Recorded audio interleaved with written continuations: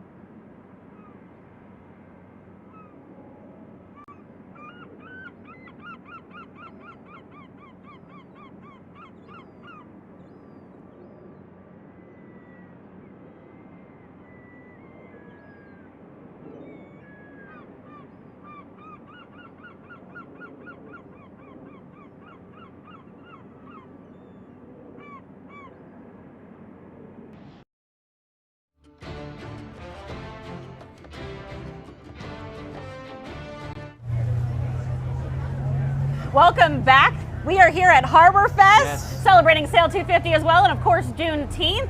Thank you so much for joining us. We are live and streaming on WAVY Plus. Behind us, one of the first ship to come in today, correct? Yes, it is. That Peruvian tall ship. BAP Union. 4 masts, 379 feet, and Patrick Driscoll's on board. We're going to show that later. That's right. He's having a great time right now.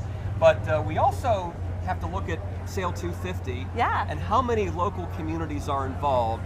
It is such a great operation. We're going to go to 10 on Your Side's Brett Hall to tell us more about that. He's across the river.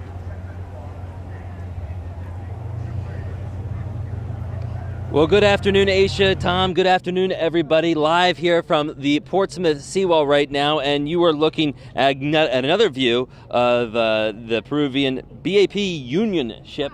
with all the flags there, a beautiful shot. And there's a lot of activity over here on the Portsmouth seawall right now. Actually, we're going to take a shot of all the people gathered along here because this is really the southern terminus of the parade of sail. You can see people stretching all the way down to the North Ferry landing, getting a look at some of these tall ships who, you never know, may never come through the Elizabeth River again.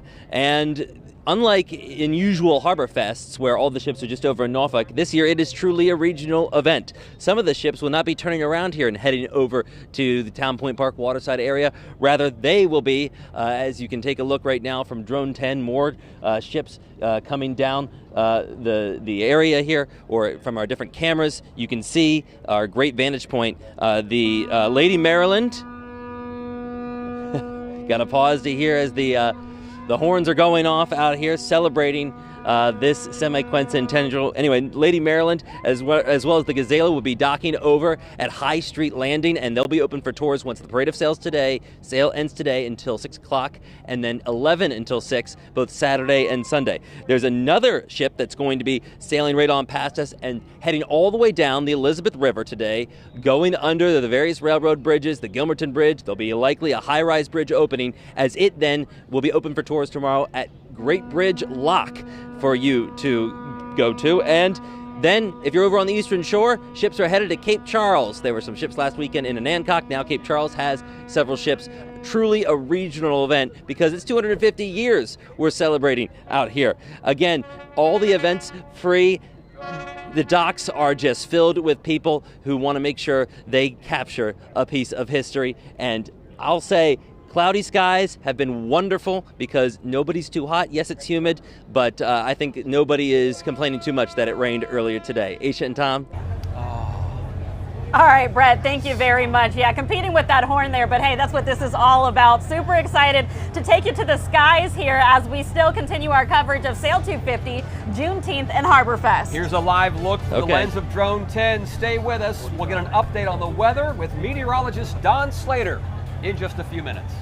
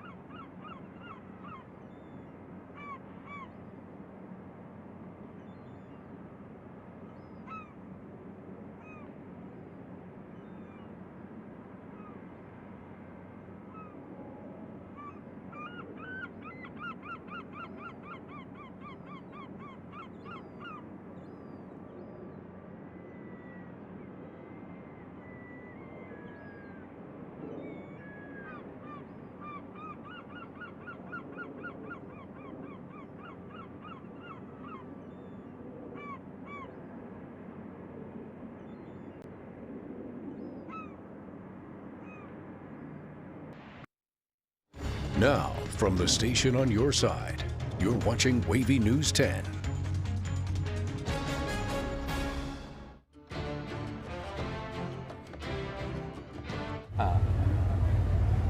Thank you so much for staying with us for this special edition of WAVY News 10 at midday. We are live and streaming on WAVY Plus. Thank you so much for sticking with us. And we are having a blast out here. We are just getting started. We are. Aisha Tolliver along with Tom Shad. Continue our coverage of this mega maritime festival, a trifecta, if you will, Sail250, Harborfest50, and of course Juneteenth, yes. The commemoration of the end of slavery in America and the second Independence Day, if you will, which is the continuing story of building a more perfect union. That's right. That's how I'm able to sit right here with you, Tom, today. So we certainly God love bless. Everything that all of this stands for when it comes to the history here, everyone's history coming together. The question on everyone's mind, though, I know for people who are planning to come out here, is it gonna rain? Are we gonna get soaked? Is this thing gonna get closed down for a couple of hours? There's only one man I know who has that answer. And Don Slater, who is actually in Town Point Park, and he's not really near a weather map or anything. He's doing a little dancing with some Peruvian dancers. How's it going? Got any moves, Don? Yeah, it's going great. The Peruvian dancers are out here to greet Brett Hall when he sails in. How's that? Or whoever is on the Peruvian ship. It's kind of interesting because obviously there's a Spanish influence, but Peru obviously goes back to pre-Columbian times. It goes back 5,000 years ago. So we've got a Spanish influence, and of course we've got Nazca and Inca, and of course all kinds of influences there throughout the millennia. So it's kind of fun. I can't do that. I wish I had that hat though. That'd be cool. Yay! They let us sneak on in here. The costumes are beautiful on the ladies especially. So that's what we've got going on here. We're about 200 feet away. The nice thing I can say one thing about the weather is that it's kind of nice having the clouds here. It's not quite as hot. I think the sun will probably come out a little bit later on, and we might get quite a bit more hot. It'll stay humid for a time. But then a cool front comes through. It might bring a stray shower 2-3 o'clock in the afternoon, but basically we got beautiful weather coming up for today, and over the weekend it's going to be even nicer as the humidity drops on down. We'll see a lot more sunshine, but the humidity should drop on down. And I'm not the weatherman, so for this, I'm a Peruvian dancer, and they're out here. They're out here on the docks, and again, and the Peruvian ship I think is just coming around the corner there. I can see it in the distance. It's kind of lining itself on up. Yeah, 4 masts. Yep, that's it. And so again, they're going to be coming around the corner here. The tugs are pushing and pulling it around. So that ship will be coming on in, and of course there are more dancers and crew members to greet them as they come in. And I'm not going to greet them. I'm going to go back there. They don't want me in the way. That's it. Bye. Don, all of our TikTok videos has prepared you for all the dancing that you're doing right now. You are the queen of dancing TikTok videos. We have a good time, Don and I, at midday. But this is just such a special moment. All of these beautiful tall ships coming up.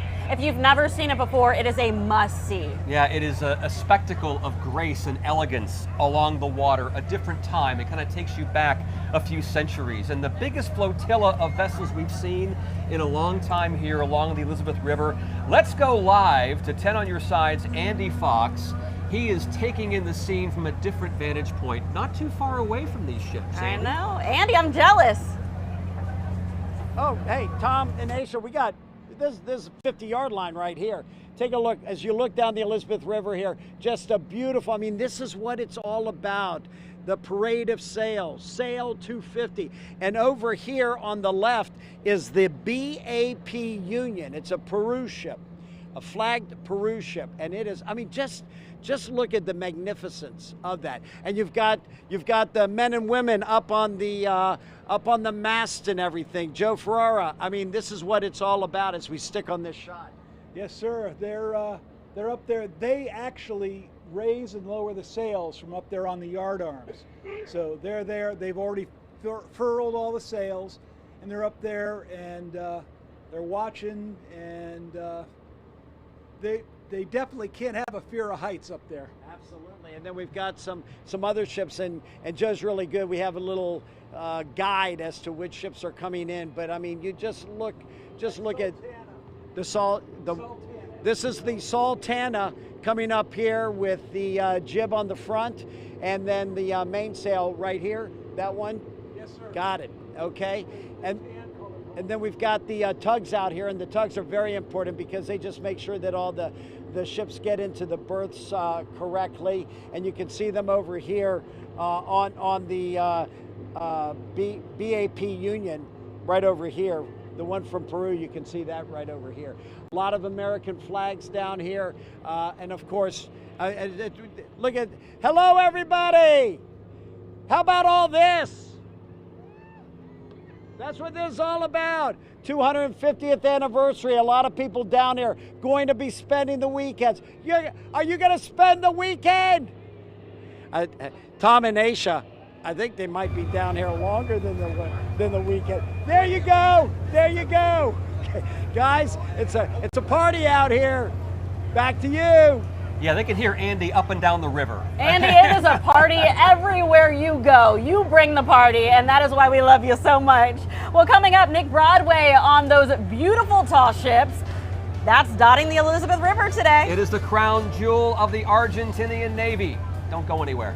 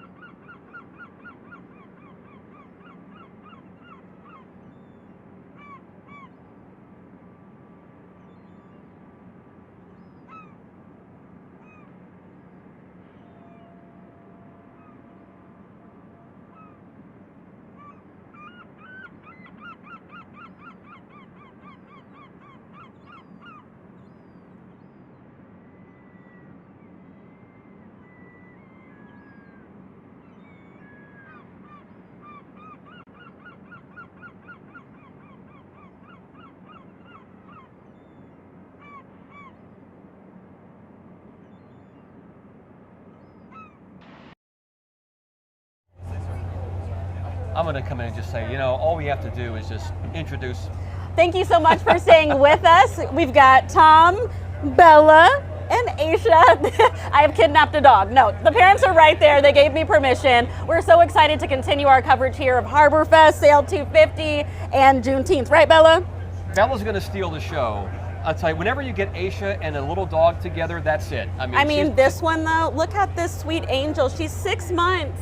She's so sweet. And she's perfect, and I'm taking her with me. You said that on live television now. That's right. They know where to find you. That's right. If you want to see more cuteness of Bella, we are streaming on WAVY Plus as well as we are live, and our Nick Broadway's out there right now, That's too. Right, without a cute dog, but nonetheless. You want to find our Nick Broadway. He is actually on board one of the crown jewels of the Argentinian Navy, the Ara Libertad Q2. Hey, Nick. Hey, that is right. We're on the ARA Libertad, and there's a lot of action going on right now. They're putting up the sails right as we begin to round the corner on the way to where you are all at right now. We are 27th, I believe, in a line of 30 historic tall ships here for Harborfest. Quite a sight to behold in person. It is definitely a pretty huge tall ship. Like seeing this up close and being on it is something else. Not a lot of ships like this left in the world. They launched this in the 1960s and it is still cooking, still going today. Look at the crew members climb the mast. Look at that guy go, just getting up on those ropes. This is incredible. And then if Rob, go behind you right now. Do a 180 for me real quick, Rob. There's a bunch of people climbing up the other mast behind us. You can see 4 of them, 4 crew members. By the way, 284 crew members on board Libertad, making it all happen. They live here. This is a part of the Argentine Navy. I've got with me here XO Juan Granja. Thank you so much, Commander, for joining us today. Tell me about what this ship is, what it means for the Argentine Navy. Yeah, for us, it's really proud to be on board this ship, to serve on this ship. All the people here is selected. We have the very best of our Navy. And it's we have, as you heard before, 2 important missions. The first one is to complete the instruction of our future officers. So it's here when we teach them how to sail, how to be on deck, officer of the deck on a bridge. And the other thing that we do really proud of also is to represent our Navy and show our country and our culture abroad. So you're representing Argentina to the world with this ship? Yes, that's one of our missions. So every time we visit the port, we are going to celebrate and show our culture, our food, our people. The ship is always open to visits. And really we are very proud and we take care of doing this job really well. All right, thank you again so much for your time. It was quite a sight about a half hour ago when the Blue Angels soared right above us. I mean, they were above us when they flew over to you guys. Like I said, we're rounding the corner, heading our way to the main part of Harborfest. Back to y'all at the desk. All right, Nick, thank you very much. Such a beautiful convergence of cultures out here. Tom and I will have more on this rare colliding of summer events as Norfolk packs Harborfest, Sail250, and Juneteenth all into one weekend. And by the way, our web team's putting together a comprehensive guide to what's happening on WAVY.com on the event page. You can also use your phone's camera and hover over the QR code. It takes you to a special page. You'll find information about parking, road closures, public transit, the music lineup, and more. We're coming right back after this quick break.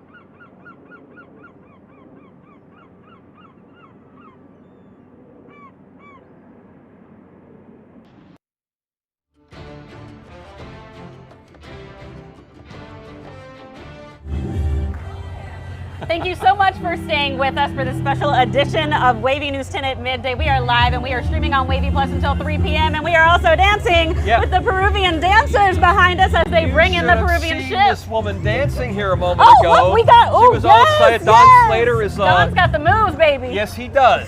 Yes, I think they're actually taking after Don. Right. We have Peru, Argentina here today, getting a taste of some South American culture behind absolutely us. Beautiful. And a lot of communities come together for Sail250 and Harborfest. So we're going to send things over to Brett Hall on the Portsmouth side. He has that part of the story. We'll stay over here with the party. We're going to dance. And Brett can fill us in with some more information. Well, I could say you might have the party, but we have a heck of an vantage point, I should say, as the ships continue to come in here. Just a few moments ago, we had, and we might take our crowd camera, you might be able to see it in the background, of all the people out here on the seawall, but we had the Song They just are headed down to Great Bridge Lock, and that is where they will be on display the next 2 days. Again, this is a regional event, so that ship has been seen by everybody up and down the Portsmouth seawall, which, you know, last time there was Opsail, Parade of Sail, and we had so many ships here. This Portsmouth seawall didn't really exist. This was just completed in the last couple of years. So what a great vantage point for all the people out here today. Taking another live look out at the harbor. So many boats out in Crawford Bay today, anchored out, watching what's going on. A lot of people along Tidewater Marina. One thing everybody that is coming out here suggests you do is make sure you watch your step. Remember, these are all working docks, working harbors. We did unfortunately have someone fall in temporarily, lost their balance earlier. The Portsmouth Fire Department and others helped bring her out, but just remain mindful of that if you're experiencing all the fun this weekend.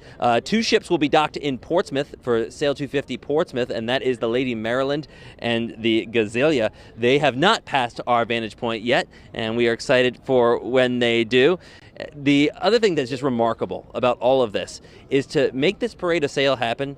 All 37 Virginian pilots, which are the pilots that bring in the ships all the way from the Atlantic Channel through the Thimble Shoals down through the Norfolk Harbor Channel, they have to be on shift at one time. That hardly ever happens because you have to think, these are the same pilots that are bringing in the container ships to the Port of Virginia, the bulk carriers that go into Lambert's Point, the Carnival cruise ship.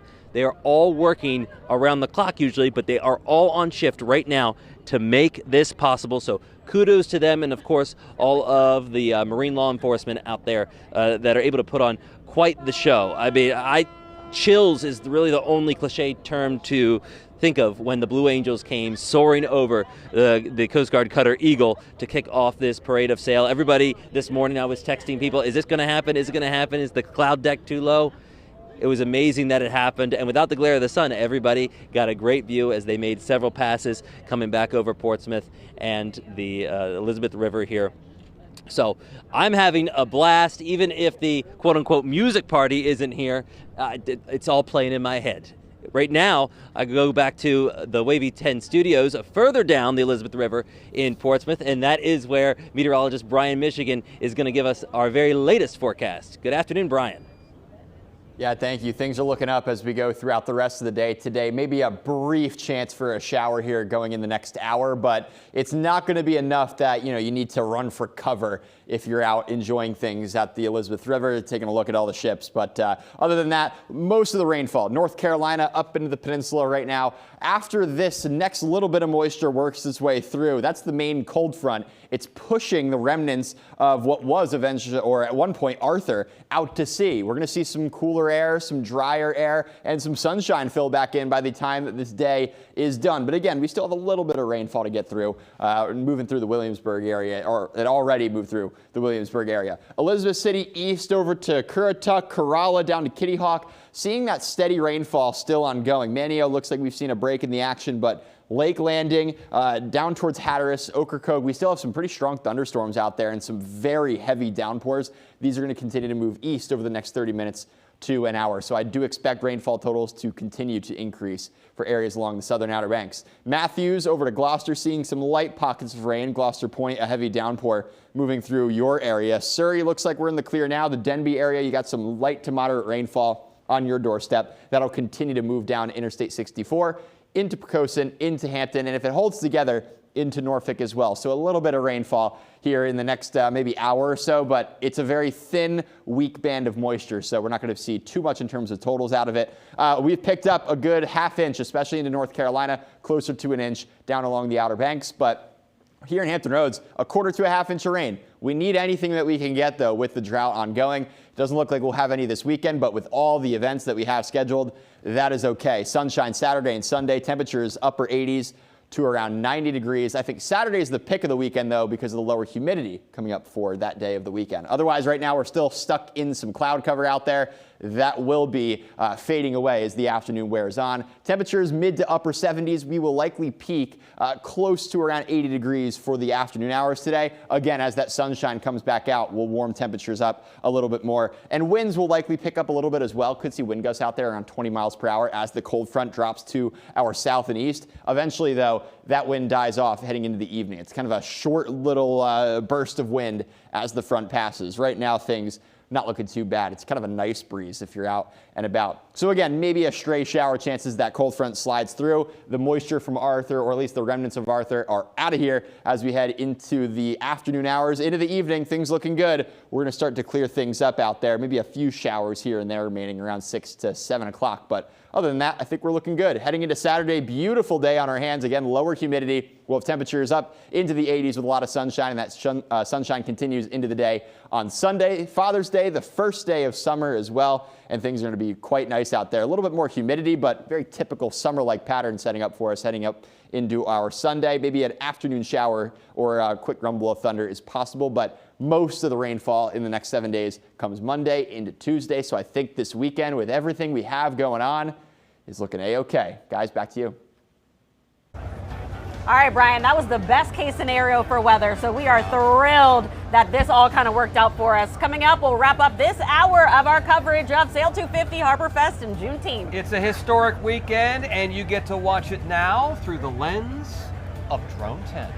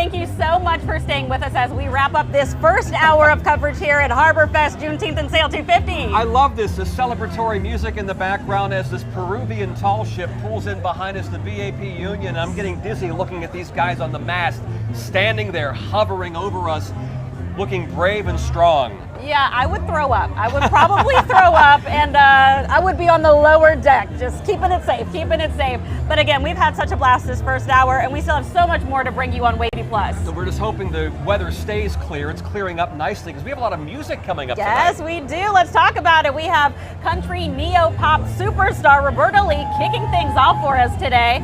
She was actually born in Norfolk, so if you didn't know that, now you do. She taught Spanish in the Norfolk public school system, but that was during COVID in 2021, so she probably did that virtually. And here's a video from when she performed at the Hampton Road Show in December of 2024.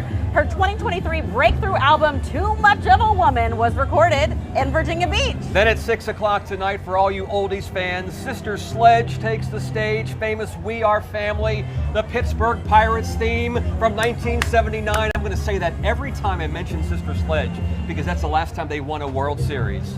And we've got Patti LaBelle, the Queen of Soul. So much to come.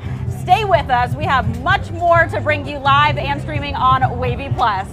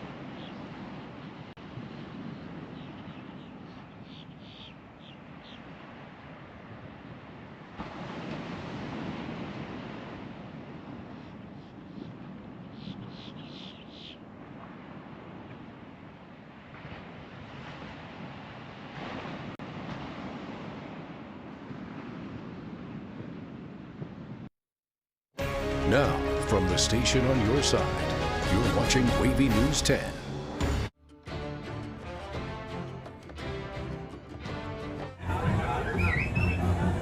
All right, we are here for an extra hour today. We've got Sail 250 Harborfest and Juneteenth And behind us, we're about to have another dance performance from the Peruvian dancers. It's a dance specifically called Marinera Norteña. So it's a beautiful, beautiful dance, but basically it translates into some type of marine dance. And that's from one of our colleagues who is very familiar with the culture. Yes, and we're getting a real taste of South America here with many countries, 60 nations coming here for Harborfest, of course, including the United States and many European nations, South American nations, all converging on the Elizabeth River, the 50th year for Harborfest. We are also celebrating America's 250th birthday this year, and also the news of emancipation when it came in 1865, 2 years after our 16th president issued the Emancipation Proclamation. So Juneteenth is a very special day in American history, our second Independence Day. That's right, when the final slaves were told, you are free in Galveston, Texas. So. Amen. So happy to be here celebrating all of this and bringing everyone in the community together. They have come far and wide to celebrate today. But let's take you to the sky, shall we? Yeah, the annual parade of sail and incredible ships made their way down the Elizabeth River and here to Town Point Park. They're going to be docked all weekend for you to see, and some of them you can actually tour. Drone 10 always gives you the best view of this parade. It is majestic when you watch these ships making their way from Thimble Shores down the Elizabeth River and to dock in this beautiful Town Point Park. We have thousands now converging on this area. It is just becoming a marvelous afternoon. It really is, and guess what? We got so lucky with this weather. No rain except for a little bit early this morning. At this point, we were expecting to have to bring things inside and possibly organizers putting this thing to a halt, but we are not stopping anytime soon. Things are getting really busy. We have that beautiful Peruvian dance happening right behind us. Beautiful ship with, oh my gosh, it goes up so high. I can't even see it. I'd have to break my neck. I'm getting dizzy. Right. So we are so excited. We've got our team spread out everywhere. We've got people on ships. We've got people trying out some of the food vendors. We've got everyone in the community. Of course, we have news of the day as well when you're looking for that. But thank you so much for staying with us. We have a lot to talk about, including the parade of sail that's going on right now. Yeah, that's right. We also had the Blue Angel flyover earlier today. We did. That was unreal. Yeah. Right when we came on the air at noon, they just shot right over us as we opened our microphones. So we have some video of that, don't we? I believe we do have some video of that. Can we take to that?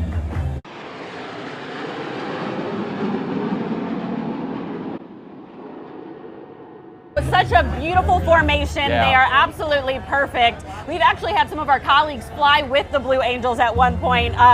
Did they throw up and get dizzy afterwards? Yes, they did. That's what I've been told. I'm not going to name anybody in specific, but Ricky Matthews. But the video went viral of him going on there. What a brave soul. Who now works with emergency management. Right, so he is busy this weekend as well. Yeah, he's all over the place. And we're, of course, working closely with our meteorologists, with our chief meteorologist, Jeff Edmondson, and Don Slater and everybody. So we have you covered. I mean, with the Ricky still helping us out and our team helping them, we're doing all right, including Brian, Michigan, because he's in the studio right now. That's right. I'm sure if Brian wasn't there, he would be out here or he'd be surfing. Brian, you brought us some really amazing weather today. Yeah, we probably lucked in on the best case scenario here with the remnants of Arthur now to our south, a cold front which is kind of weakening as it continues to drift south and east. It's going to be moving in. There's going to be a little bit more opportunities for some light rainfall into Hampton Roads, but the worst of the weather is gone. We had that heavy rain earlier in the day. We're actually seeing clearing west of 95. We'll see the sunshine come out as we head into the afternoon hours. There is also still a couple pockets of some heavy rain into the peninsula, so we'll see what this line looks like when it gets into Norfolk, into Portsmouth, into really Hampton too. I think that'll be likely the case over the next 30 minutes to an hour or so, likely moving on in. Steadier rainfall for the Outer Banks, more of that deeper tropical moisture. Elizabeth City east into Currituck, Corolla, Killable Hills, down to Nags Head, seeing that steady rainfall. Manio seeing some light to moderate rainfall. And then south of the Oregon Inlet, that's where some really heavy rainfall still ongoing towards Avon, towards Rodanthe. The worst of it over the Pamlico Sound and impacting Hatteras right now. Pretty decent thunderstorm there. Maybe a little bit of wind with it, but mostly just the heavy rain. This is going to continue to pass on off to the east. Looks like Matthews not looking too bad. A little bit more rainfall on the way. Gloucester Point still dealing with that downpour that extends down over to the Denby area, a little bit more broken up in nature. But Surrey, you're in the clear. Williamsburg, you are in the clear. Coast and Hampton, that rainfall is on your way. But again, it's a very thin, weak line moving through. So kind of hit or miss in the coverage. We'll have sunshine for the rest of the afternoon, or eventually when it breaks out, with high temperatures at around 80 degrees, eventually calming things down in terms of the wind, because the wind may pick up a little bit this afternoon, but we'll be calm as we head into the evening and overnight. Here's your weekend forecast. Does not get much better than this. Saturday, Sunday, a lot of events going on. We got Harborfest, we got Father's Day, the official start of summer on Sunday, and temperature-wise, upper 80s to around 90 degrees. We'll have a good amount of sunshine to go around both weekend days before more rain works back into the forecast heading into our Monday and into our Tuesday. Other than that, it is a picture-perfect weekend here, just starting out here in Hampton Roads. All right, Brian, thank you so much. Yes, we are loving it out here. It's not too hot. It's a little humid, but guess what? It's not downpouring rain. Nope. And it's not like blazing to the point where you just want to go inside. So really, this was the best case scenario. And the breeze is coming. We're That's gonna right. get a little windy conditions later on. It might be a nice thing. Circulate some air a little bit. Why don't we find out where Don Slater is? I know. Last time he was just dancing. Dancing, so you know, what's like, he doing like now? Don, where you at? Well, I'm going to be dancing later because I'm near the stages to let you know about that. But you're right next to that Peruvian ship. It is just huge. To get a better perspective on where things are, we're a little bit farther away, perhaps a couple hundred feet farther away, and I can see Andy Fox is way up on top of one of those yard arms there, on top of one of those masts. Maybe he'll wave to us. Anyway, again, you can see the ship is in position now, but it's just slowly rocking back and forth, side to side, and being up there, it just sounds like not only the height, but just the movement of back and forth of the ship. Since we're close by, I thought I'd show you, and you pointed out a little bit about what's going on about the musical acts, but I've got it right here. 4 o'clock today, Roberta Lee, Sister Sledge featuring Legendary. That's coming up at 6 o'clock. Patti LaBelle. I'm not going to sing for every one of them here, but we are family. Freedom Fireworks Celebration presented by WAVY TV 10. We're a proud sponsor of that. We always say that for everything. We're a proud sponsor, unless I'm there. Then they go, anyway, Saturday, 4 Paper Aliens. The Last Bison coming up at 6 o'clock. This is the main stage. That's farther up the road here. Fits and the Tantrums. Better not say that wrong. Sail250, Virginia Harborfest 50th Fireworks Spectacular, presented by Carnival Cruise Line WAVY TV 10 again.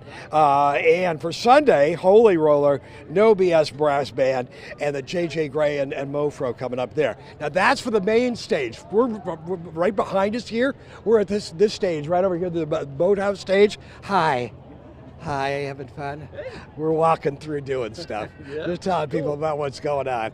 Anyway, these kids are looking at this.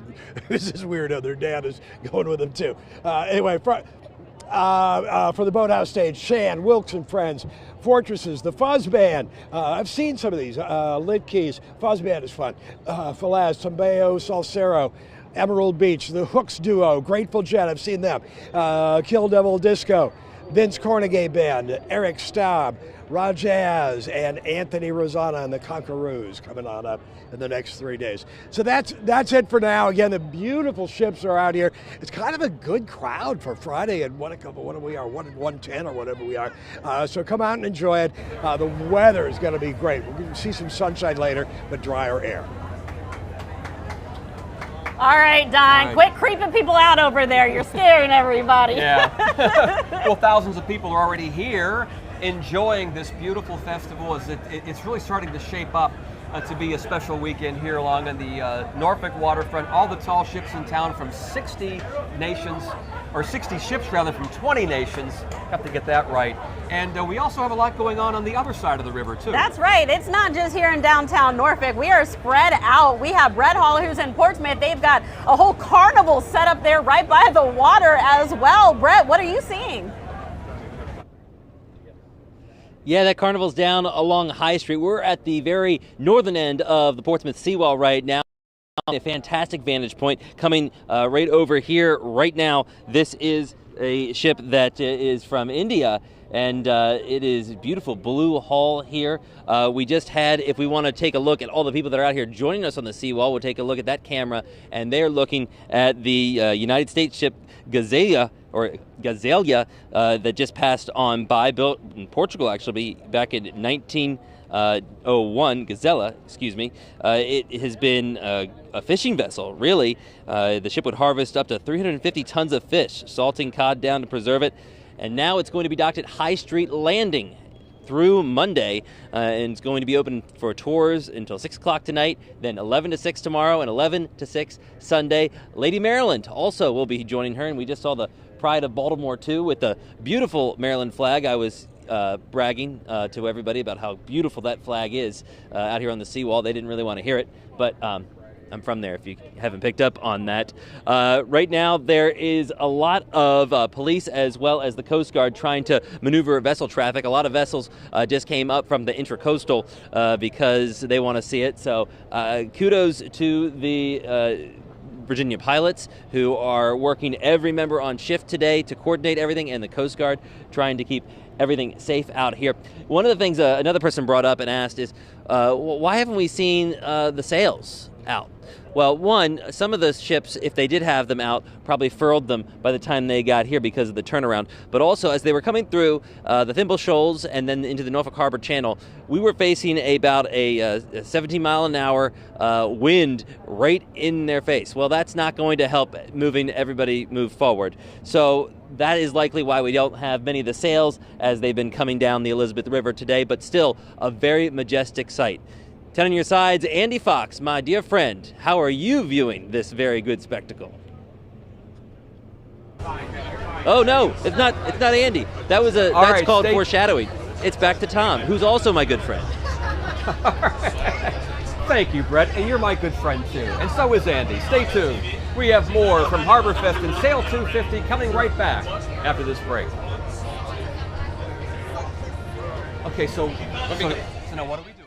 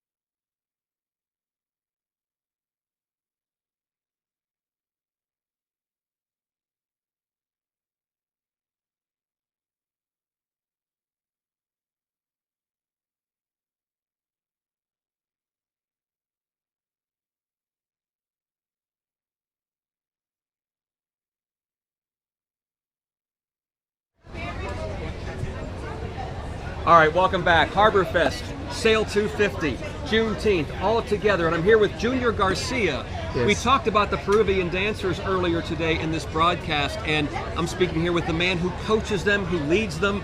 Tell us about what you do and what these dancers mean. Okay, first, sorry for my English, I'm learning. Oh, don't apologize. Never apologize. You're our guest here, and we'd love to have you. Yeah, okay, so the marinera is the most representative dance from Peru. Mm-hmm. It's a typical dance from Peru, for the northern of Peru. I'm a champion of champions 2 times in Marinera. Really? Yeah. There is a world champ in Peru from Club Libertad. It's a organization to spread Marinera in all the world.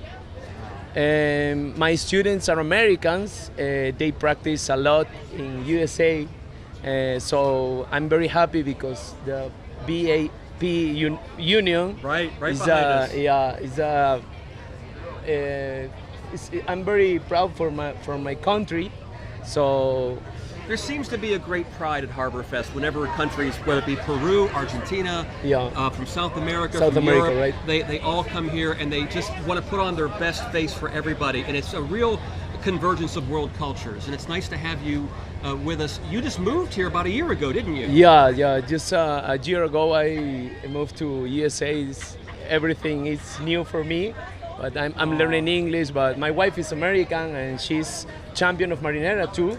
She's the first international champion of Marinera from Peru. That is awesome. Junior Garcia, it's been a privilege to speak with you today. Thank you for coming and stopping by our booth and with your wonderful dancers. I know Andy Fox could not dance like this, but you know what? If it's anybody who could try, Andy Fox, he's on one of the boats here. I think you're still in the doghouse, aren't you? Oh, hey, I'll tell you what, right now, we are just up from where you are, Tom. This is the BAP Union. It's a Peruvian flagship. You heard Don Slater talking about it. It's actually a little bit of background, a training ship. Peruvian Navy built 2012 to 2015. It is a 4-masted steel-hulled class, what they call a bark, which is at least 3 masts.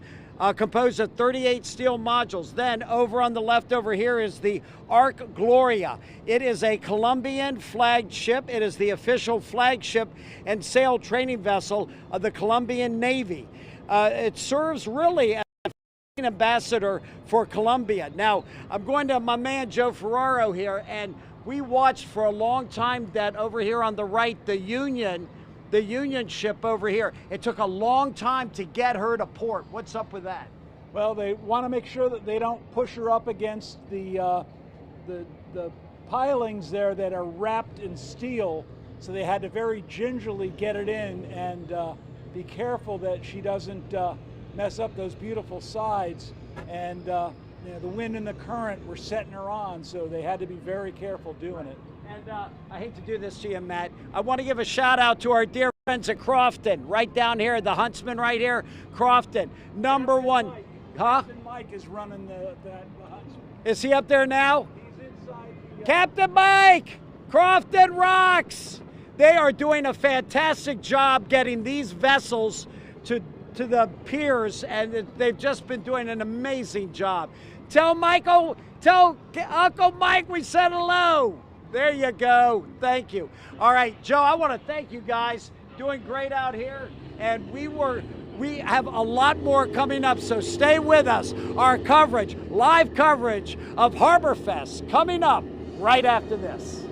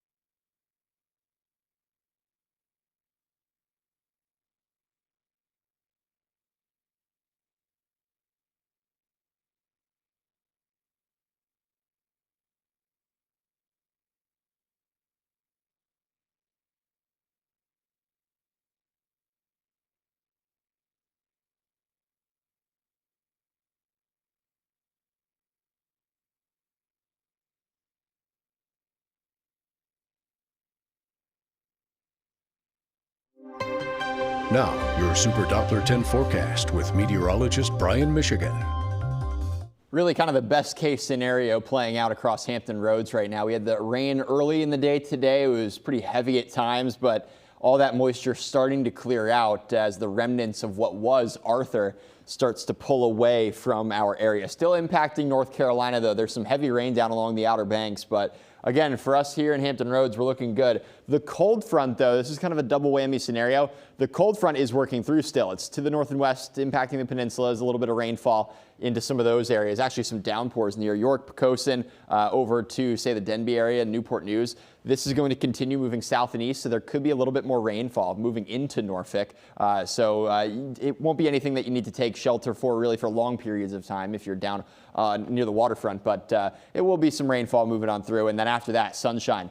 For the Outer Banks, that's where the steadiest rainfall is right now, even some thunderstorms occasionally. Rodanthe down to Avon, that's where the heaviest of rainfall is at the moment. Hatteras, things seem to be kind of improving for us. But Gloucester Point looks like we're getting to be in the clear now. Matthews starting to clear things out. That heavy downpour just north of Poquoson and over the Chesapeake Bay right now that extends down just to the south and east of the Denby area into Newport News. Going to be getting into Hampton here over the next 10 to 15 minutes or so. Again, sunshine. After that brief line moves through, we'll have some drier air move in. High temperatures will be in the 80s this afternoon, and this weekend just looking absolutely picture perfect for Harborfest, for Father's Day. There's the Point Break Music Festival in Virginia Beach, the oceanfront. It's going to be an incredible weekend here. Lots of sunshine, temperatures in the upper 80s to the lower 90s out there as well before our next chance of rainfall moves in as we head into the day on Monday. So again, I want to stress this rainfall that we have moving in over the next hour or so across Hampton Roads, it's very brief. Don't go anywhere. The festivities will still be able to keep going on here. And then as we head into this weekend, we're looking really nice before Monday and Tuesday's rainfall chance. All right, I'm going to send it back out to Ish and Tom. All right, thank you, Brian. When we come back, we'll tell you about the great musical acts lined up for this weekend. Don't go away.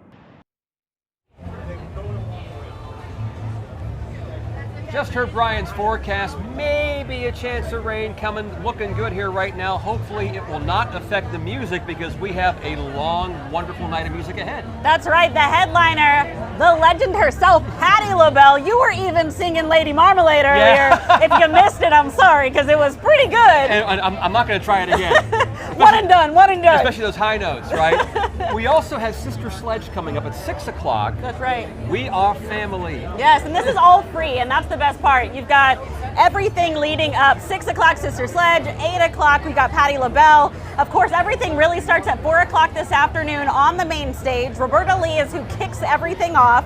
She's described as a country neo-pop artist. She blends hip-hop, soul, and country all together. She's actually born in Norfolk and taught Spanish in the Norfolk public school system during the COVID situation in 2021. This video, when she performed on the Hampton Road Show in December of 2024, is from our archives. Her 2023 breakthrough album, Too Much of a Woman, was recorded in Virginia Beach. And she also helped found the group The Black Opry.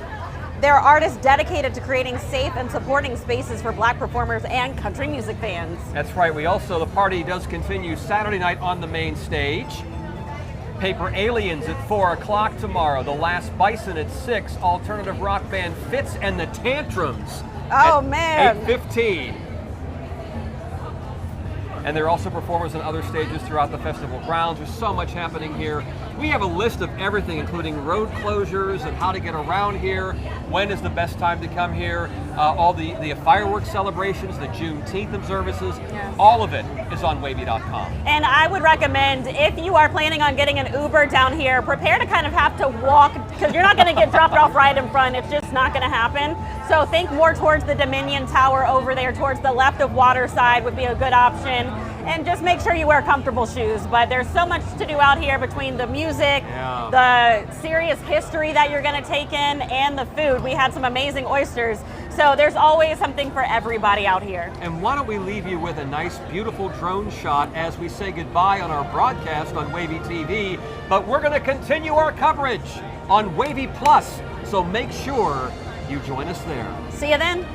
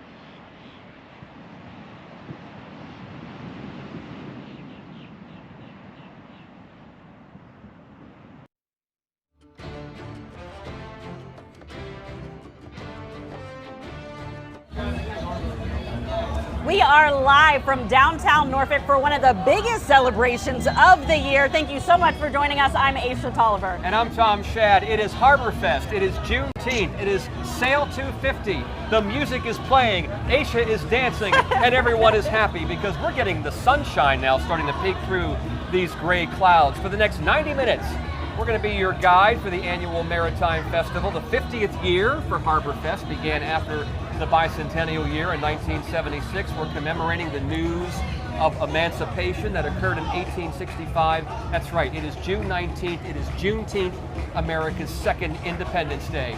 And this celebration in Norfolk is part of the many events across Hampton Roads and Virginia. Talk about everything you need to know if you want to come down here or go on the other side of the water in Portsmouth. That's right. In Portsmouth, there's a lot going on there too to celebrate Juneteenth specifically. They've got a whole carnival set up, so there's something for the kiddos over there as well. But if you want to come here, wear some comfortable shoes. Things are a little spread out, but everything absolutely worth it. So beautiful. We have a Peruvian ship right behind us. Can't you tell? It's a party on a boat, okay? These people know how to dance and they know how to have fun and bring the energy, which I absolutely love. But we do want to take you up to Drone 10 because you have to see this from the skies. That's right. It's a beautiful sight when you look at the water and see all these ships just dotting the Elizabeth River, and you're getting this sense of life just slowing down a little bit as people go back to a different time, because it was the era of tall ships when they dominated the seas. And we're getting a look here at some beautifully large crafts that are here on the waterfront. But then when you look at Drone 10 and see things live, you get an idea of how big this festival is and how it has grown over the years. And how lucky are we to have this in our backyard? It's just unbelievable. Incredible. Parade of Sail was fantastic. Parade of Sail was amazing. Started with the Blue Angels flying over, which was just unreal. and their signature triangle, which was really amazing to see. But organizers say over 100,000 people, just kind of think about that for a second, will be here for all of these celebrations. There's so much going on. Parking, obviously, with all those people will be an issue, so take the ferry if you can. Here in a little bit, we'll have some stories for you to really explain the best way for you to get here. Yeah, that's definitely the case. And you know what? I think we ought to take a look at where Andy is. Andy's always getting into trouble. Andy! I want to give him time to find out which boat to jump on. So, Andy, last time he was yelling at people, so what's happening now? He's always yelling at somebody. Andy, where are you?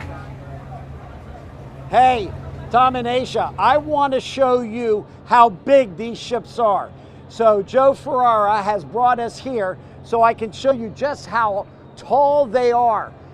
These amazing structures. This is, of course, the BAP Union Peruvian. We talked about it as it was being brought to birth over here.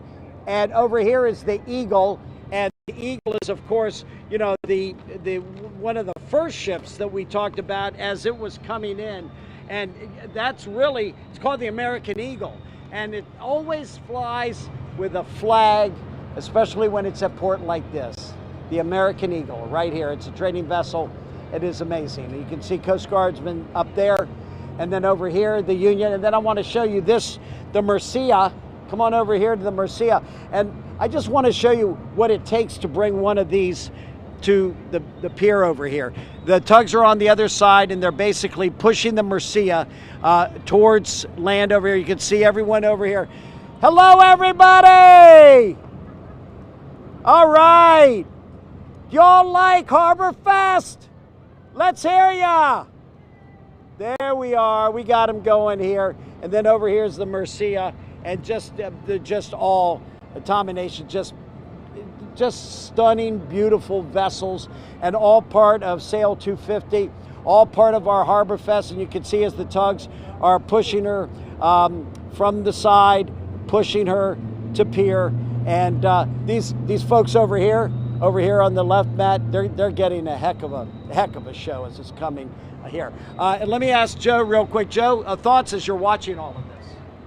It's like a ballet. Everything's choreographed, and I think the delay in getting everybody docked because of the tight fit for the Union here caused a little bit of a backup, but they're going in right here at the wave screen, and this next one is going to be going into one of the piers that they stabbed with the barge. And Matt, you can see it on the other side of the tug there.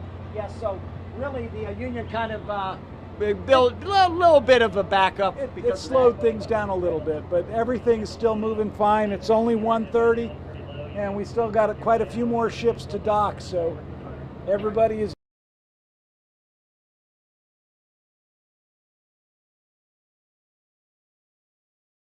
Okay. All right, Andy, you know, when we're live on ships, sometimes it might be a little bit challenging to continue that signal, but I'm here now with Stephen Kirkland with Nauticus. He is the executive director, and of course you are a major part of these three festivals coming together, Harborfest, Sail250, and Juneteenth. What is the challenge behind that to get the message out to people that this is a maritime festival, and also that you're trying to tell people the history of the seas here? It all starts in Hampton Roads, doesn't it? It all starts in Hampton Roads. Listen, I think this is a blessing of riches. We are so lucky. Where else in the world would you want to be today with Patti LaBelle tonight and these ships behind me and fireworks? And so we've been working on this for 5 years. We are ready. There's a line out the door of Nauticus right now to see that big, beautiful battleship, and it is just a lot of fun. So we're having a blast. So do you find it challenging to encourage new generations to connect with the sea and connect with what everything has to offer here in the Norfolk as far as our maritime history? Maybe a little bit, but I got to be honest with you. I think we live in an age where everyone's looking at one of these cell phones, and if you can see it, if you can see this ship, there's nothing like it. There's nothing like it in the world. And to walk the decks of the last battleship built by the Navy, you can't beat that with a stick, and it's just an amazing experience. So we're having a blast, and it is, like I said, where else would you want to be today? You know, when I first moved here back in 2007, I'll never forget one of my first impressions of Norfolk was walking down downtown and then turning and seeing the guns of the Wisconsin pointing right at you. Yeah. And I thought, I can't believe this is an incredible experience. You have this right here on the edge of the water in the city of Norfolk. We are so lucky, and of course at Nauticus we've got a cruise ship coming in every single week. With Carnival, we have the schooner Virginia behind us, this legendary schooner Virginia, the battleship Wisconsin, a fleet of sailboats where every day we're teaching kids how to sail from schools right here in Norfolk. It's just an amazing place. I pinch myself. I'm the luckiest guy in the world. So you have Sail250, the 50th anniversary of Harborfest, and of course Juneteenth. All these three things coming together for one big weekend. What is the message that you want people to receive, especially younger people, through those three festivals here in downtown Norfolk? Look, I think the idea that so much of our nation's history started right here and started on this waterfront. Amen. That river behind us, George Washington sailed down as a young surveyor on his way to the Dismal Swamp. Thomas Jefferson landed right here and learned in Norfolk that he would be the next Secretary of State on his way to Monticello from Paris. This is a historic waterfront, and what a great place to celebrate. That was a great history lesson. There you go. Thank you, Stephen Kirkland, Executive Director of Nauticus, for joining us today, being a part of our coverage here at Harborfest, Sail250 and Juneteenth. See, they're giving you a hand. We have one of the tall ships behind us, that Peruvian tall ship. We had the dancers earlier, and these guys standing on those masts, just an incredible sight to behold. Don Slater is also an incredible sight wherever he goes, stirring up trouble. I want to know, Don, where are you now? Well, I'm actually not stirring up trouble. We're stirring up something else, though. Blending up something else with the heat starting to return a little bit. It's still only, I checked, it's only 77 degrees, but the humidity is up. So this is a good place to be, for smoothies.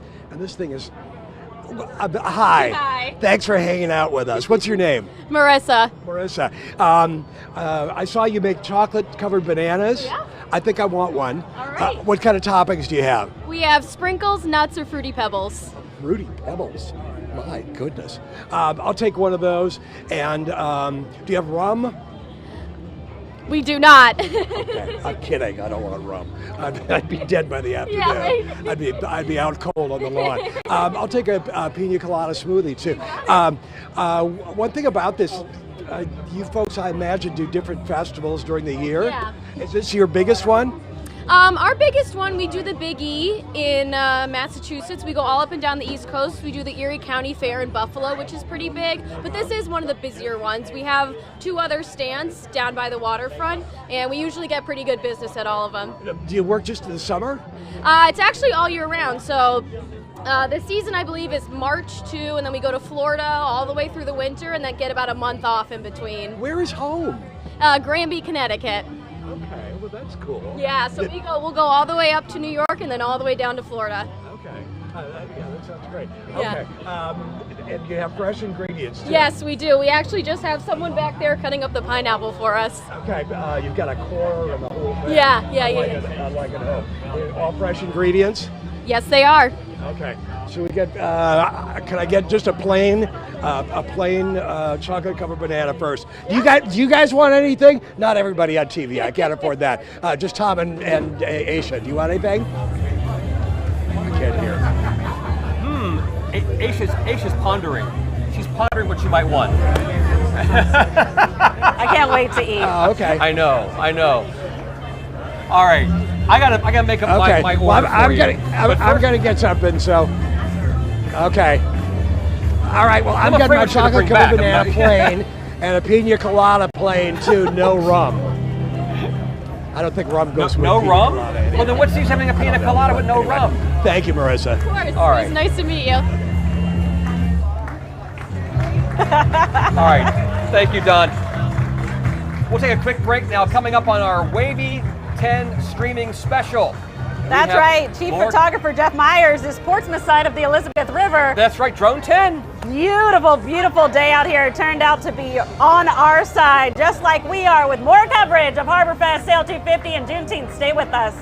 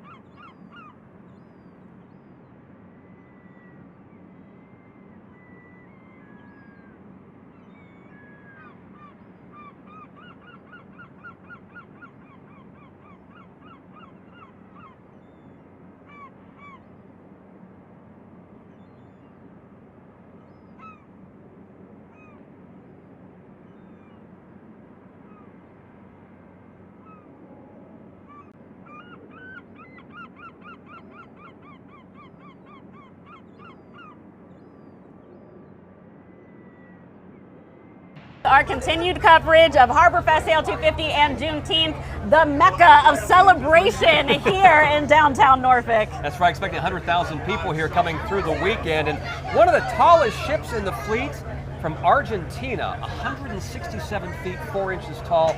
That is half the size of the Dominion Tower. So just put that into perspective. And like many of the ships here today, it is a training vessel designed to teach new sailors the basics in rigging and seamanship. And our Nick Broadway is on board with this wonderful facility. Hey, Nick. Hey, Tom, Aisha. It's a pretty big, tall ship, I gotta say. One of the largest tall sailing ships in the world, certainly one of the fastest. And it's been around for quite some time. This thing was launched in the 1960s, still cooking, and they plan to keep this thing cruising along the waterways of our world for many, many years to come. A crew of 284 at least here on board at all times. That's the amount of people who we have here on Libertad, ARA Libertad. They consider this an embassy to Argentina. The purpose of this ship is really just to bring Argentina to other parts of the world, as well as being a school ship, a means of training for sailors in the Argentine Navy. You have to be at the top of your game in the Argentine Naval Academies to be able to get a spot on this ship. Many of the people you see here, many of them are in their 5th year of the Naval Academy in Argentina, and learning about teamwork, learning about the old traditions of sailing. Of course, their more modern day naval ships are not unlike ours. Many of them don't have sails, but they're keeping this sailing ship in the fleet as a means of teaching the old ways, keeping old traditions alive, which in turn provides very valuable lessons on hands work with teamwork and other such things. That's kind of how the commander broke it down with me earlier today. A moment ago, we saw some of the crew members on top of the sails. Like I kid you not, they were like harnessed up there at the edge of each of those little things branching out across the water here. It's been a fantastic ship to be on and a wonderful thing to see. They've been treating us well here. Soon to dock at somewhere in Norfolk here pretty soon. So many folks will get an opportunity to see just how large this thing is. Like you said, Tom, it is, what was it, half the height of the Dominion Tower, something like that. Seeing it in person, being on this thing in person, you definitely feel that when you're on board. Oh, and here we go. They're playing some music right now. Just a moment ago, they were firing off the guns, exchanging fire with Fort Norfolk as we passed by. No need to worry, though. The hull did not take any water or anything. Those were just, obviously they're practice shots. They were just the sounds. They weren't actual rounds. Yeah, pretty loud. And they had a volley back and forth with Fort Norfolk as we cruise our way in. We're heading by the Pagoda Garden area, heading towards Nauticus and soon into the rest of Harborfest. We're going to meet up with you guys here in a little bit. I think we're the 27th of 30 tall ships, kind of in a nice formed line, starting our day way back over by the Chesapeake Bay Bridge Tunnel and cruising along this line all the way here. It's been a long but very, very pleasant day. Argentina has been treating us very, very well here on the Libertad. And quite a sight to behold when those Blue Angels cruised on over. They were right above us when they screamed on through. All the people on board loved seeing them right as they went by Naval Station Norfolk, many of them seeing aircraft carriers in person for the first time. They were all out here on deck just watching as we cruised on by the Naval Station. Soon to meet up with you guys down in downtown Norfolk, though. We're getting pretty close now. Just 3 ships behind us, 3 of the tall sailing ships, that is. As part of this big, big line of historic and wonderful ships here to visit Norfolk, to visit the USA, to help celebrate our 250th anniversary as a country. Wonderful to have everybody here. Wonderful to have all of these ships from many, many parts of the world here in our waterways. Here to celebrate Harborfest and celebrate the 250th here right in our backyard. Even more amazing just to be on board and to be a part of this, to physically be standing here and right in the middle of the river with everybody else. It's been something. It has certainly been something. We'll send it back to you guys on the desk, but it won't be too long before I just see you in person. So I'll see you soon, Tom and Aisha. We'll send it back to y'all. Yeah, I know, because it's like the Hampton Roads Bridge Tunnel here as far as traffic goes. I mean, we're seeing all these tall ships kind of, backing up along the Elizabeth River as they try to jockey their way in to dock here on the waterfront. And there's also some yachts to the back right of me. In addition to these beautiful historical ships, you have some of these really modern, beautiful yachts, people hanging out. I see one has like a really nice stocked bar, so I know Don was asking about rum. We may have to do that after the show is over. Aisha's eyeing that place over there. Look, I'm like, hey friend, I'm gonna make a new friend today. But we do have an amazing fireworks show, 2 of them actually. Yeah, that's right. We're keeping our fingers crossed the weather holds, and it looks like so far so good. It is the Juneteenth Sail250 Virginia Fireworks Extravaganza. right here over the Elizabeth River, and you're looking at video from last year's fireworks. That's right. So tonight at 9:30, then another one again Saturday night at 9:30. So if you miss tonight, you have another chance to come out here, see those beautiful fireworks. Make sure you get your spot early. If we've emphasized anything, let's emphasize it again, how packed it's going to be. More than 100,000 people. So get here early if you really want that prime spot. And remember, you can always go to Portsmouth and see the fireworks from that side as well. That's right. Brett Hall's over there right now, as a matter of fact. Brett, what's it look like from where you are?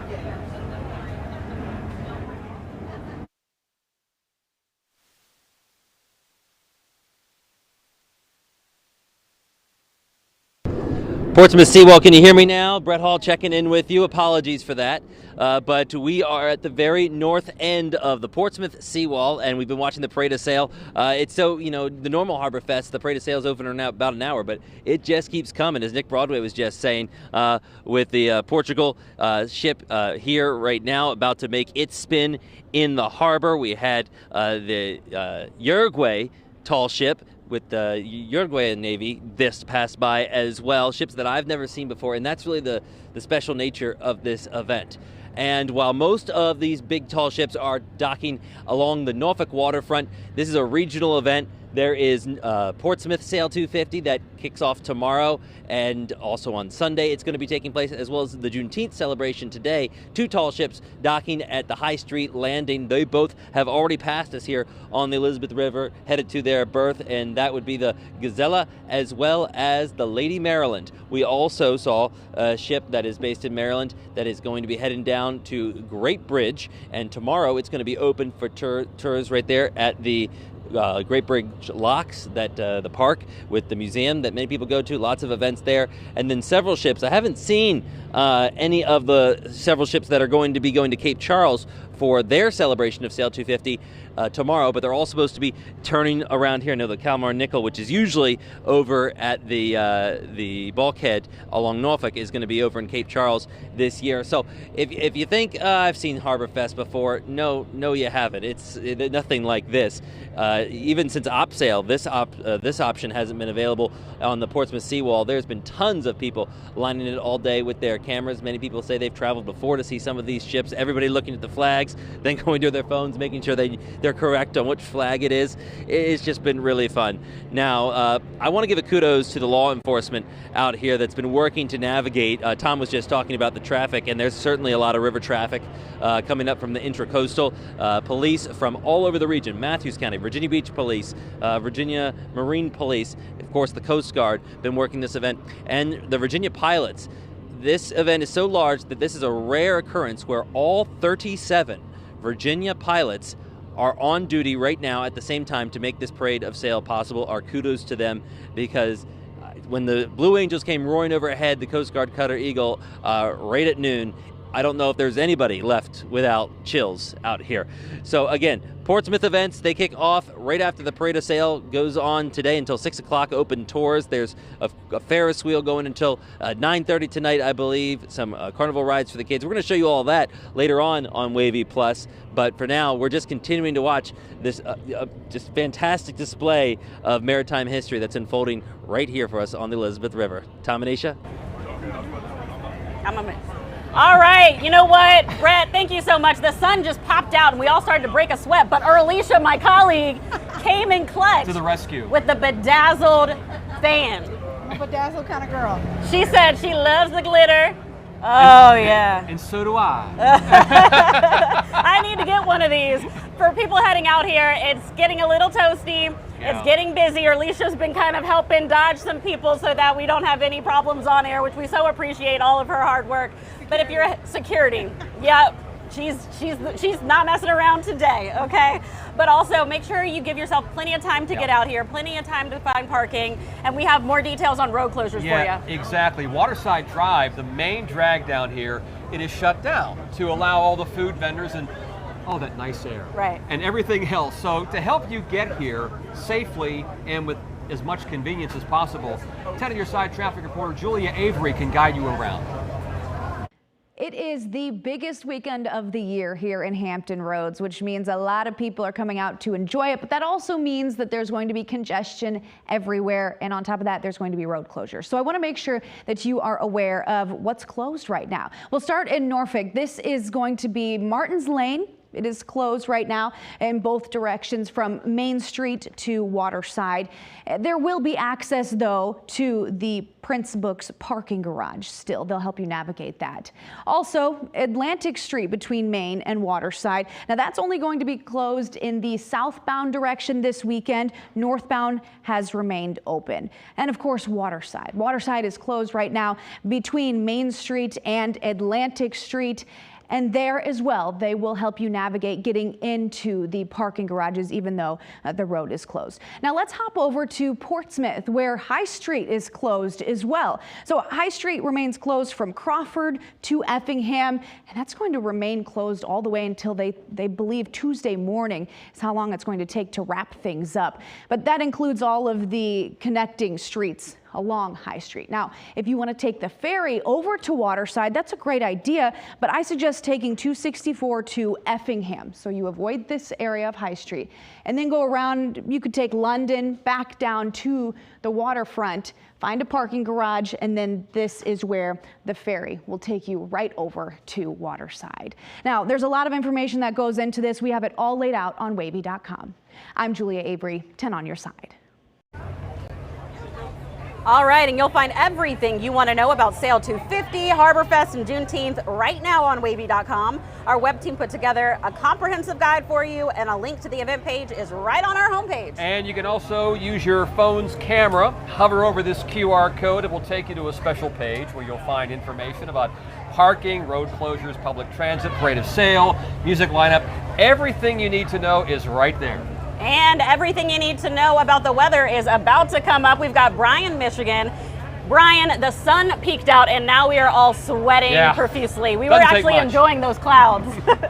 I think we'll see another little bit of batch of cloud cover moving in over the next, 20, 30 minutes or so. There could be even a little bit of rainfall with that as well. Not going to be a complete wash. I don't think anybody needs to be taking cover here either. Things could be a lot worse in the Hampton Roads. We could be dealing with what folks into North Carolina are dealing with. This is our Oregon Inlet camera down along the Outer Banks. It has been a torrential downpour all morning long and throughout the afternoon hours so far. As that camera spins around there, you can see the really heavy rainfall ongoing.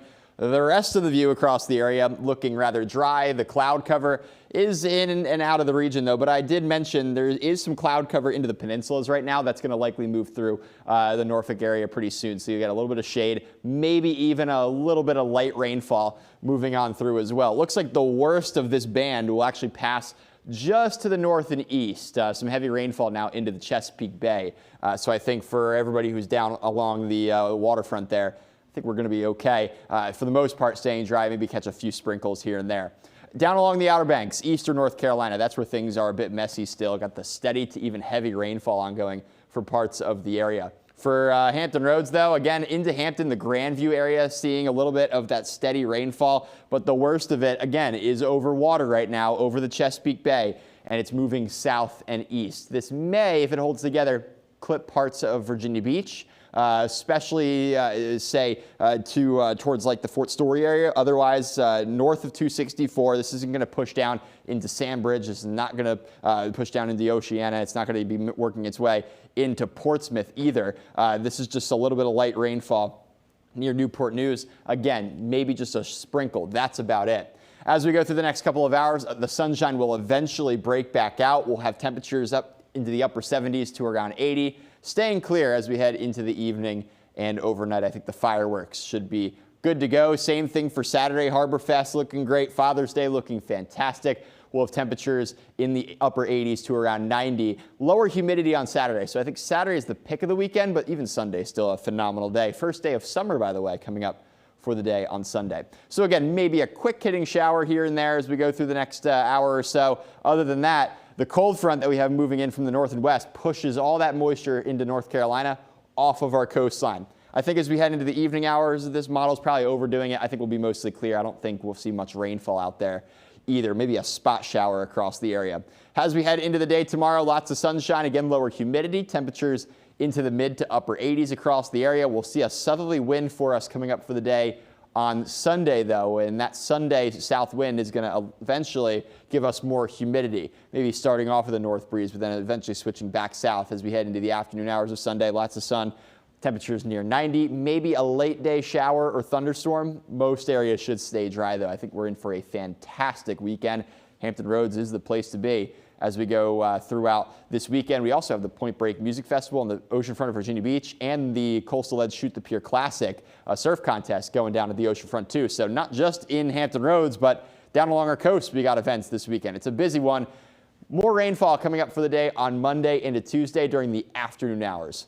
At least for right now, temperature-wise, again, upper 70s to the lower 80s out there. Our temperatures will likely hover around those same levels. So if you are headed out for any of the events that we have going on for the day today or the next couple of days, things looking to be rather pleasant out there, especially for the day today with a little bit of cloud cover and that light breeze.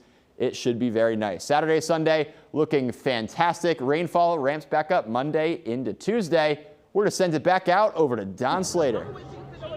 I'm sorry? Oh, okay. Oh, hi. I'm just out here talking.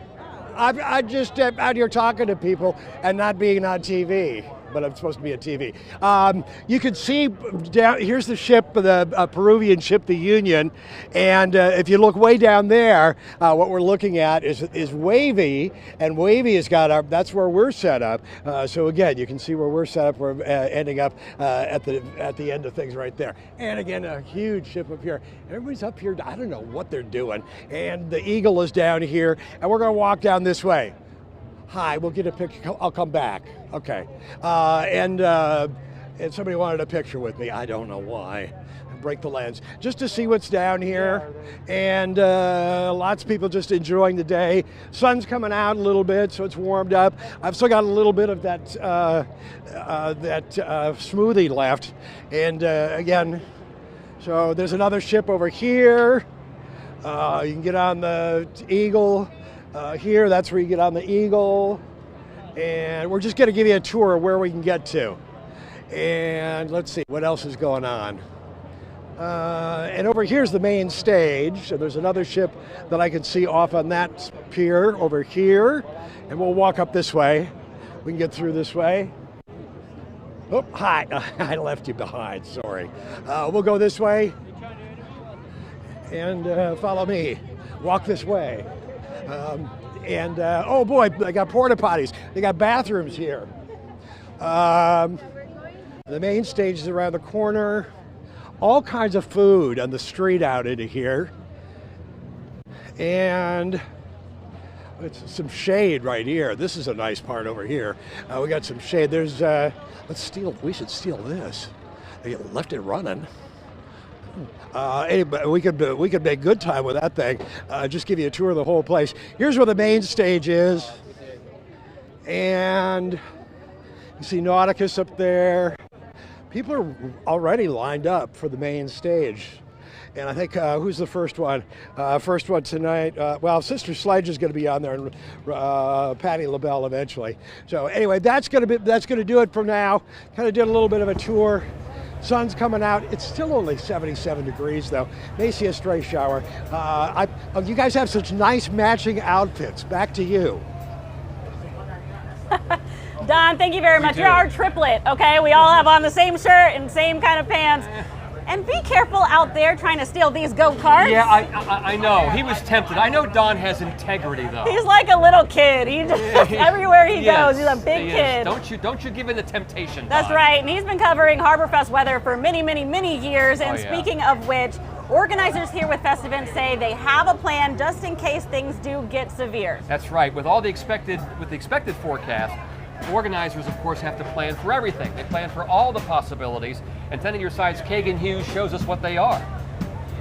Festivents says they are constantly checking the weather and are prepared if any storms head our way. With Sail250, Juneteenth, and Harborfest taking over Town Point Park starting Friday, organizers are working with the National Weather Service and City of Norfolk meteorologist. We work with a 24/7 meteorologist that is sort of in our back pocket at all times, monitoring up to a couple 100 miles away from us and watching storms as they approach. They say lightning and winds will be their biggest concern this weekend. We've got a full public address announcement with speakers all up and down the waterfront, ranging all the way from the ferry docks back behind the Sheraton and the Waterside District, all the way down to Freemason.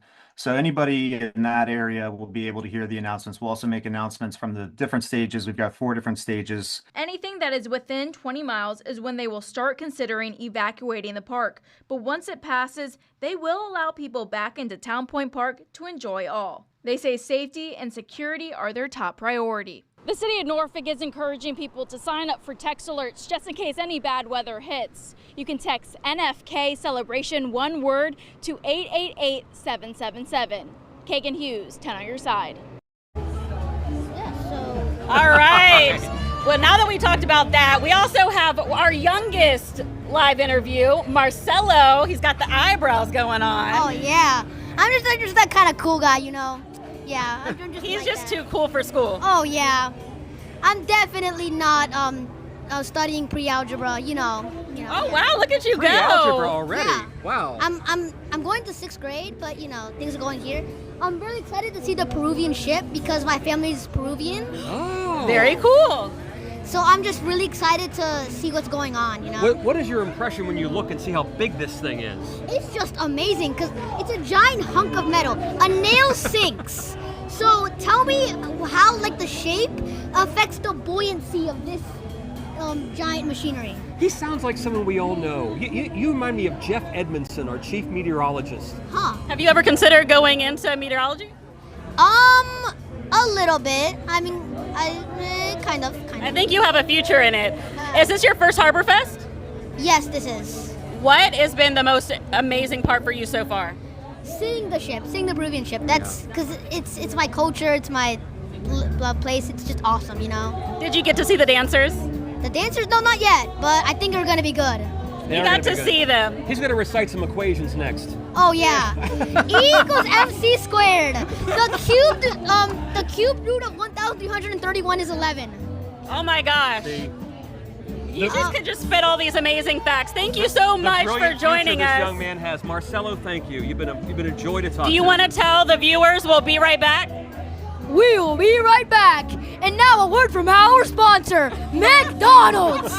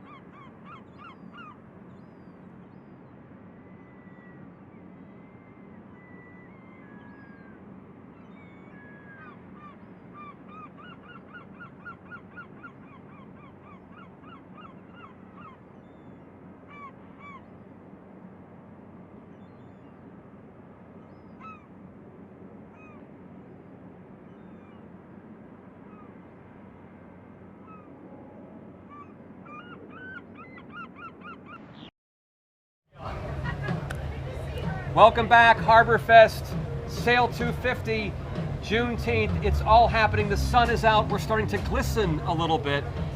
And I know we have a guy roaming around all over the place, and I bet he's glistening too. Oh, Andy. Harborfest would be nothing without his energy. Andy, where are you, friend? Oh, I am loving it. We're right out here, and we've got a ship heading off there. That is the NRP Sawgrass, a tall ship and school ship of the Portuguese Navy since 1961. Look, it's just absolutely magnificent. As the third ship with the name of the Portuguese Navy, she is sometimes referred to as just Sawgrass 2. And then over here on the left is Libertad, and that is the ship that our colleague Nick Broadway is on.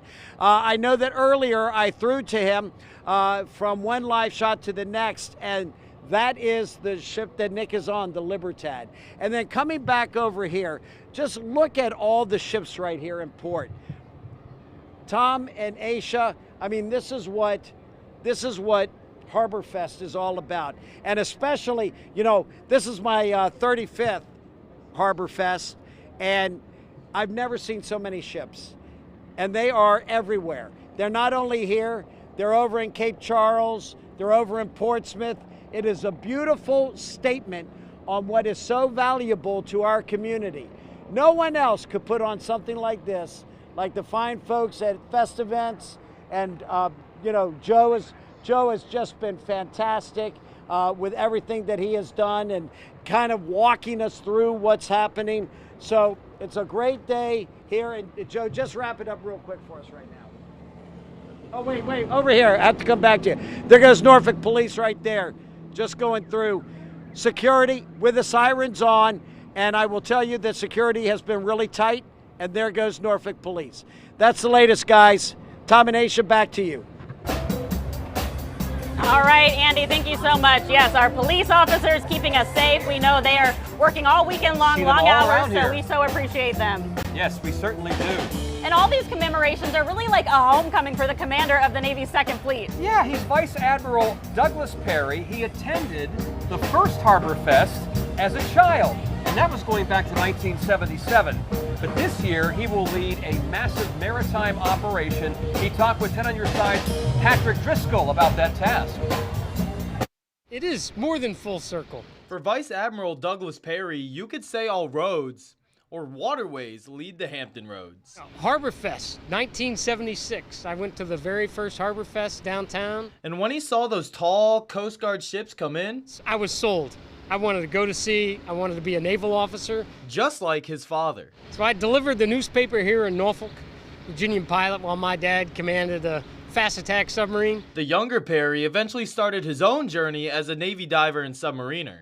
Now, I'm commanding the United States Second Fleet. That title allowing a return to Harborfest 50 years later.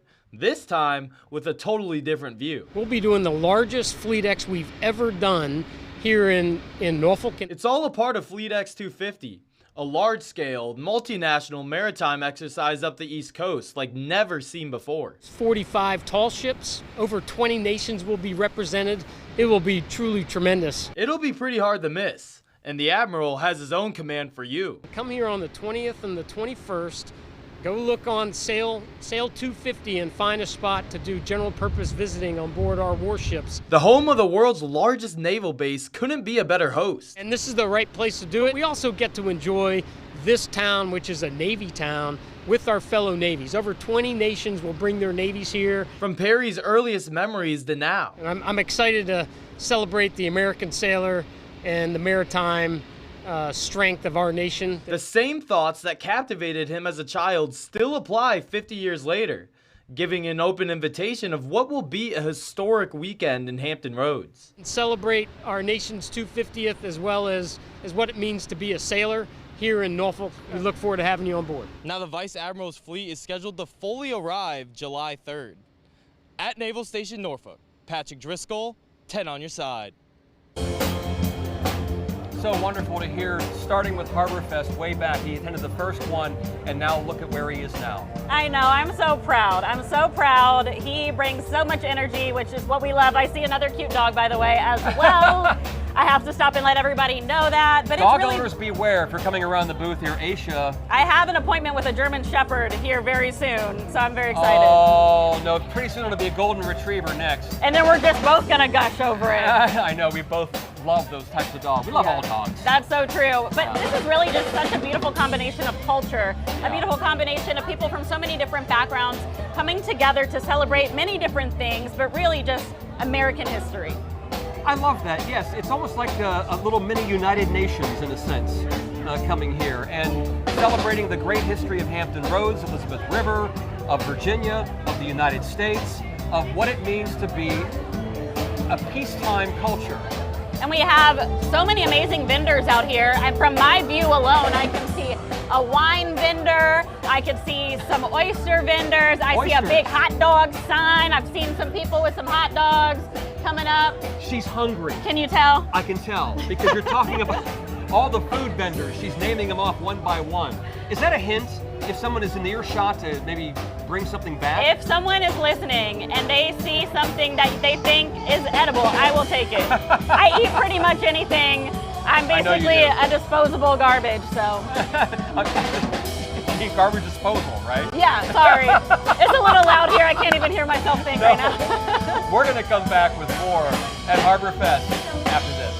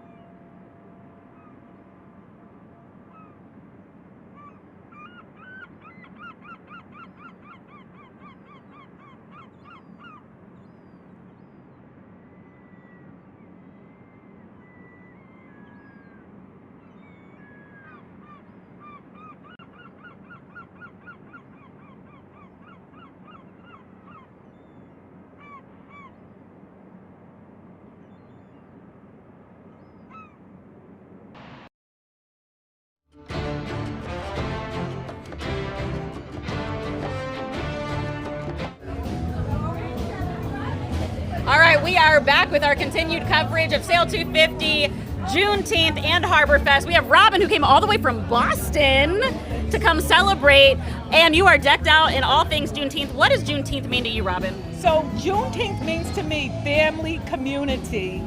Also, it means to me we can progress more in life because of being freed in 1865. Juneteenth also means to me being more aware of our history. Believe it or not, I didn't know about what Juneteenth meant until like 5 years ago when we would celebrate it in Boston. We would it would be like a homecoming, just people getting together, but no one really discussed it. Yeah. So just recently, I've learned what Juneteenth means. That's awesome. 2 years after the Emancipation Proclamation. Yes. It took 2 years, and after Lincoln was assassinated. Yes. they found out in Texas that slaves are free and that you are real, you are in the American family as free, liberty-loving citizens.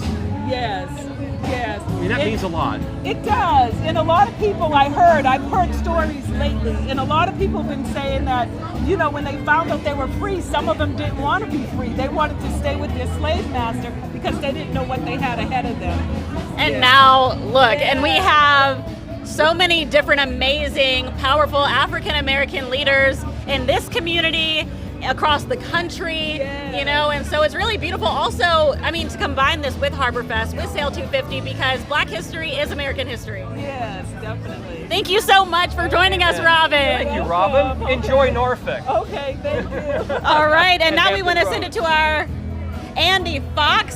Andy, what's the latest with you? Hey, last year, if you were with us, my dear colleague Nick Broadway, he was on the side of the he was on the seawall, and I came up on him and I was yelling, Nick, Nick, Nick. Well, we're now on the Libertad, and I've called Joe, if we can keep a little bit the starboard side more wide open to the boat, if we could. Nick,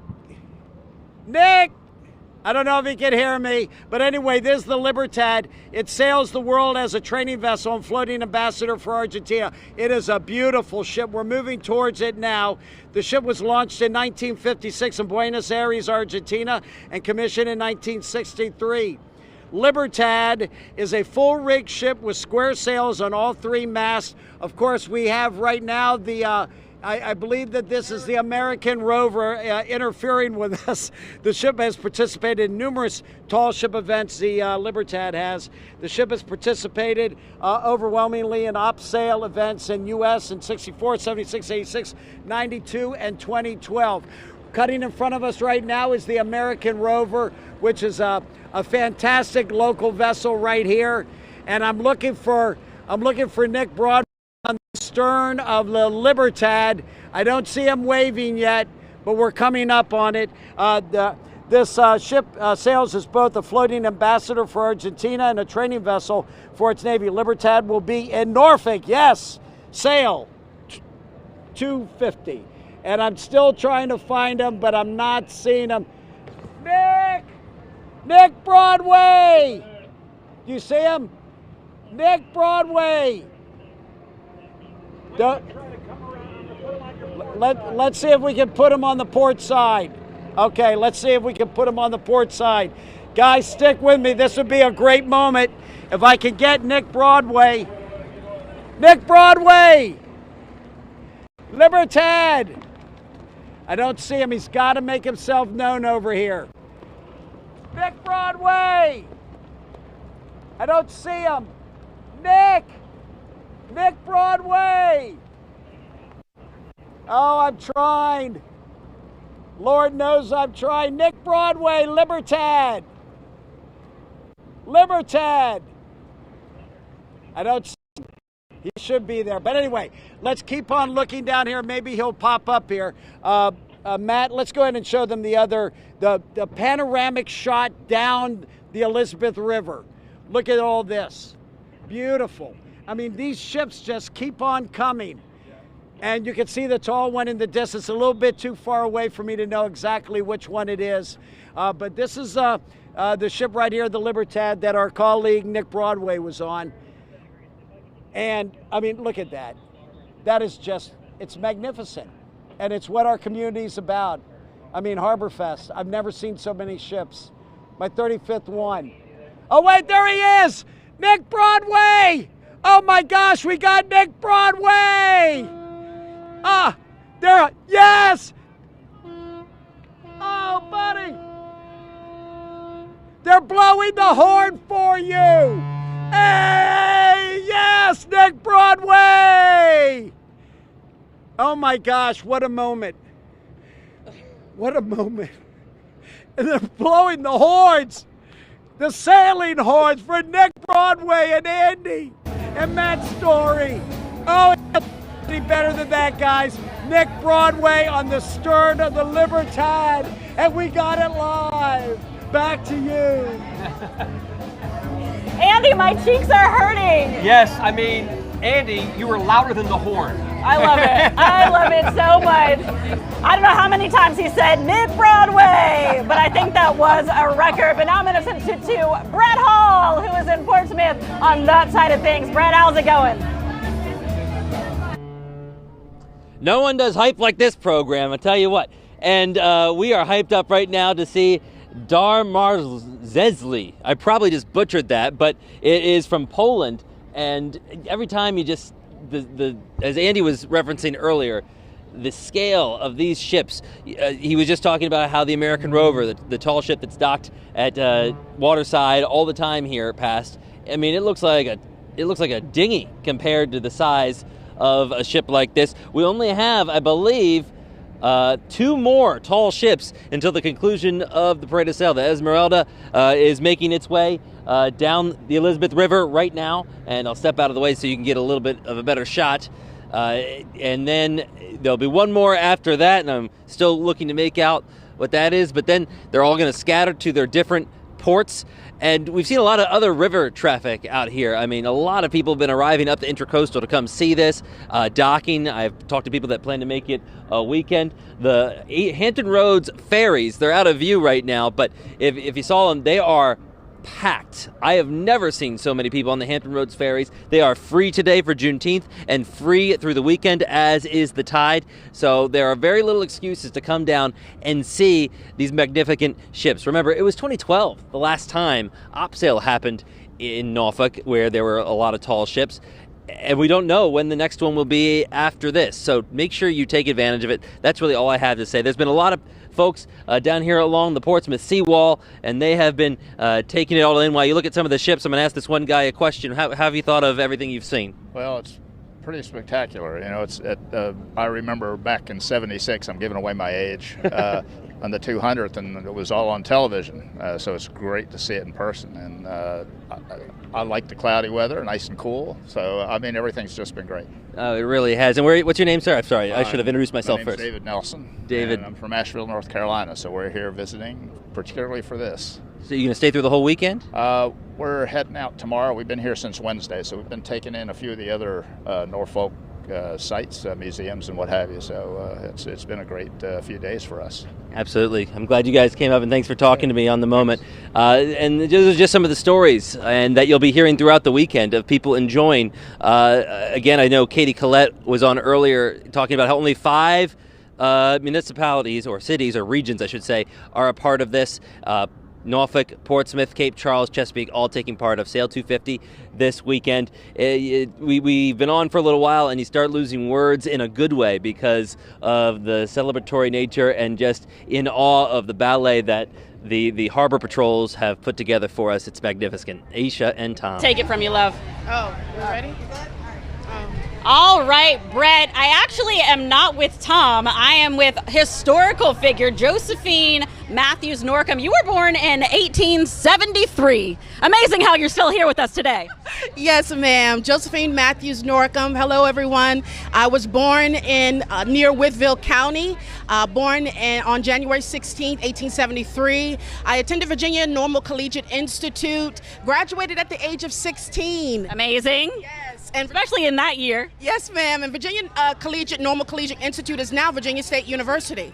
And so I was a big advocate for women's rights. I was a part of the women's suffragist movement. I advocated for even young girls. Instead of having them go to prison, I wanted them to have vocational training, to be educated. I felt that all women should be educated because women are so invaluable to the community. And so they have so many different resources within them to improve their community. And so I advocated before that. Even before I got married to I.C. Norcom, I was a woman in strength in my own right. I love that because a lot of times people talk about the man, but there's always a woman behind that man. Yes, ma'am, it is. And so I even taught, after I graduated, I taught in Pulaski, I taught in Salem, I taught in Lynchburg, but I knew that there was more for me. Even in the climate that I was in during that time where politicians felt that women, especially African-American women, should not have the right to vote, I really pushed for that. I wanted to make sure that they had the right to vote. And so not knowing what that would become, I would not give up. And so it really paid off. And now look, here in 2026, all these years later, we have women running for high political office positions. Yes. Women executives, women. I foresaw this for so long. Being a woman that was oppressed, I wanted to stand up. If no one was going to stand up for me, I was going to stand up for myself. And in doing that, I became a leader. I didn't know that my life would take this direction, but I was glad to do it and would do it again. And talk to me about what you've got on.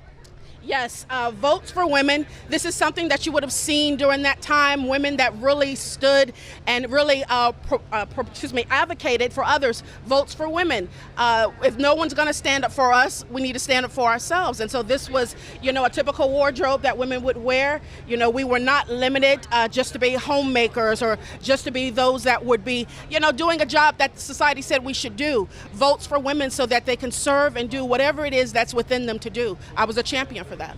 And today is also Juneteenth. So what does it mean, such a historical day, and to be here today? I mean, Patina Chapman, now that I'm talking to the real person behind the character, for you, taking your time out today to be here, to be in this historical character, to educate others, what does it mean? It just means so much. Virginia has a lot of rich history. Portsmouth, Norfolk, these sister cities has so much rich history, and to know that this day holds such significance. Many for many years didn't understand what Juneteenth meant, but now that it's nationally recognized, that just warms my heart. Because there's so many different steps and strides that it took to get here, and so it needs to be acknowledged.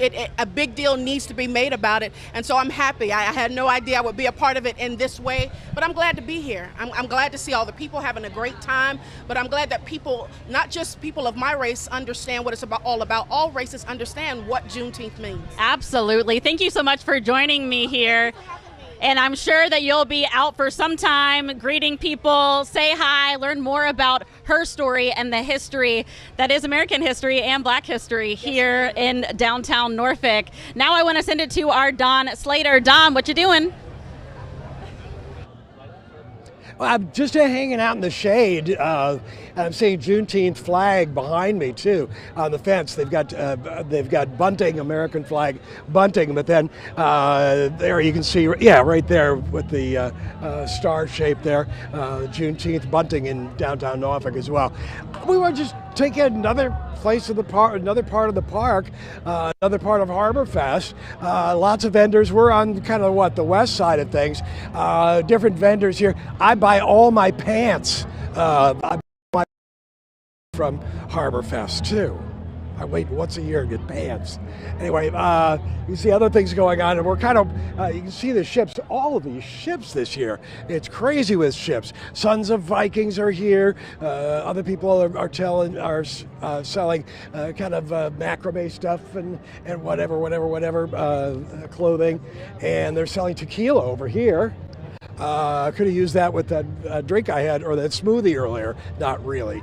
And the main stage, they're starting to hear the drums and starting to warm up a little bit. And there's a good crowd out here this year too, I've noticed. In years past, the crowds haven't been all that big. Should we go up and stand quick, see everybody start to warm up a little bit? We'll head this way. As long as we're just kind of walking around, I think everybody's starting to congregate a little bit.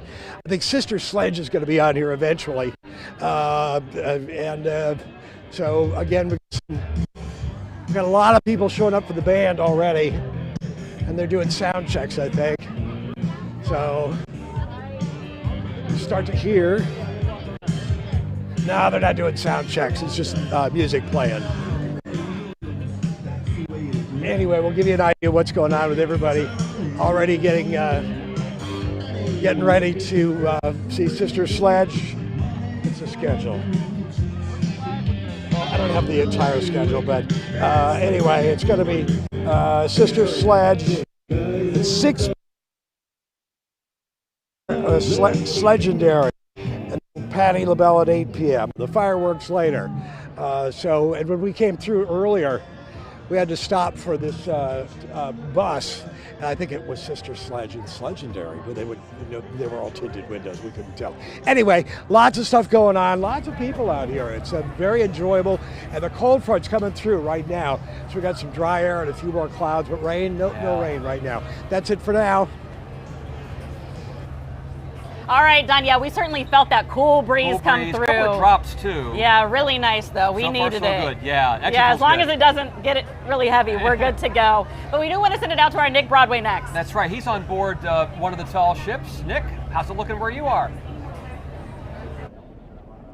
Looking great. We're just cruising by Nauticus right now. We just kind of did the U-turn over by Waterside, heading back this way. They blasted some music for all the people over at Waterside, watching the ships cruise on through for Harborfest. So this is an Argentine naval ship. This is Libertad. 284 crew members, obviously mostly from Argentina, but there are also other members on board who are guests from other parts of the country, from other countries' navies here as well. From the Royal Canadian Navy, one of them is here with me now, Sub-Lieutenant Solstice Morel. Tell me a little bit about what brought you on board, how you got involved with all of this. Of course, first of all, pleasure to be here and talking with you.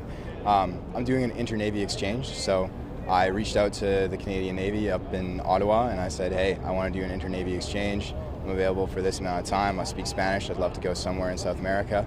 They asked me, do you want to go to Argentina for 5 months? I said, yes, I would love to.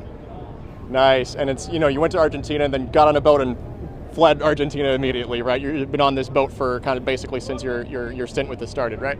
Yeah, exactly. I got to Argentina 2 days later. We were at sea on April 11th, and we've been sailing ever since. Stopped in Fortaleza, New Orleans, and now we're here in Norfolk. They launched this ship in the 1960s. It's like being on a piece of history. It's impressive, too, with just how large this sailing ship is, a really, really big, tall ship. What's it been like to be on board, to kind of be able to soak this in for the last however many weeks it's been since you started? It's been fantastic. I've loved absolutely every part of it, helping out in the sails, helping out with whatever deck work or anything that I can, helping out with communication in English with guests or other ships, anything like that, pilots. I've absolutely loved it, and I've soaked up so much Argentinian culture and American and Brazilian culture. I can't wait to do more. I was talking with their commander earlier, and he was telling me about the importance of sort of keeping the old traditions of sailing alive still. Obviously, I assume most of their Navy ships don't have sails on them, but this one does. What's it been like to kind of be a part of that, to be keeping sailing, like traditional sailing, a thing?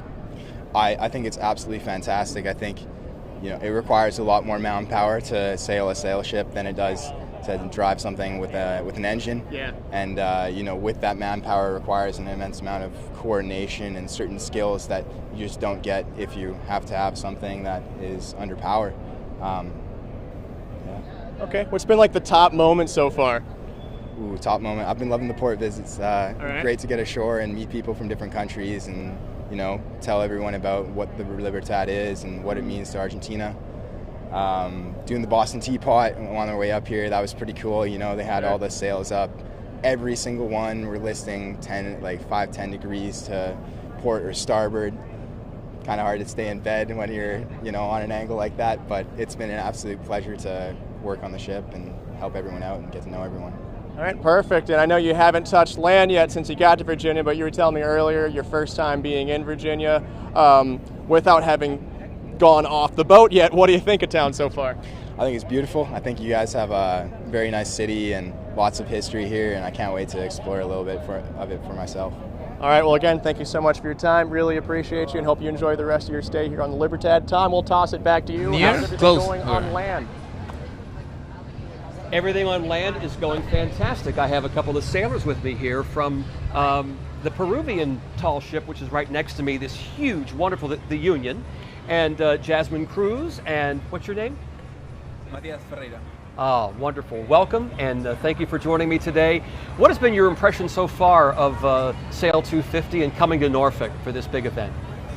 All right. Good afternoon, everyone. Thanks for having us today. It's been a pleasure. I'm really glad to be here in Norfolk. I really appreciate all the people who came and welcome us. Yeah, it's been great. You want to say anything, Jasmine? Yes, I'm really great to be here, and it's exciting how the people is imagining to welcome us for our ship that is here.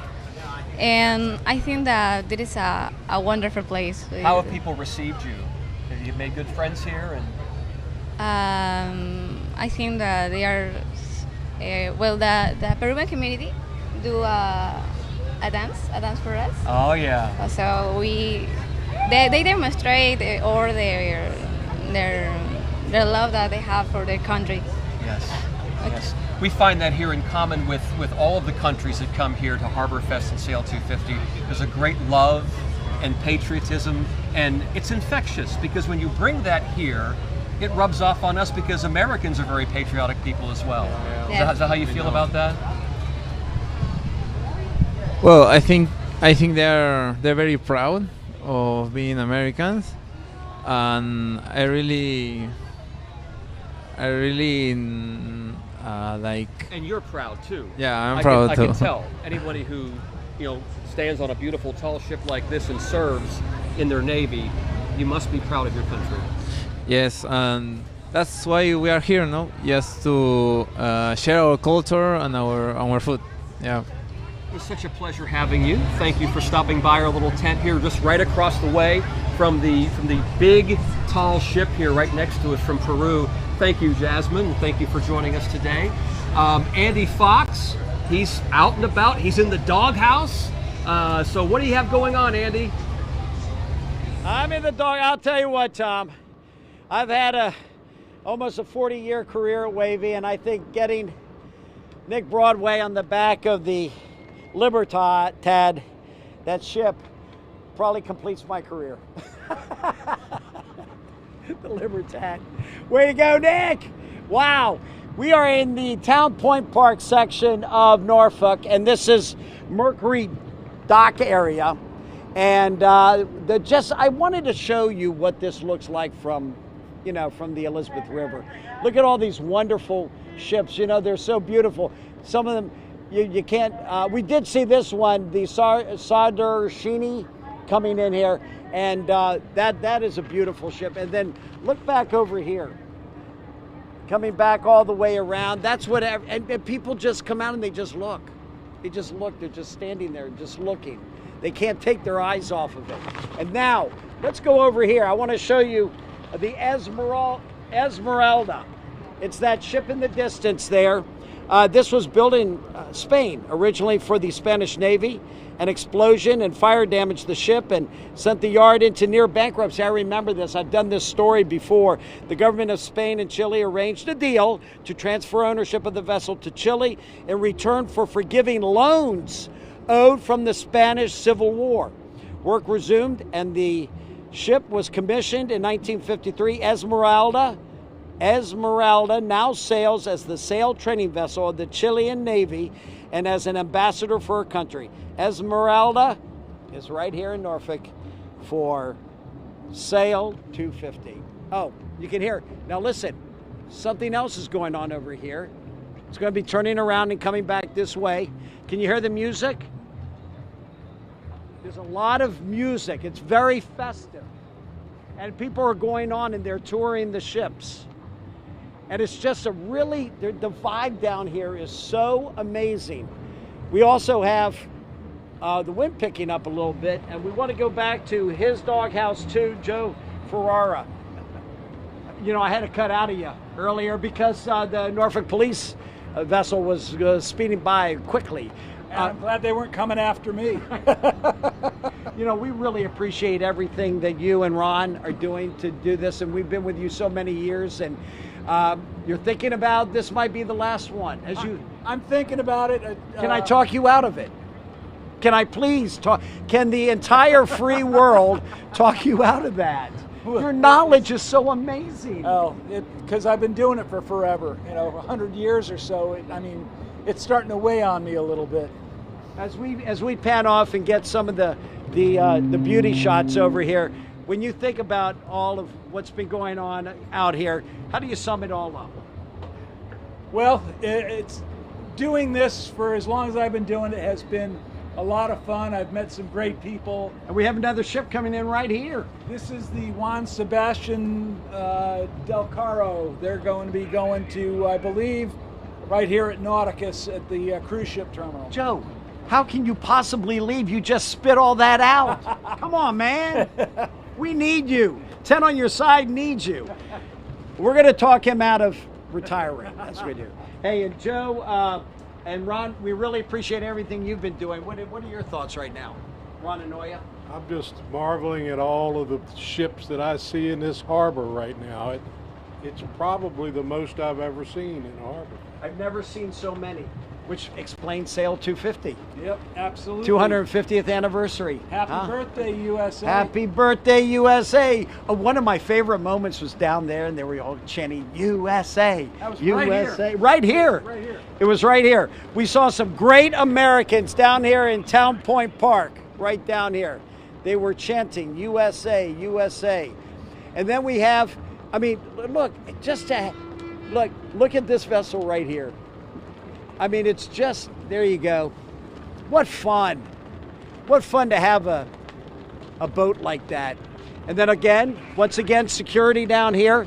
We have a lot of security vessels. You see one over there. I'm stuck in the flags, everyone. There and here. And then another vessel coming up here. And there's a lot of, well, for the lack of a better word, partying. The people are excited. They're having a good time. And putting today into perspective, it just means so much to live in a community like this that has such a festival, the largest free maritime festival in the country and probably the world. I don't know about, but at least the country. And here it is, all back here. There they are! Hey! All, yeah, they're having a good time out there. Everyone's coming along here. And these guys over here, take a look here. These are the folks that are keeping everyone moving. This is the Thunder. They're making sure that all the ships get to shore. Hello, Thunder! There you go. So, guys, it's continues to unfold. Andy. Wait, Take a look down here. Gotta reel him down in. the Elizabeth Gotta River. reel him in a little bit. It's all right. We're going to take it from here, Andy. All We right. appreciate you, friend. We certainly do. Feel a nice breeze coming in. A nice breeze. We are only about an hour and 10 minutes from the music starting, Yes. so we're excited about that, but we'll be right back. Keep it here.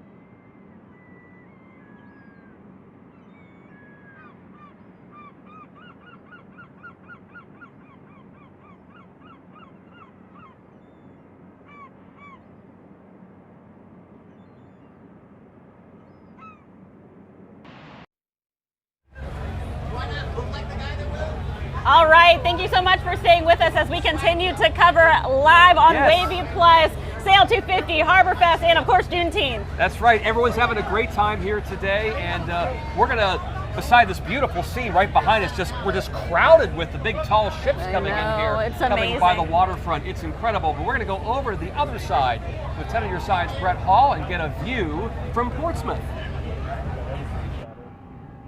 It's been just an amazing vantage point here from the north end of the seawall, and the final ship in the parade of sail. Excuse me, my man Rick here. He's getting a good picture. But Rick's here. You enjoying this? Or? It's absolutely amazing. Let's slide over so people can see the shot of it real quick. Once in a generation opportunity. This is last time I saw this was Sail250. So I've had an opportunity to see this. Come on down. The weather's great. Temperatures are awesome. The wind's amazing, and it's just amazing food and everything. We've already been over on the other side. This is a great vantage point here on Portsmouth side. All right, thanks, Rick. I appreciate it. And watch, he's gonna duck under the camera there, just so you can see this ship here, built in Spain in 1927. So it's the same age as the Cavalier in Virginia Beach. Think of that. Still sailing the oceans of the world. 4 masts. I wish I could have seen it with the sails unfurled. I mean, it's been one after another. Watching the turn here in the basin where the eastern branch splits off, it's just been amazing. Rain's starting to fall now for the first time since the Parade of Sail, so obviously we had guardian angels looking over us that this is the last ship, and now the rain is coming. A lot of people, they're used to seeing the finale of a destroyer in the Parade of Sail on Harborfest. That's not happening this year because all 37 Virginia pilots were busy making sure these tall ships could maneuver down the Norfolk Channel and get down here for this semi-quincentennial celebration. Again, this is not just Norfolk's Harborfest. It's Portsmouth Sail250. That kicks off tomorrow. Today it's Juneteenth Festival along High Street. Carnival rides, 2 ships free to visit there at the High Street Landing. 1 ship in the Parade of Sail kept on going.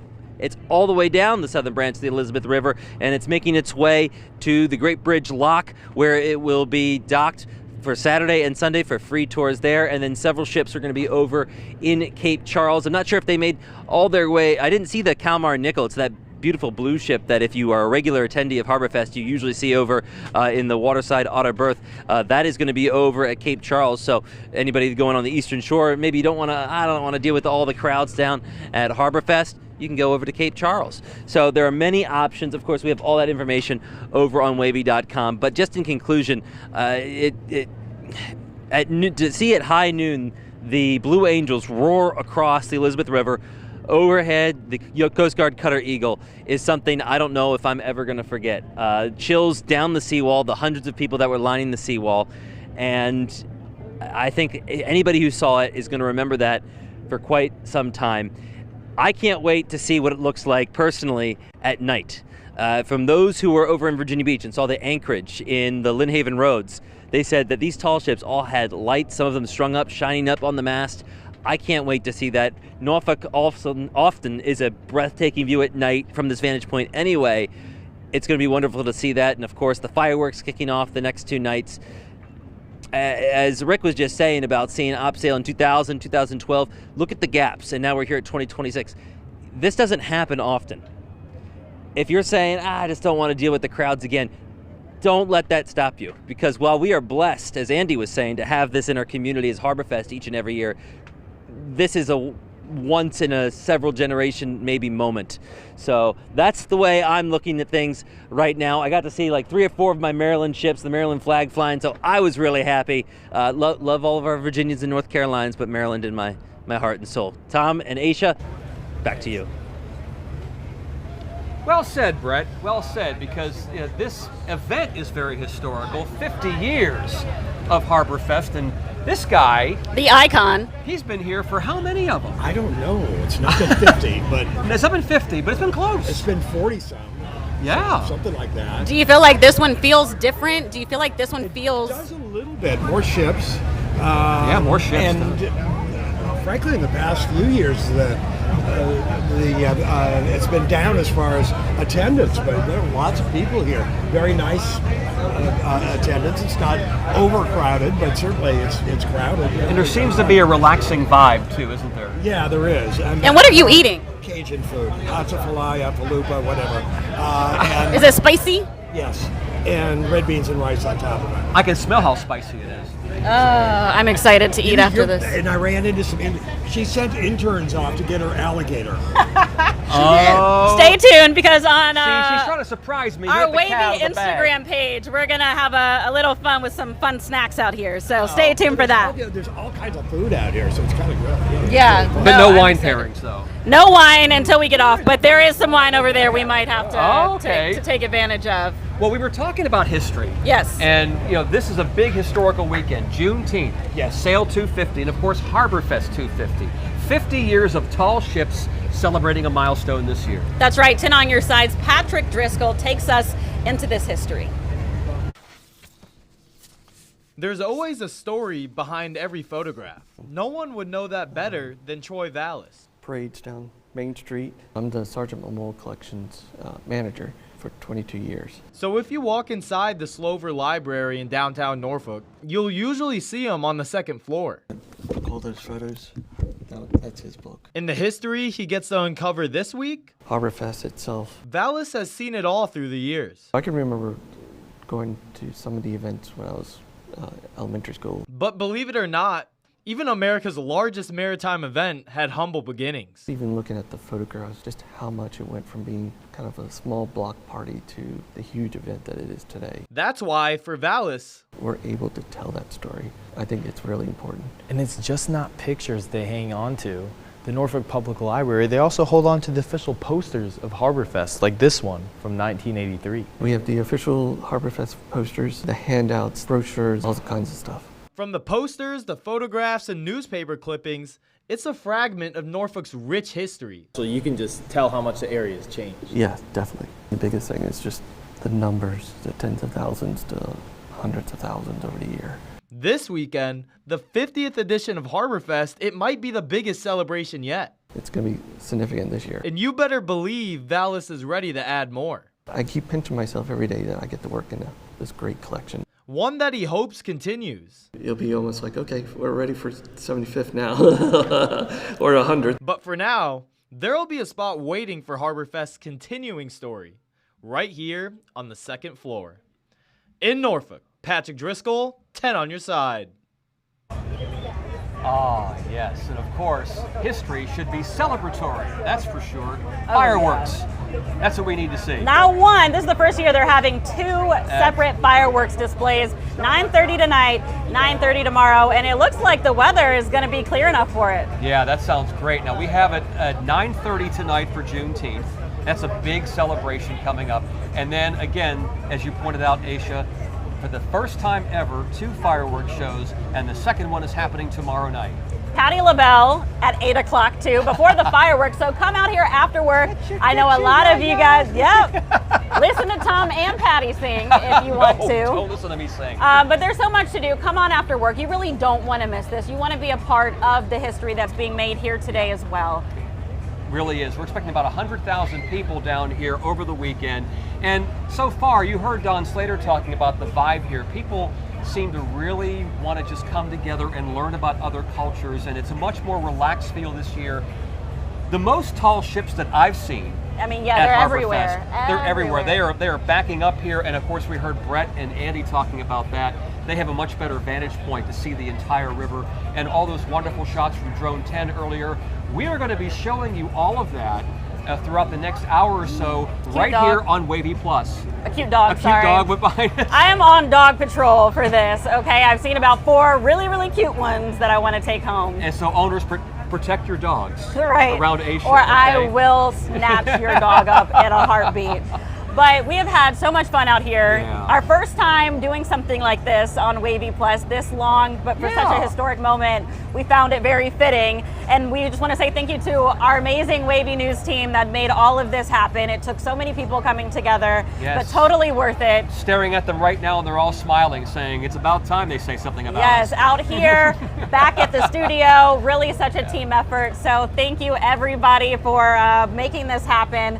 Our faces just happen to be on it, but really it's just so many people that made this work. Absolutely, and we have a lot of great photography, great video, and a lot of great stories coming up in the next hour or so, getting ready for our broadcast that'll come back at 4 o'clock on CTV here on WAVY Plus. So make sure you just leave it on because Aisha and I will come back at 4 o'clock and we'll have much more from Harborfest. That's right, and Jeff Myers, if you want to just keep it here, Jeff Myers has some beautiful sights for you with some nice relaxing music. If you're at home, thanks for tuning in.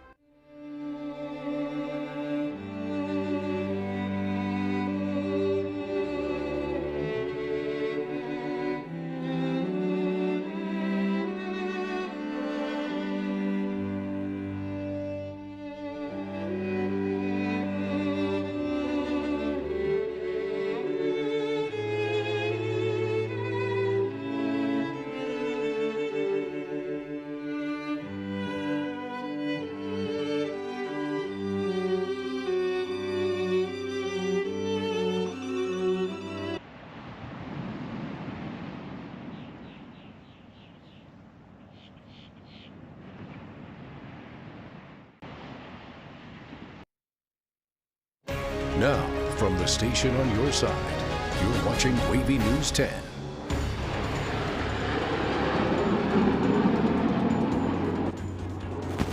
The Navy's Blue Angels helped kick off the parade of Sail250 Harborfest and Juneteenth. The big festival weekend in Norfolk is here. We have live team coverage. Good afternoon, I'm Regina Mobley. Thanks for joining us on WAVY.com and WAVY Plus. 10 on your side's Aisha Tolliver and Tom Shad are live in Norfolk. We will check in with them in just a few minutes. But first, let's head over to meteorologist Brian Michigan in the Super Doppler 10 Weather Center for a look at the forecast. Yeah, really best case scenario out there across Hampton Roads. We had a little bit of rainfall early in the day in the form of some downpours, but this afternoon we've broken out into a lot of sunshine across our area. Cloud cover still hanging out in a few sections, especially Virginia Beach at the moment. But again, not tracking much in terms of rainfall. The system has passed off of our coastline as a cold front has moved through. Now that's going to bring in some drier air as we head throughout the evening and into the overnight hours. Right now, we're not seeing anything on our Super Doppler 10 radar here. As we go through the next couple of hours, we'll continue to lower that humidity out there across the area. Here's the look at the rainfall right now, well east of Hatteras. So all that moving off to the east. So we're not going to be seeing any more rainfall moving into our neck of the woods anytime soon. Temperatures in the 70s and into the low 80s. We're at 83 in Suffolk, 82 over in Wakefield, 79 in Newport News, 77 degrees in Virginia Beach right now. And there is a little bit of a northerly breeze out there, 10 to 15 miles per hour in some spots. Now,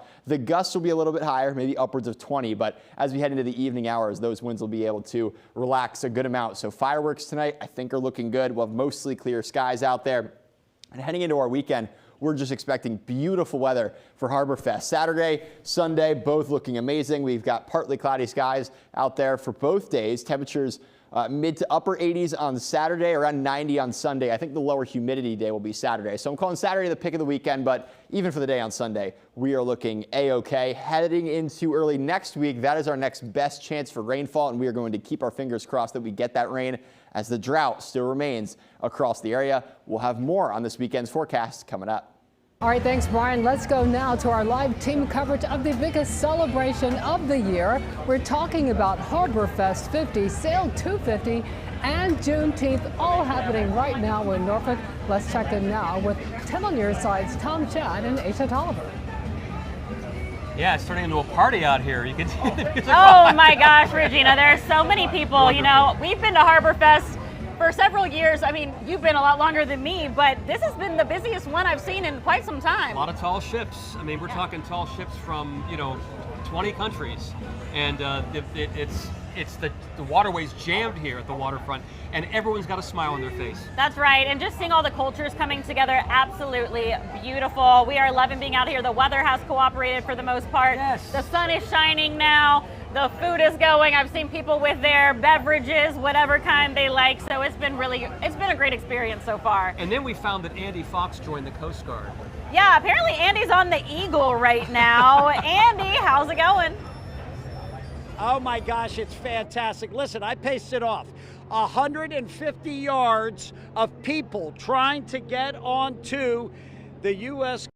Guard Eagle, the Coast Guard Cutter Eagle. It is amazing. Look at the the ropes and the lines. It's the largest tall ship flying an American flag. And joining me is First Class Finley Rauscher, who actually lives on the ship 6 weeks a year.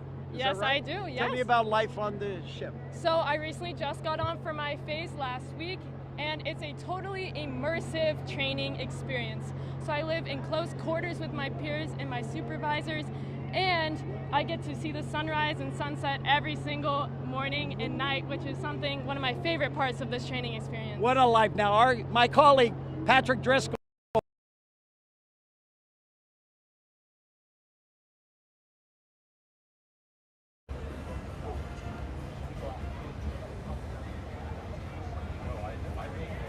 All right, our Andy Fox always busy and moving things around and meeting everybody he possibly can. We apologize in advance for anything crazy. Technology can't keep up with him. I know, he's just too quick. He's just too quick. Another man, though, that has been busy on the ship today are Nick. That's right, Nick Broadway is on board the Argentinian tall ship. Libertad. Let's take a look at his story today. We're on board the Libertad, an historic crown jewel of the Argentine Navy. I'm joined with Commander Juan Granja. Tell me about what this ship is, what it means to the Navy in your country. So this is our instruction vessel. Here is where all the candidates for officers, after the academy, they do their last year of career, and if they are tested, they have to receive classes here. They have to develop, they learn the teamwork, they learn all the job on the deck with the sails, and they also do watches on the deck as officer of the deck on the bridge, just to gain all the experience that make our Navy be sure that they are really prepared to become officers. Why is it important to keep the tradition of sailing ships like this in the Navy, even in the modern day? Because it's a very old style school, so you learn to work, the teamwork. It's a school of leadership, so you are hours outside with sun, with rain, and you forge your character. Tell me about where your ship is going. Obviously we're in Norfolk here, and what are the next few stops for you? So we are taking part on all these big celebrations of the 250th anniversary of the U.S. So the next stop is Baltimore. Then for the 4th of July, we are going to be in the big parade in New York City, and afterwards in Boston. Then we go down, we start coming back home. So we go first to Kingsport in Jamaica, San Juan in Puerto Rico, and Rio de Janeiro. We are going to be arriving back in Buenos Aires on September the 19th. So this is the fun assignment then? Yeah. This is the fun part. Yes. All right, great. Well, thank you so much again for your time. And again, this ship launched in the 1960s. It is still cooking. They intend to keep it going for quite some time, for many more years in the future. On board Libertad, somewhere in the middle of the river, Nick Broadway, attending your side. Somewhere on the Elizabeth River. I love it. Nick Broadway. Not a bad place to be. No, not at all. We met a lot of great people today. Had some great live interviews. We did. We kind of talked to a little bit of everyone. I mean, we had a child who was probably a mini Einstein. Like, he was a brilliant kid. He was reciting equations. He started saying E = MC squared and some other things. Like, look, I majored in journalism. I'm not really sure what you're talking about, kid. You and me both. And then you had a great history lesson today. I did. You know, with it being Juneteenth, I thought it was important that we bring on somebody, and this woman is an actress, but she portrayed I.C. Norcom's wife, who really pushed for black women to have the right to vote. So I thought that was a really powerful interview. She had the entire garb on from back then, even out in this heat. So very remarkable, and she said that she's just, really proud to be here, and that was back in 1865 that she said that she was born.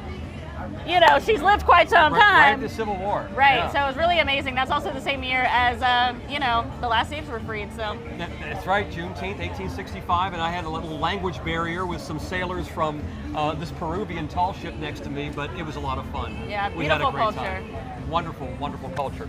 All right, we're going to come back, though, in a little bit here, and we have some more fun at Harborfest.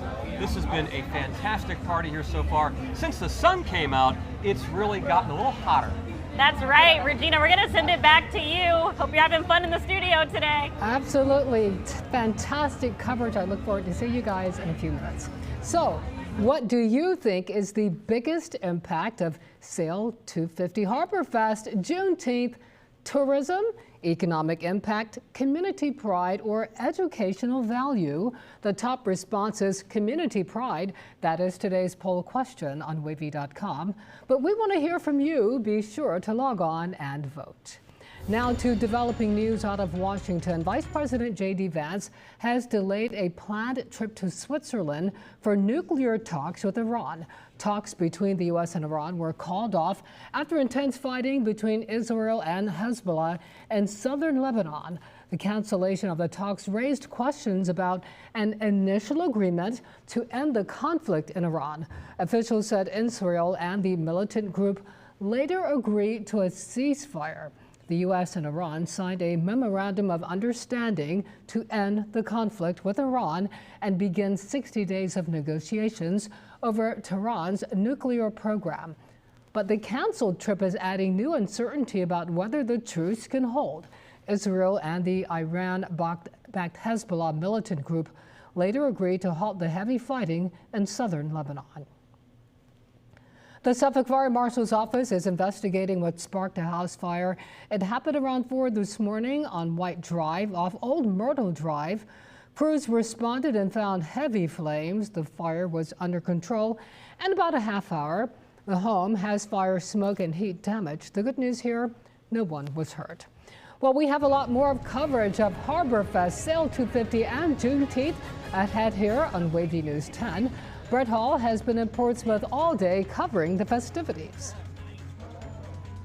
Plus, getting there and parking. 10 on your side, traffic reporter Julia Avery has a look at your options when it comes to transportation to the Waterfront celebration.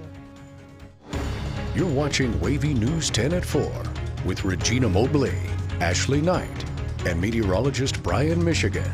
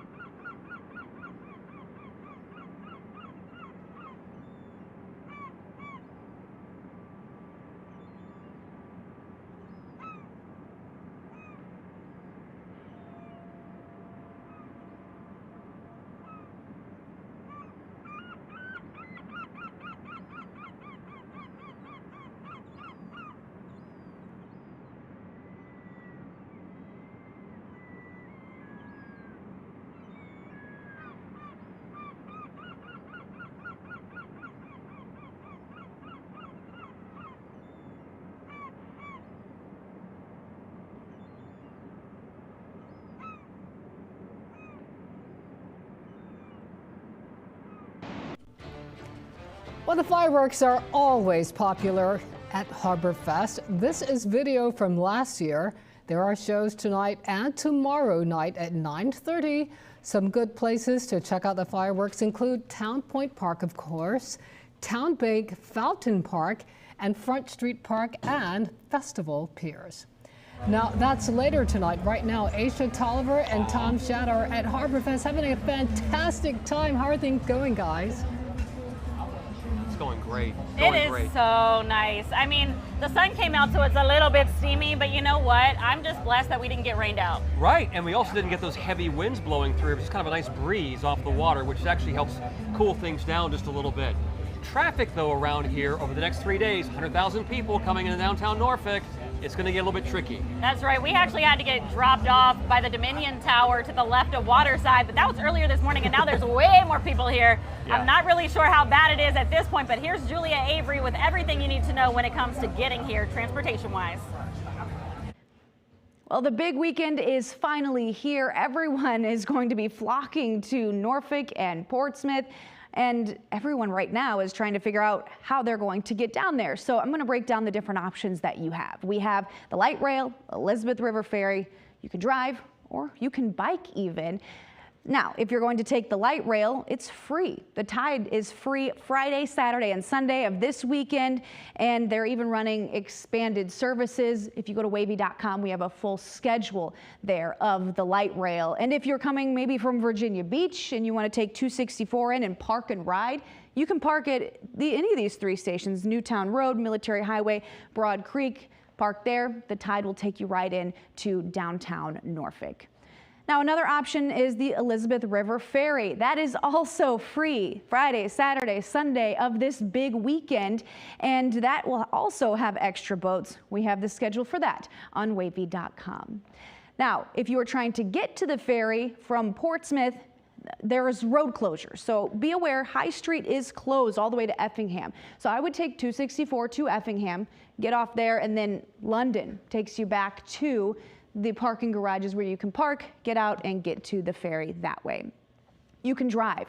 Now, there will be parking garages, but you'll have to pay for municipal lots and Centera lots. It's free in EVMS Front Street lots, and that's Friday night to Sunday morning that it's free. And we have all of the road closures you need to know about to navigate those parking lots on wavy.com. Lastly, bikes and scooters. There will be bike racks available to lock up your bikes outside of the footprint, but you cannot ride your bike within the festival grounds. E-scooters are actually there and permitted, but the speeds will be kept low as you are trying to navigate through the area. Now, we have all of this information and much more on our website, wavy.com. I'm Julia Avery, 10 on your side. Thanks, Julia. You will find planning. A little bit of planning, of course, is required if you want to come down to the festival this weekend, but Julia laid it out very well. That's right, and we've got some big performers. We got Patti LaBelle, the headliner at 8 o'clock. So come see Patti and come watch the fireworks. By then, the sun will be down, it'll be nice and cool. And if you missed fireworks tonight, we got them again tomorrow. That's right. So that's the first time we've ever had fireworks twice on Harborfest weekend. They're trying to make this extra special, and we definitely feel the extra effort out here. It has been so much fun, but with that being said, we are going to toss it back to you, Regina. All right, thanks so much, Aisha and Tom. Let me know if you see the smoked turkey leg out there. That has been famous, popular for years. Look out for the smoked turkey leg. Okay, in addition to the smoked turkey leg, you will find everything you want to know about Harborfest50, Sail250, and Juneteenth on wavy.com. Our web team put together a comprehensive guide. A link to the event page is on the homepage. You can also use your phone's camera and hover over this QR code that will take you to a special page where you will find information about parking, road closures, public transit, the parade of sail, the music lineup, and so much more. But Brian, I've been checking the weather forecast about every 5 minutes. Things were great for the start of the event. I think I don't think you'll need to check much longer. I don't think we'll have that drastic of changes going forward. I think the worst of the weather is it's long gone, and luckily so, because it could have been a lot worse into Hampton Roads this morning. We had some heavy rain early on, but as the morning went on, things just got better and better and better. So it's a very nice nice thing to see. A great look earlier, the Blue Angels going overhead. Amazing. It was an incredible showing, and the festivities have kicked off, and it's we're off to a really good start. We're going to be having a great weekend here as we go forward as high pressure regains control, and we are seeing blue skies after this system moved through. So we're closing out the day On a positive note, the dry air filling on in with this northerly breeze. The rainfall is even out of the Outer Banks right now, where they had some very heavy rainfall. That's why I say it could have been a whole lot worse, because the Outer Banks, parts of North Carolina, got poured on throughout the morning hours today. Hampton Roads were looking dry right now. Again, just some cloud cover overhead. Most of the rain now offshore. There is a little flare up near Elizabeth City here, but that will likely just continue to drift on east and maybe even dissipate before reaching the coastline. So I'm not expecting too much in terms of activity with rainfall over the next several hours. Temperatures in the 70s to lower 80s. We've been able to warm up a little bit with that sunshine that has poked on through. And again, a northerly breeze is drying us out. It's bringing us that sunshine with lower humidity. By the end of the day today, I think you'll really notice the lower humidity. It's still a little bit sticky out there.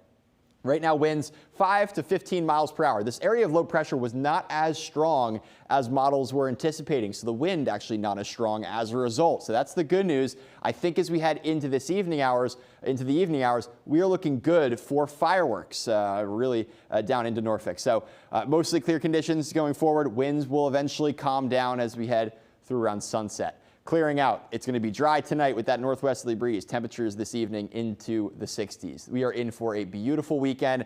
Sunshine both Saturday and Sunday. I'm calling Saturday the pick of the weekend just because of the lower humidity, but even on Sunday with a little bit more humidity and a stray chance for an afternoon shower, things are still looking great for the first day of summer and for Father's Day as well.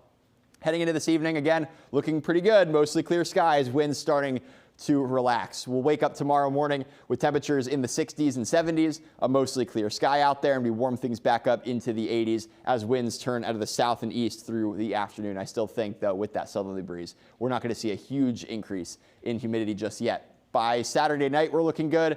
Late Saturday night into early Sunday, maybe a quick hitting shower this model wants to drift on through. I think we'll probably be dry from that. I'm not expecting too much in terms of moisture. Then as we head into the day on Sunday, there could be a spot shower chance during the afternoon just with the heat and humidity of the day, but we'll have high temperatures around 90 degrees. Most of the area will be pretty sunny, so we close out the weekend on a positive note. Heading into the day on Monday, we are all good to start. The afternoon and evening hours come back around, and we have pretty much daily chances for showers and thunderstorms Monday, Tuesday, and maybe into the day on Wednesday as well. Wednesday looking much drier, but we have those opportunities for some more rainfall, and we really could use it because the latest drought monitor came out and has a lot of our area in either a severe to even extreme drought, exceptional drought down to the south towards Raleigh. So we could use this consistent pattern of showers and thunderstorms.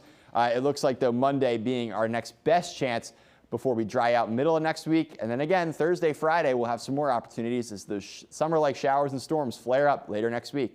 All right, thanks, Brian. Meteorologist Don Slater has been roaming around Town Point Park all day, checking out the festivities. He's checking out that lineup. See what he's up to in our next half hour coming up. Plus, 10 on your side's Kagan Hughes spoke with tourists in town just for this weekend's Waterfront celebration.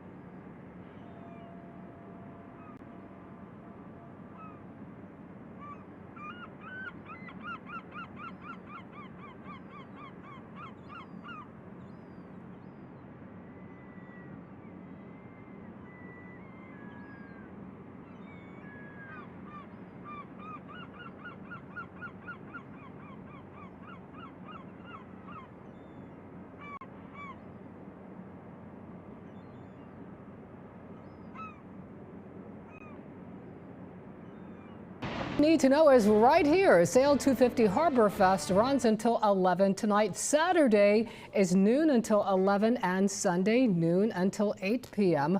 Monday, there are ship tours only from noon until 6 p.m.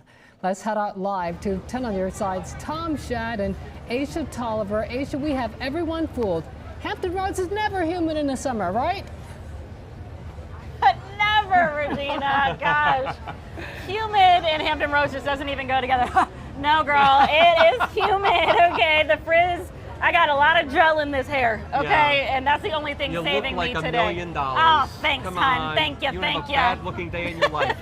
No. But we've also been out here talking to so many people who are out here in this humidity. One lady who was from Boston. Yes, we have tourists from all over. When you have, 20 countries here represented with those 60 tall ships. You're going to run into a lot of interesting people, and 10 on Your Side's Kagan Hughes tells us more about the tourism in Harborfest.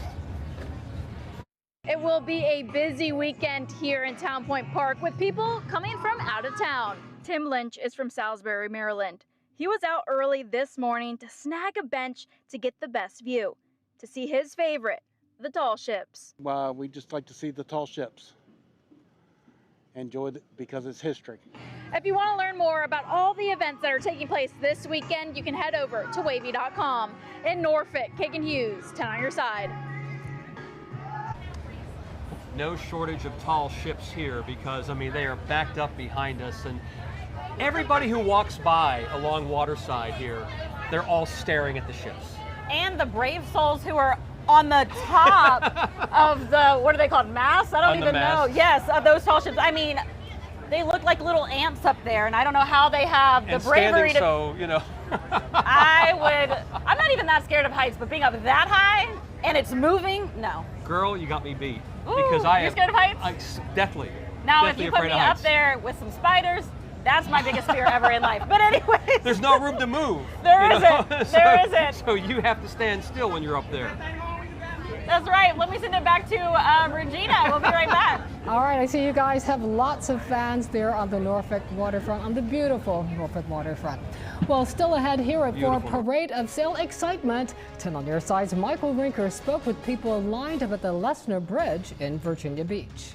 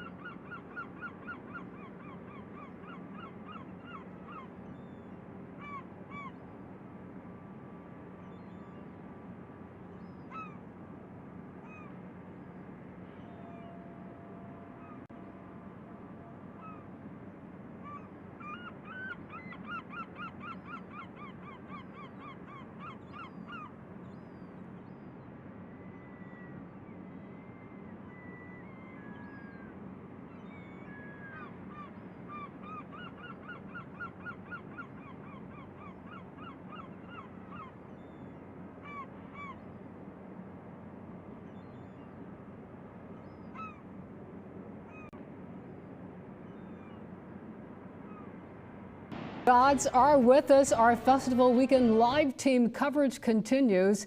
It is Juneteenth, Sail250, and the 50th anniversary of Harborfest all rolled into one. Thanks for staying with us. I'm Regina Mobley. 10 on your side's Aisha Tolliver and Tom Shatt are live in downtown Norfolk, checking out the biggest celebration of the year.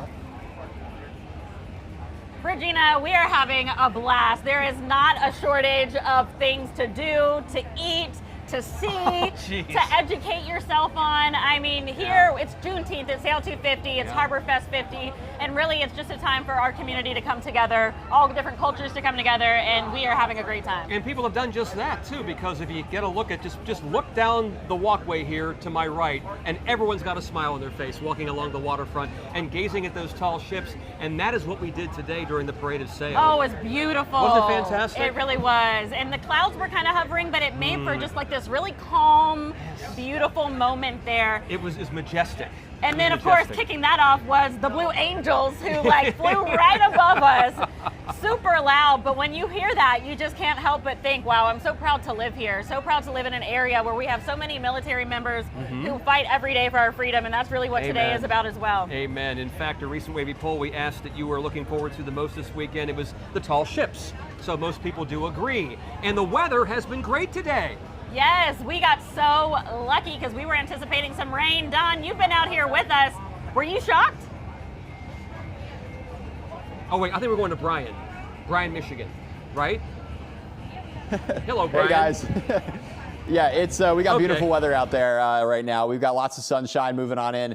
It was a little bit of a weird start to the day. Had a lot of clouds out there, which you guys mentioned kind of made it really nice out there once the rain cleared away. We were kind of concerned about that yesterday, the heavy downpours. This system was well ahead of schedule, so it's already on and out of here. The wind, though, is a bit of a concern. We've got a little bit of a shake here on our camera, but this is way high up. You could see down by the water's edge, the water surface, the flags kind of waving in the breeze there, but nothing too substantial. So I think we're going to be okay as we go forward. Right now, most of the rain offshore. Again, that system is pulling away. Look at our radar across the area, and we are clear across the south side, across Hampton Roads, into North Carolina. A little bit of a shower here just south of Elizabeth City towards the Nixington area, south of 17. Got a downpour ongoing right now. That's the only spot that we have rainfall out there at the moment.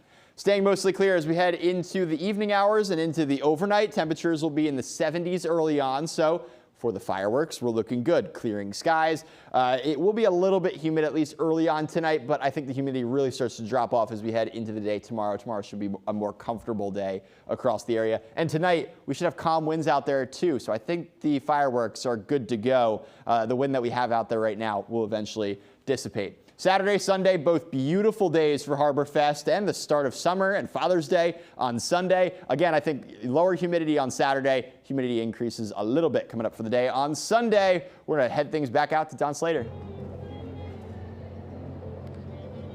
And I was just checking what it is out there right now, because it feels a little bit better in terms of humidity. There's a breeze out here, but the sun is blazing right now, so it's really feeling kind of hot. I'm on the Norfolk Rebel, and with me is Steve Briggs, captain. You're the captain, right? Yeah, captain and owner. My father was Lane Briggs. He's the one that originally built this boat. Okay, and what is this ship? The Norfolk Rebel is the world's first designed and built sail-assisted tugboat. Okay, what are we looking at? We're in the bow of the ship. We're up on the cruise quarter on foredeck here, and back when we were working commercially, that would be our insulated fish hole where towing and salvage was slow. We go fishing, sword fishing, long line. You get the pilot house, cruise quarters. The cruise quarters underneath us, and then the main galley, salon, captain's cabin down there, engine room back there. These are the two masts. She's a gaff rig, schooner rig, but you got brigantines and barkentines. Well, we have a tugging team. My dad coined the phrase tugging team. Okay. I wouldn't know what a brigantine is from a tugging team. So, yeah, right. So I think we're okay there. We can call it a tugging team. Do you work commercially as a tug? She has retired since 2005. She has retired. I rebuilt her she's my home. I drive tugboats for Vane Brothers out of Baltimore and New York, and but work 2 weeks a year. But she still participates in tall ship events, schooner races, fundraising events, everything else, and trying to get kids involved in the waterfront. And it's a unique ship, obviously, too. You have fun coming out here every year? Every year. My father was one of the founding fathers of Harborfest for 50 years. This boat was built in 1980, so she's been here since then every year. Okay. She's all part of it. And I was here a year after that. I don't know when you were here. Anyway, you've been here a while too. Anyway, beautiful, beautiful evening out here. Come out and enjoy the weather. Enjoy the weekend. Weekend weather looks great. We're out at Harborfest. Oh, Don, he is something else. I can always tell when he's got his sarcastic tone going on. God love him. Hey, we need to have a different view now because we've been seeing a really nice picture from downtown Norfolk and this water side. But if you go across the river, you get a whole other perspective. Oh yeah, P-Town, Portsmouth. We've got Brett Hall over on that side of the water with a different perspective. Brett, how's it looking?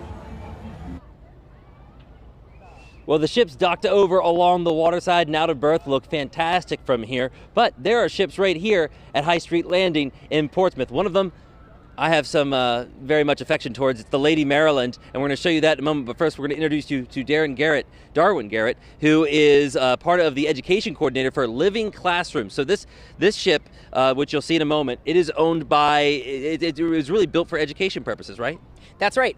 We were built in 1985 by Lady Maryland Foundation, who would later become Living Classrooms Foundation, for the express purpose of taking students out of the water. So we mostly work with 4th grade Baltimore City students, but we work with all ages. Yeah, and they're taking a look at the boat right now. Tell me a little bit about it, please.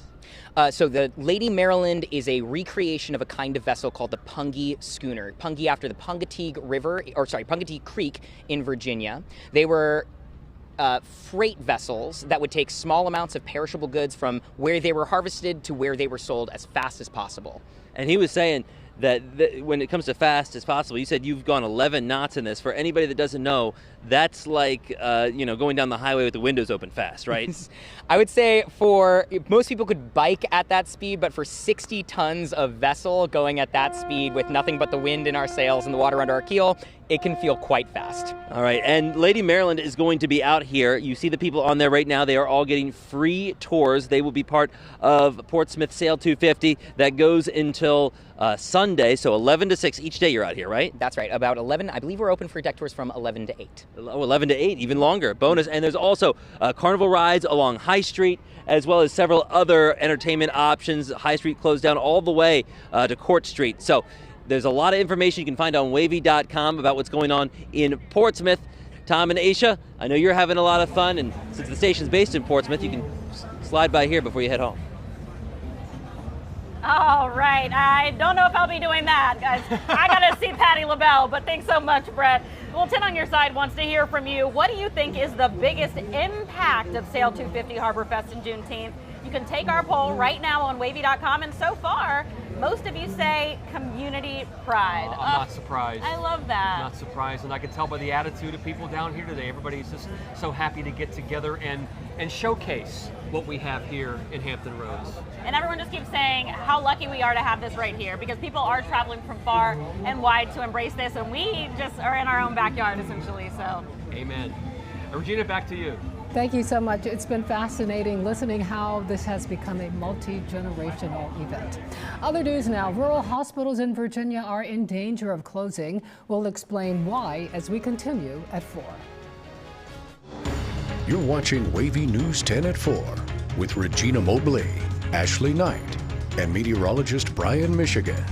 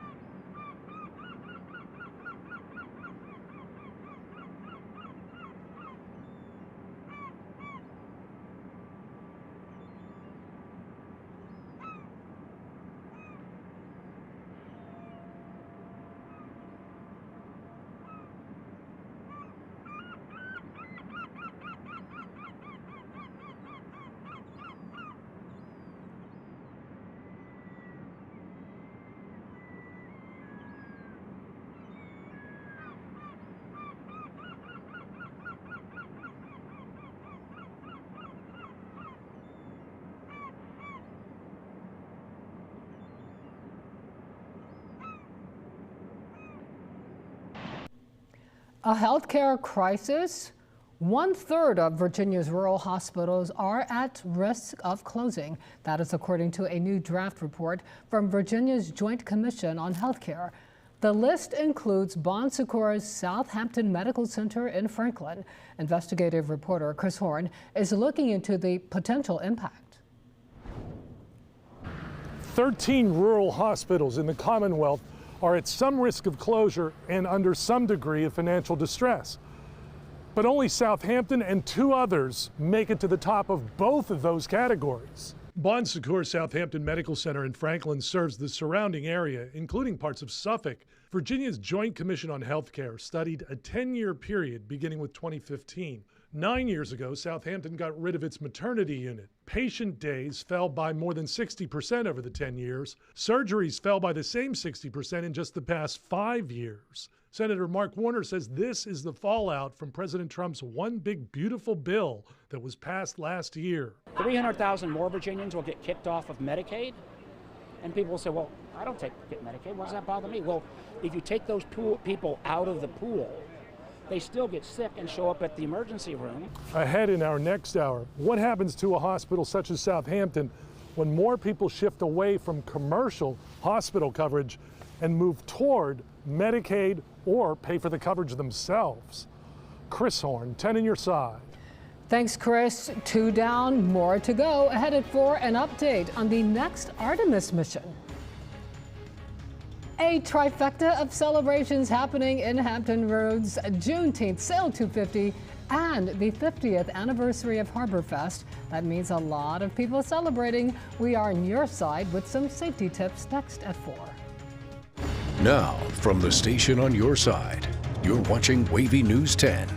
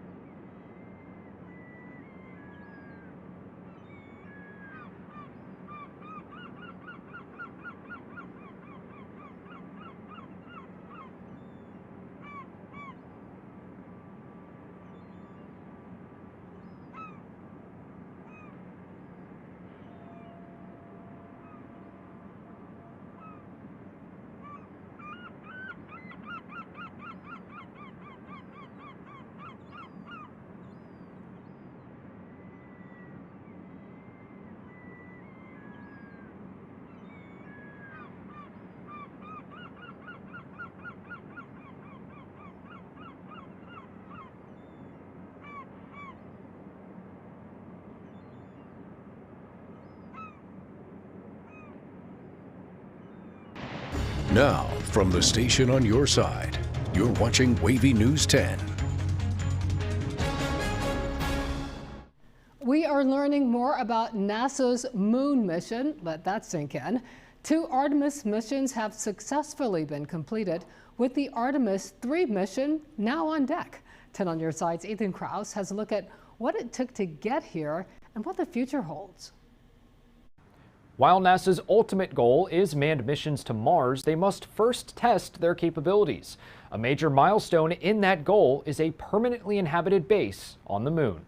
First announced in 2019, NASA's Artemis program now includes 2 successful missions to space, with Artemis 3's target launch date set for late next year. The goal of the first 3 missions is to test mission capabilities for when Artemis 4 and 5 make the giant leap for mankind back to the moon's surface. Helping ensure everything goes to plan are the folks at NASA's Langley Research Center, who've played a vital role in the missions from the very beginning. Langley's been involved since day one, back about 15 years ago, with the design when the Orion crew capsule and the Space Launch System rocket were just drawings on the back of a napkin. It's a beautiful thing when we can all come together and do very challenging things in a fast-paced environment. It's just an incredible opportunity that we have here to be able to contribute to humanity returning to the moon and staying there for a long period of time.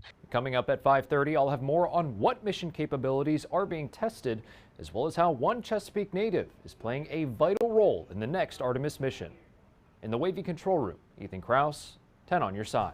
Thanks, Ethan. 2 birds, 1 stone. For the first time, NASA plans to launch 2 student missions on 1 sounding rocket.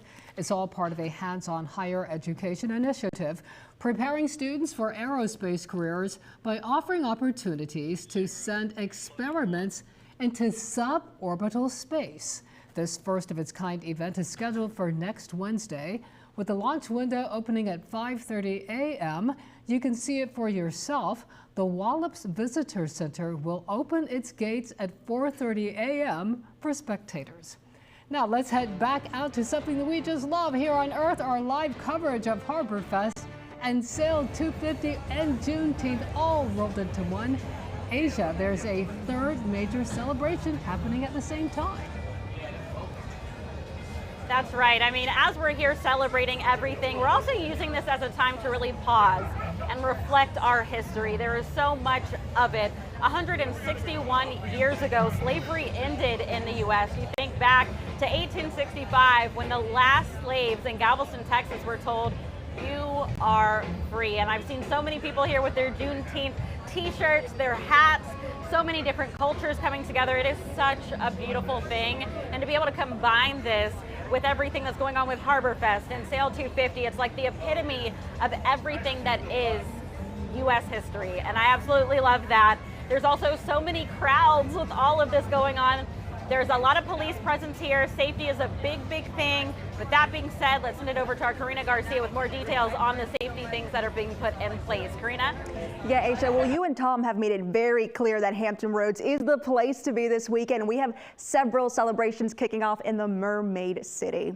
Now, one of the big ones, of course, is Juneteenth, but this year's federal holiday just so happens to fall in line with Harborfest, Sail250, and then Sunday we have Father's Day. So it's clear many people will be out and about hitting those streets, even coming in from out of town. And sometimes large crowds can bring large problems, which is why safety is always a top priority. Activist Bilal Muhammad is reminding the community to keep the peace on all weekend celebrations. We are encouraging everyone, show love and unity on this day, the whole weekend, and on, because this is a day that we should secure one another. Please, no violence. Think about tomorrow. Think about the next week, the next month.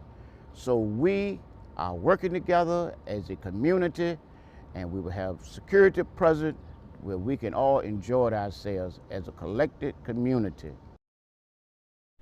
And that's really what it's all about, just one big community celebration. Now, there's several Juneteenth events happening all across the 757. We tell you where some of those parties are taking place on WAVY News 10 at 6. Karina Garcia, 10 on your side. All right, thank you, Karina. Of course, weather is always top of mind in a big event like this. And while the morning did start a little bit soggy, Mother Nature cannot rain on the parade of sail, though it tried to. But many people were excited this morning, especially around the Lessener Bridge in Virginia Beach, because that's where they lined up to view the parade of sail starting as these ships started making their way toward the Elizabeth River. And they shared their excitement with 10 on your side's Michael Rinker. It's a trifecta of events for the Hampton Roads this weekend. You have Sail250, Harborfest, and Juneteenth celebrations, and the weather may not be playing its part, but that's not slowing people down. The tall ships greeted by a downpour Friday morning as they set sail for downtown Norfolk. Along the beach of the Lesnar Bridge, dozens of watchers fought through the rain to see Sail250. Must-see item while we're here. I think this is such a unique opportunity to see all these ships. I mean, when you're out to sea or when you're just hanging out at the beach on a Saturday, these are not the ships you get to see, so special for sure. Families like the press who are from here know the rich maritime traditions of Hampton Roads. Others came in from Wilmington, North Carolina to see one particular tall ship that has deep family ties. Dar Mojeji, and it's a gift of the youth.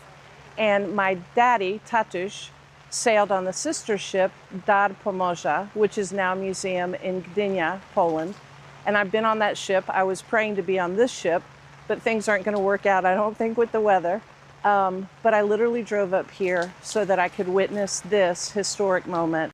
Though the weather switched up her plans, Kasha Fulton said seeing this ship and Sail250 as a whole is a full circle moment. I may not be able to tour the Dar Mojeji, but I'm here in spirit. My whole family's here in spirit. My dad's ashes are in my pocket with me. Yeah, I just wanted to bring him along. To follow more about Sail250, where they've been before this weekend and where they're going in the weeks ahead, you can find that on WAVY.com. In Virginia Beach, Michael Rinker, 10 on your side.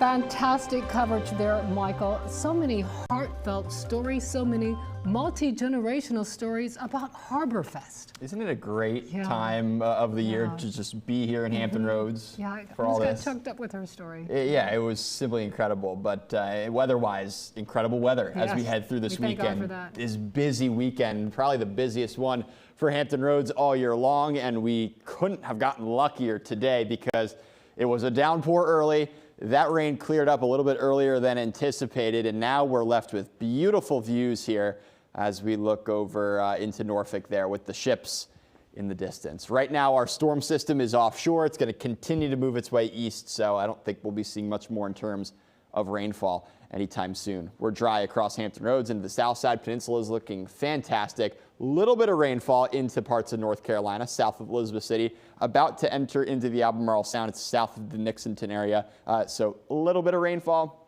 but again, not impacting too much of us out there at the moment. Temperatures right now into the 70s and lower 80s. We're at 82 in Wakefield, 83 in Suffolk, 83 in Ahoskie, 85 in Edenton. So we've been able to warm up today when the sunshine came back out. A little bit of a northerly breeze, though. I know it's still humid now, but I think over the next couple of hours, that humidity will slowly start to drop. By overnight tonight, we'll be looking much better heading into tomorrow. So that northerly breeze will eventually help. It's just going to take some time.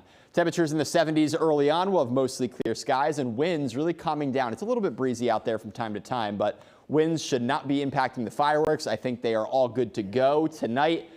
So we are looking good. If you don't have the opportunity tonight, you have another opportunity Saturday night, and luckily, beautiful weather all weekend long. Lower humidity on Saturday. I think this is the pick of the weekend. Sunday, we come in with higher dew points thanks to a southerly breeze. Highs of around 90, but still looking dry. Lots of sunshine out there for the first day of summer on Sunday and Father's Day on Sunday as well. So let's time out the rainfall. Really not going to be much left, really much left of that. That northerly breeze brings in that drier and more stable air. As we head throughout the day tomorrow, we are looking fantastic through the afternoon. Maybe just a few high clouds out there across the area. Temperatures mid to upper 80s. Heading into the evening hours, looking mostly clear. Saturday night into early Sunday, a few clouds and maybe even a stray shower working through very early Sunday morning, but most should stay dry. Going through the day on Sunday, we're looking really nice. Mostly sunny skies. Maybe with the humidity, we'll see a brief chance for a pop-up shower. It won't be for too many of us, very isolated in nature. Again, another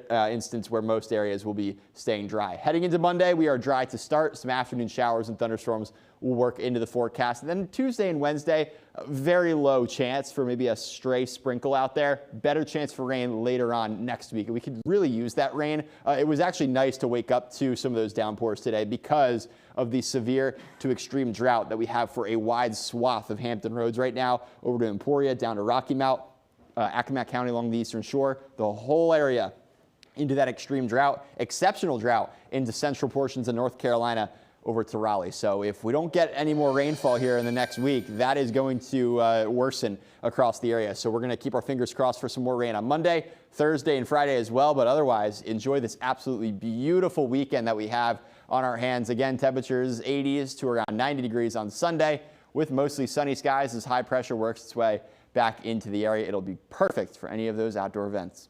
All right, thanks, Brian. Our coverage of America 250 continues next at 4.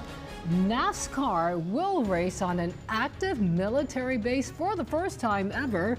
A preview of this weekend's races next.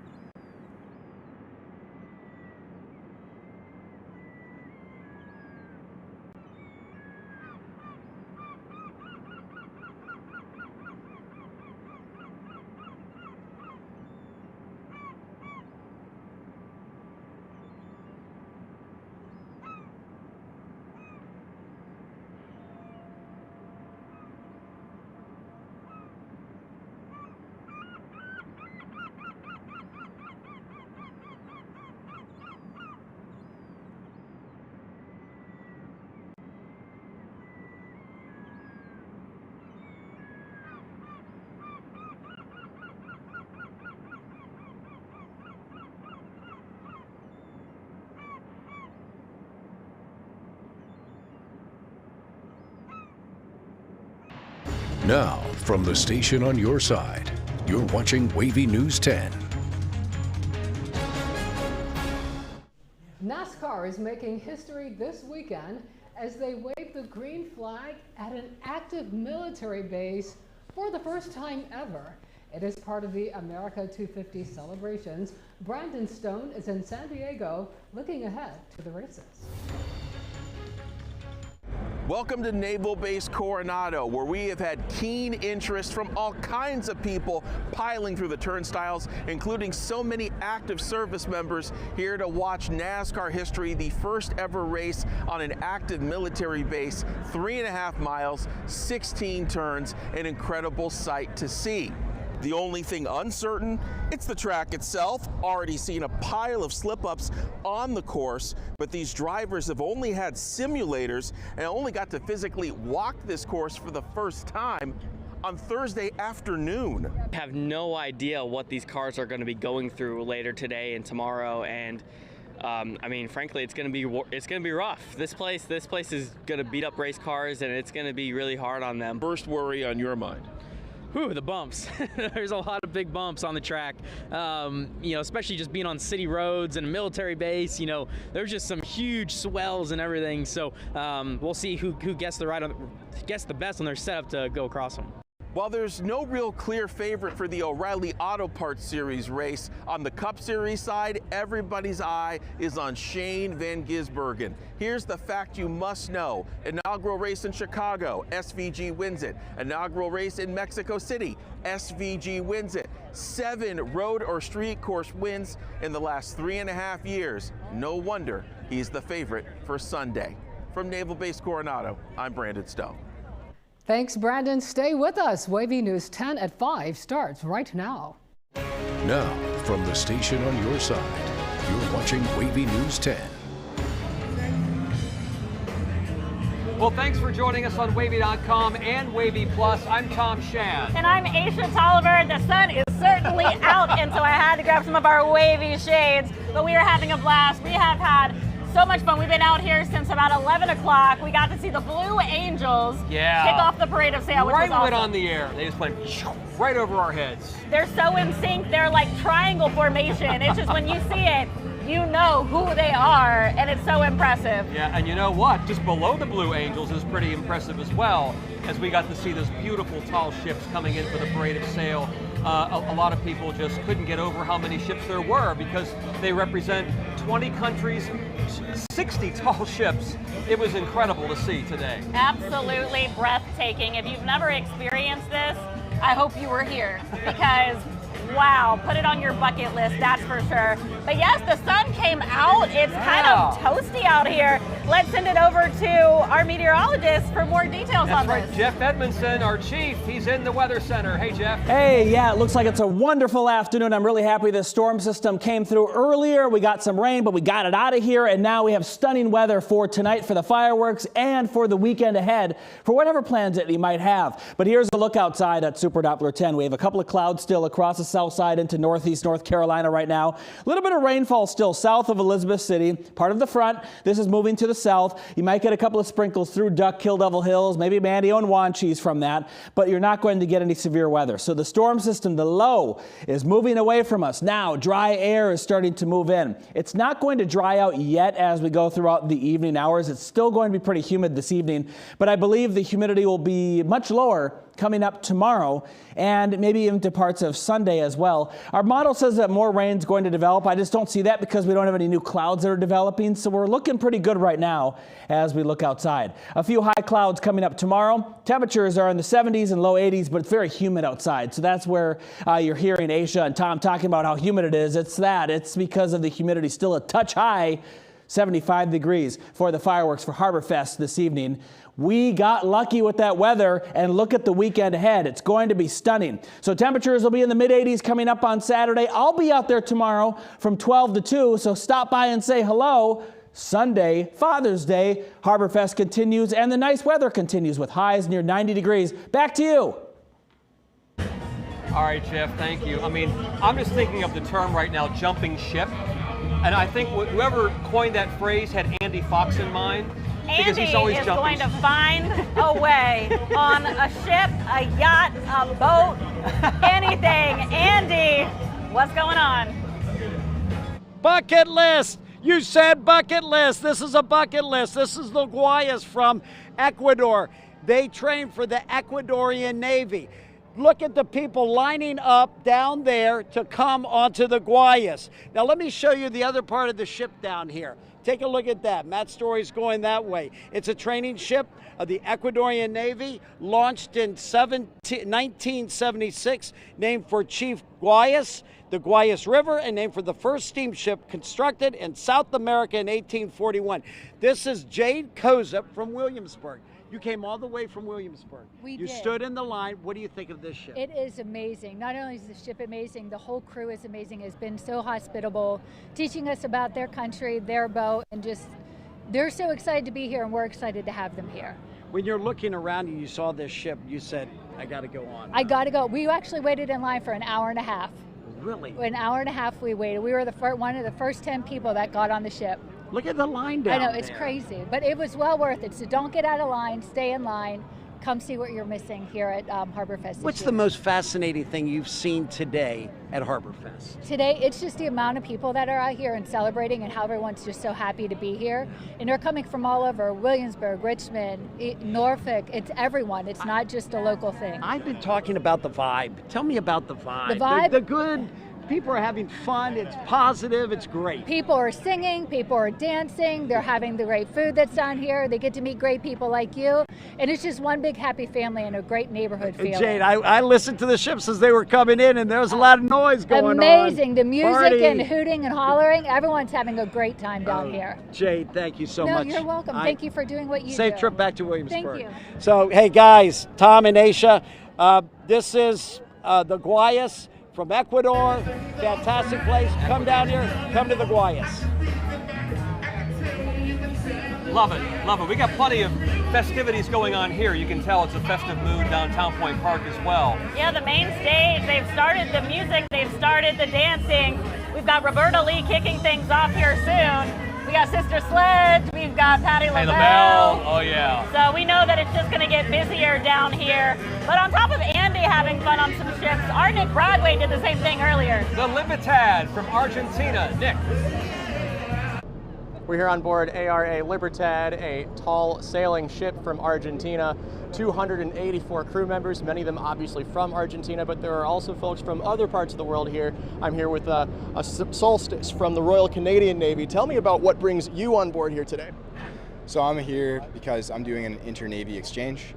I had the opportunity to fly down to Buenos Aires and sail with them on their 54th training voyage. I speak Spanish. That was one of the reasons that I was chosen to join for this sail. And yeah, it's been a pleasure to be here. I've been really enjoying my time. Nice. And tell me about why this ship brings on folks from other parts of the world to be a part of the crew, doing what the Libertad does. So I think the Libertad sends out invitations across the world to bring people to expose other cultures to the water marinas in commission that are aboard the ship. It's a training vessel. They're training the future naval officers that they have here, and I think they want them to have as great of a breadth of experience and exposure to as many people and as many languages and as many cultures as they can. I also kind of act as a translator from time to time, so that might be another one of the benefits to the invitations that get sent out around the world. Makes perfect sense. What's it been like to be on a sailing ship from the 1960s, still preserved, still going, probably still going to go for many years more? What's that experience been like for you? It's been an absolute privilege. I feel like I'm walking and standing and sailing on a piece of history. Like I am living on a modern museum that sails across the oceans and brings Argentina to the world. You know, that's quite the privilege.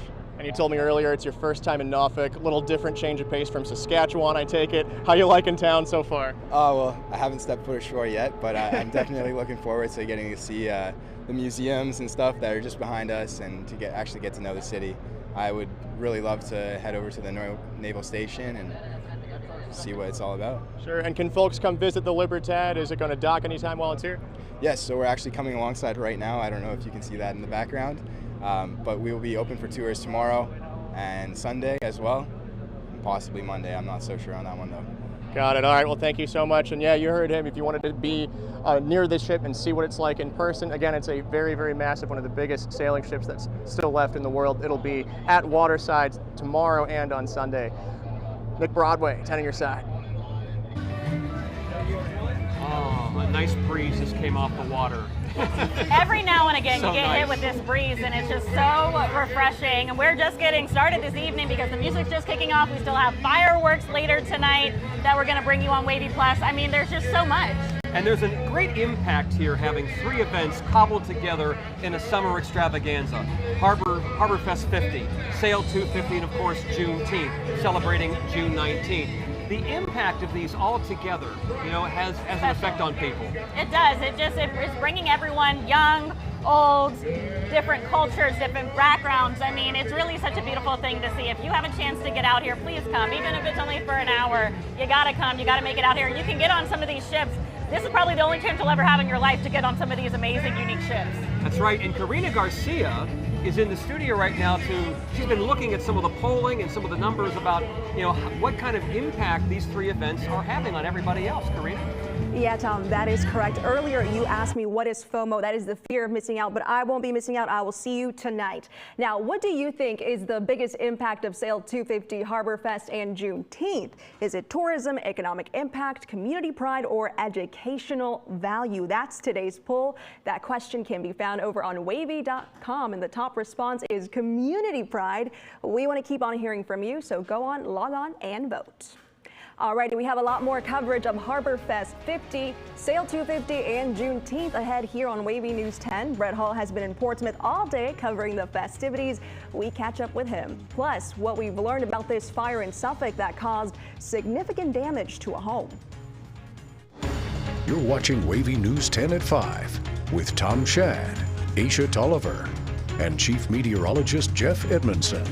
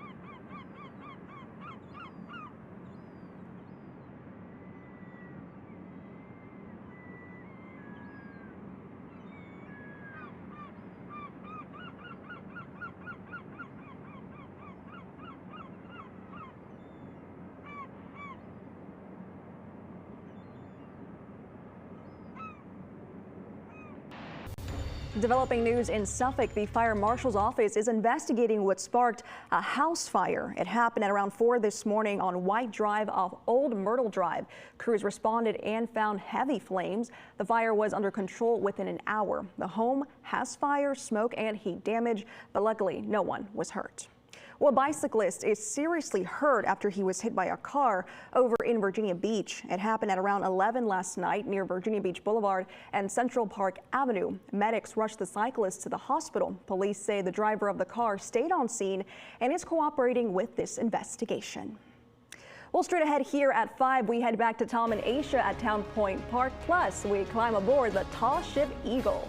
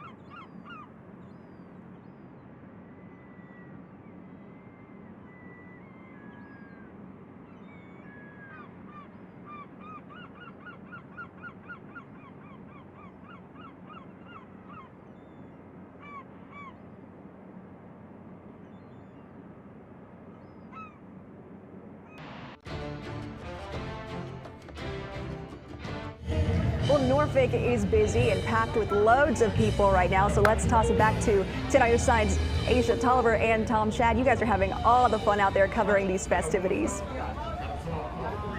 Yes, of course we are. He had a foot-long corn dog, let me tell you. Now, see, my wife is going to hear this. There's some amazing food out here. Oh, man, a corn dog, and you had some kind of Cajun shrimp rice With dish? gator. With alligator. With alligator. It was good. It was like something from Florida. Yeah, but it was amazing. Good. So, Karina, you got to get out here, girl, and get you some of these delicious treats as well. But one of my favorite humans in our newsroom, Patrick Driscoll, he just comes sailing on by earlier, and he's just like, wavy! Standing up on the mast of the Coast Guard cutter Eagle.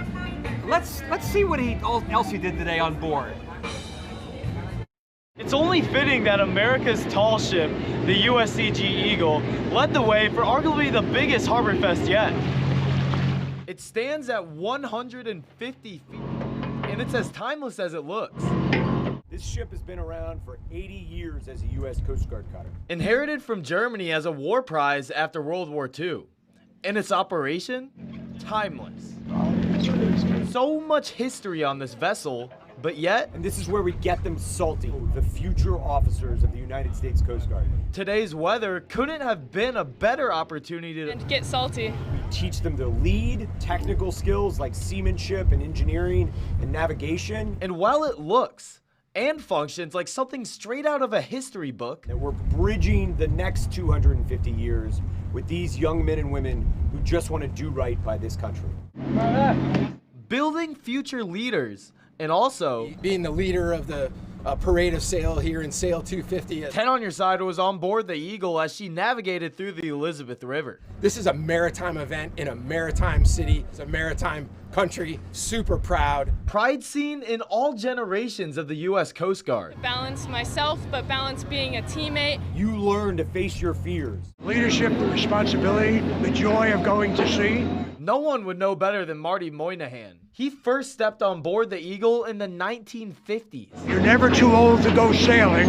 You get old when you stop sailing. But today's docking in Norfolk doesn't stop the Coast Guard story. We're celebrating the 250th with a copy of what started it all. Because no matter the task aboard the Coast Guard Cutter Eagle, but we also use it to tell our story, to tell the Coast Guard story and tell the story of America's maritime heritage.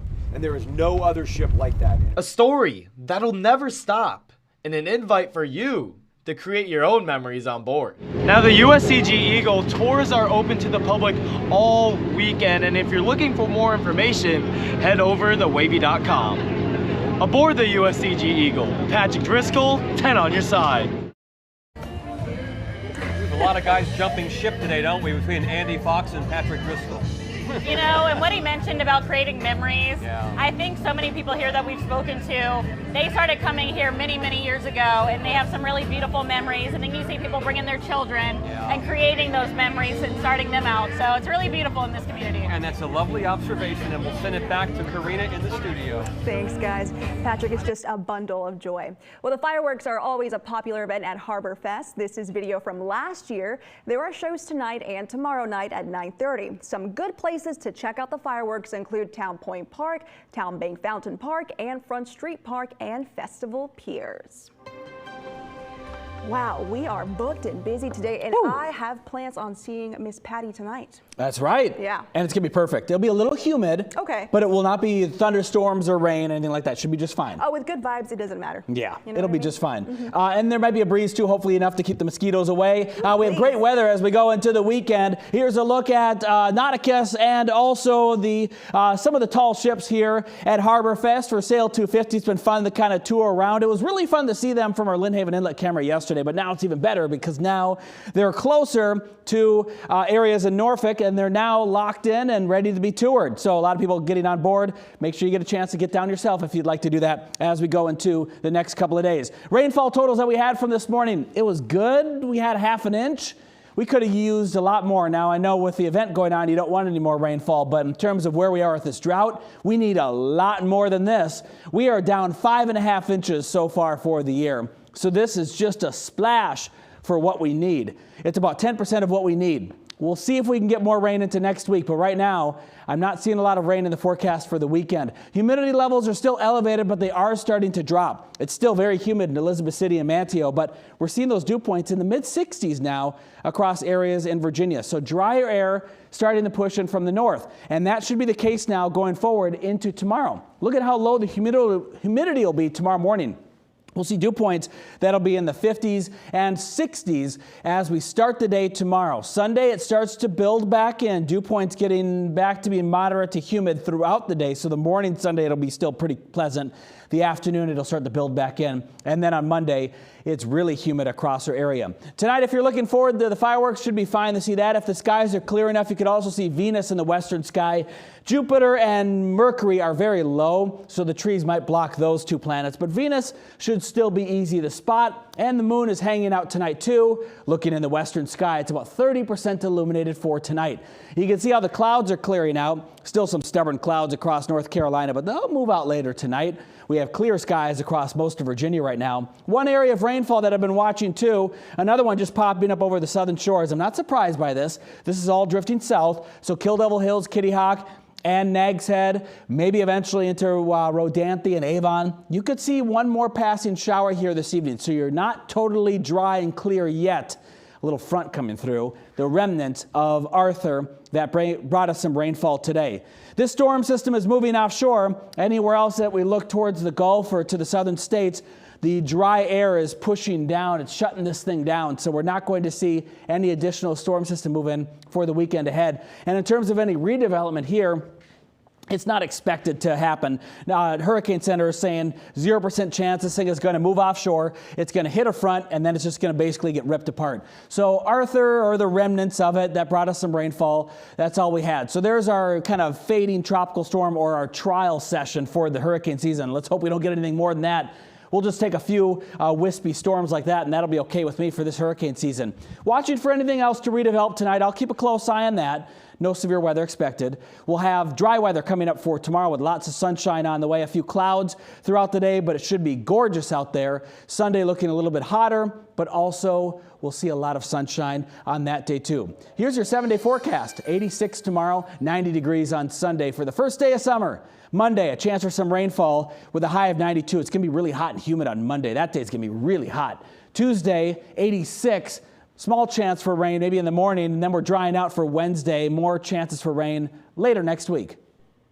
All righty, meteorologist Don Slater has been at Town Point Park all day. You've seen it, checking out the festivities. See what he's up to coming up at 5:30. Plus, Tom and Aisha will take over WAVY News 10 at 5 live from Town Point Park. We also hear from visitors checking out the Waterfront celebration.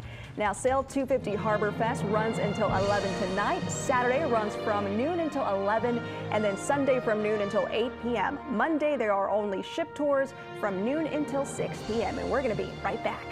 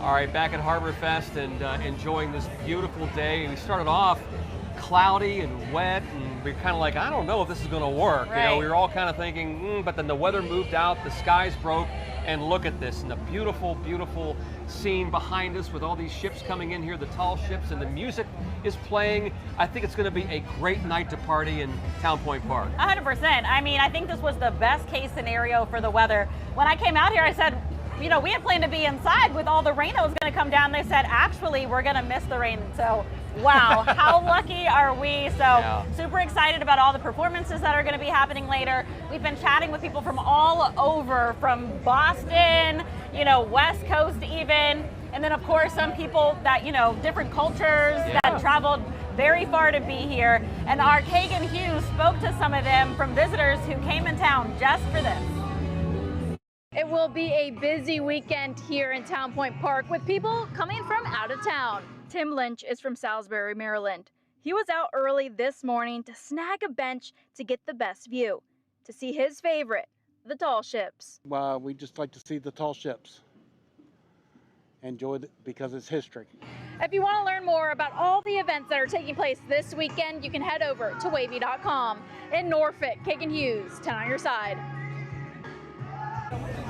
All right, we love to see visitors coming to Norfolk and Hampton Roads and enjoying what we have to offer and being, quite frankly, pleasantly surprised at the history and all the culture that we have right here in Hampton Roads. That's right, and we are so spoiled being here. I mean, the fact that we can wake up and drive 15 minutes and be here, and you live in Norfolk. Yes, yes. So, I used to live right downtown Norfolk, and amazing. then I lived just outside, but still, it is a wonderful place. Absolutely. Very We have blessed. had so much fun out here, and we have much more coverage for you coming up in the next half hour of news. That's right, so stay with us for WAVY News 10 at 5:30.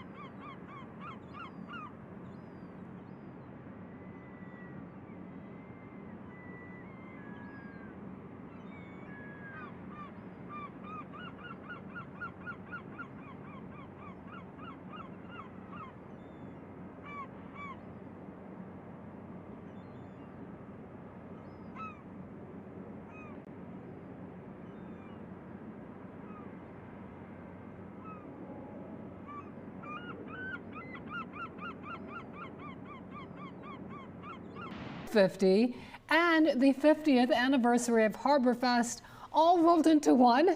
Good evening, I'm Regina Mobley. We're getting it all out there. And I'm Ashley Knight. 10 on your sides, Aisha Tolliver and Tom Shad are live right now in downtown Norfolk for the biggest celebration of the year. Hey guys, how's it?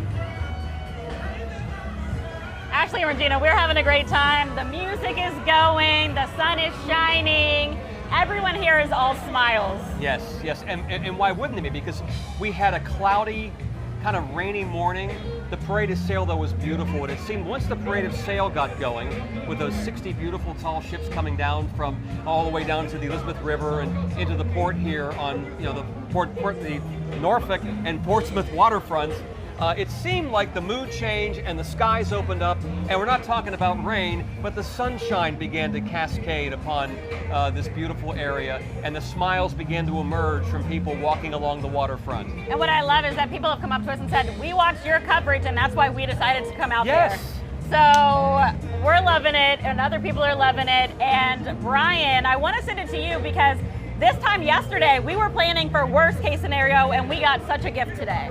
Yeah, this is probably the best case scenario that we've been gifted with for the day today. Most of the heavy rain falling well before people set their sights on the ships. So that's the good news. We're seeing sunshine too to end our day today. Dry air as well is going to be moving its way in. I know it's still a little bit humid out there right now. Give it a little bit of time and it'll start to drop in terms of that humidity. The worst of the weather is far offshore right now. We are looking really good as we look on radar here into the south side, Hampton Roads, peninsulas. We're looking fantastic. A little bit of activity into North Carolina. We do have some downpours towards the southern shores area, just north of Kill Devil Hills, south of Corolla. This will continue to move its way to the south and east. Watch out in Manio, maybe a little bit of rain headed your way. But other than that, things are pretty quiet. Temperatures are into the upper 70s to around 80 degrees. We're 83 in Suffolk. It's kind of your warm spot around the local area right now. Tonight, it stays mild early on. Temperatures in the 70s, maybe holding on to a little bit of humidity, but we'll have those clearing skies out there and light winds too. So the fireworks, which start at 9:30 for Harborfest, I think are good to go as we head into this evening. As we head into your Saturday night, there's another show for fireworks. If you missed tonight's, you've got another opportunity, but still seeing some sunshine Saturday and Sunday. I think Saturday is going to be the pick of the weekend, though, because of the lower humidity. By Sunday, a southerly breeze continues to pump in that humidity to the area, so it will be feeling a little bit more uncomfortable out there, but can't get better than this. Summertime in Hampton Roads officially begins on Sunday, and it looks like Harborfest is looking to be really good. Speaking of which, we're going to head back out to Don Slater with some of the festivities going on down there. Don, what's happening? Well, we walked to the other end of the park. We're way on down by Nauticus, and I've stopped out into here because I just wanted to show you just the breadth of the number of ships that are out here. We're looking up toward the rest of Town Point Park.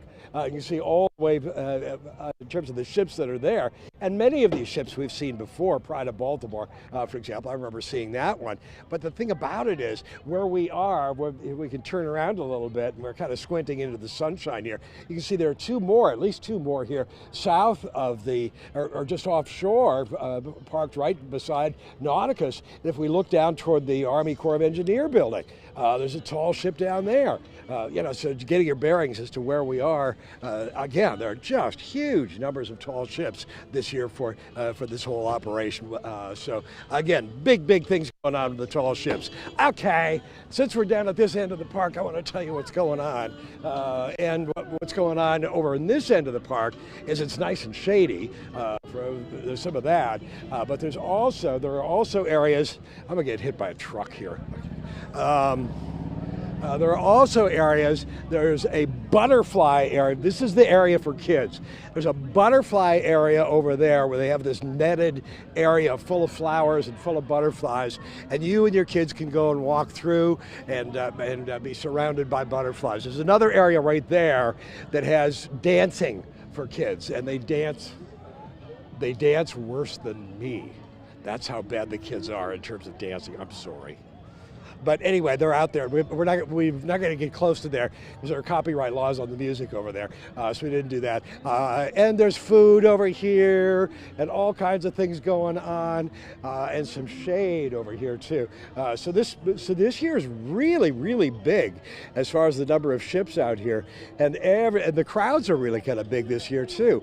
So it's not overwhelming in terms of crowds. We're going to come back and we'll have some more from the concert stage and show you what else is going on. That'll be in the next hour. Yeah, thank you, Don. It's kind of unusual this year that they delayed Harborfest to coincide with Juneteenth, and they figure, Sail250, let's put them all together and have 3 big events in one weekend and really get a diversity here.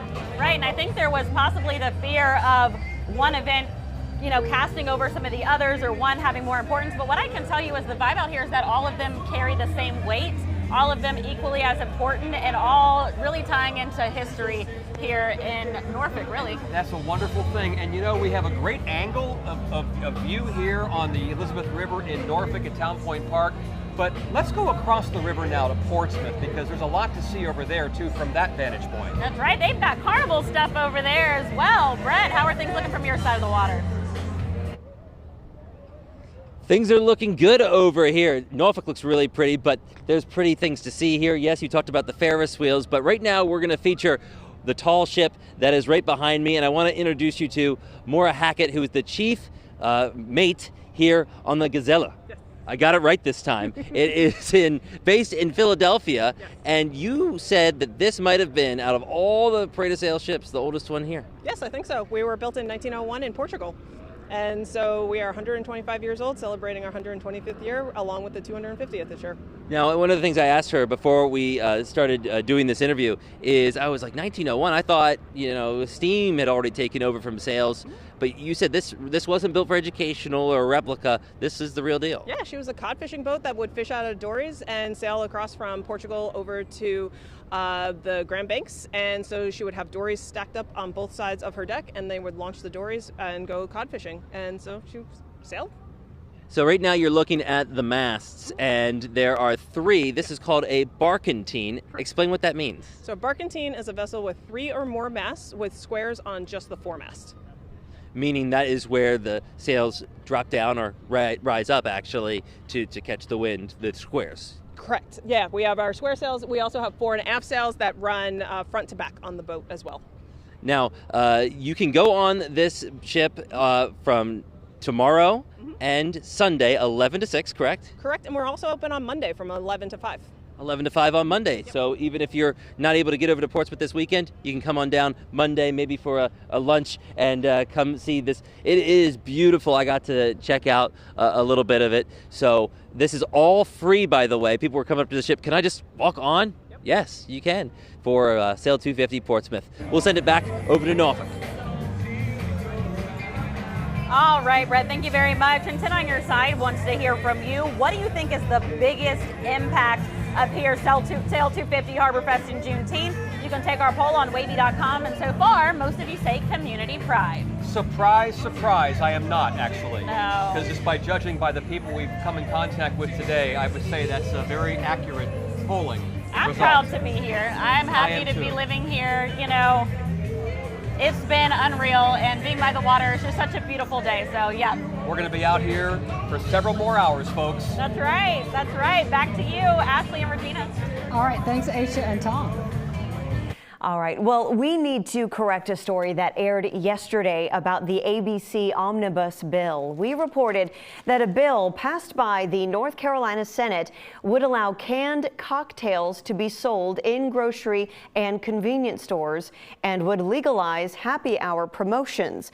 Those provisions are contained in a separate ABC Omnibus bill that remains under consideration right now in the House. The bill passed by the Senate on Thursday does not include those changes. The Senate-passed bill does allow bartenders to serve 2 drinks at a time and allows people to carry mixed beverages into social district businesses that do not sell drinks. It also authorizes a loan of up to $310 million for a new ABC warehouse to be repaid through ABC permit fees. We regret the error. All right, there is a party going on in North Carolina. Tomorrow is the 2026 Stanley Cup Championship Parade, celebrating the Carolina Hurricanes. A look ahead, due at 5:30.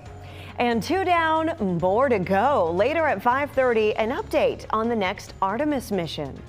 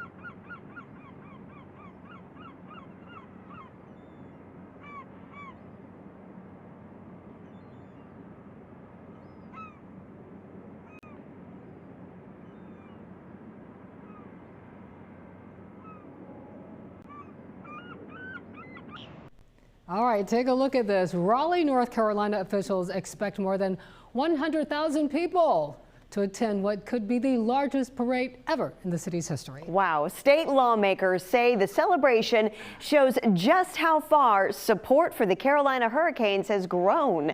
Governor Josh Stein declared Saturday the start of Stanley Cup summer in North Carolina. He's also expected to speak at tomorrow's rally. Lawmakers say the championship puts to rest the old notion that hockey can't thrive in the South. Carolina Hurricanes is a team that everybody can rally around and everyone can get excited about, no matter who they support in any other sport.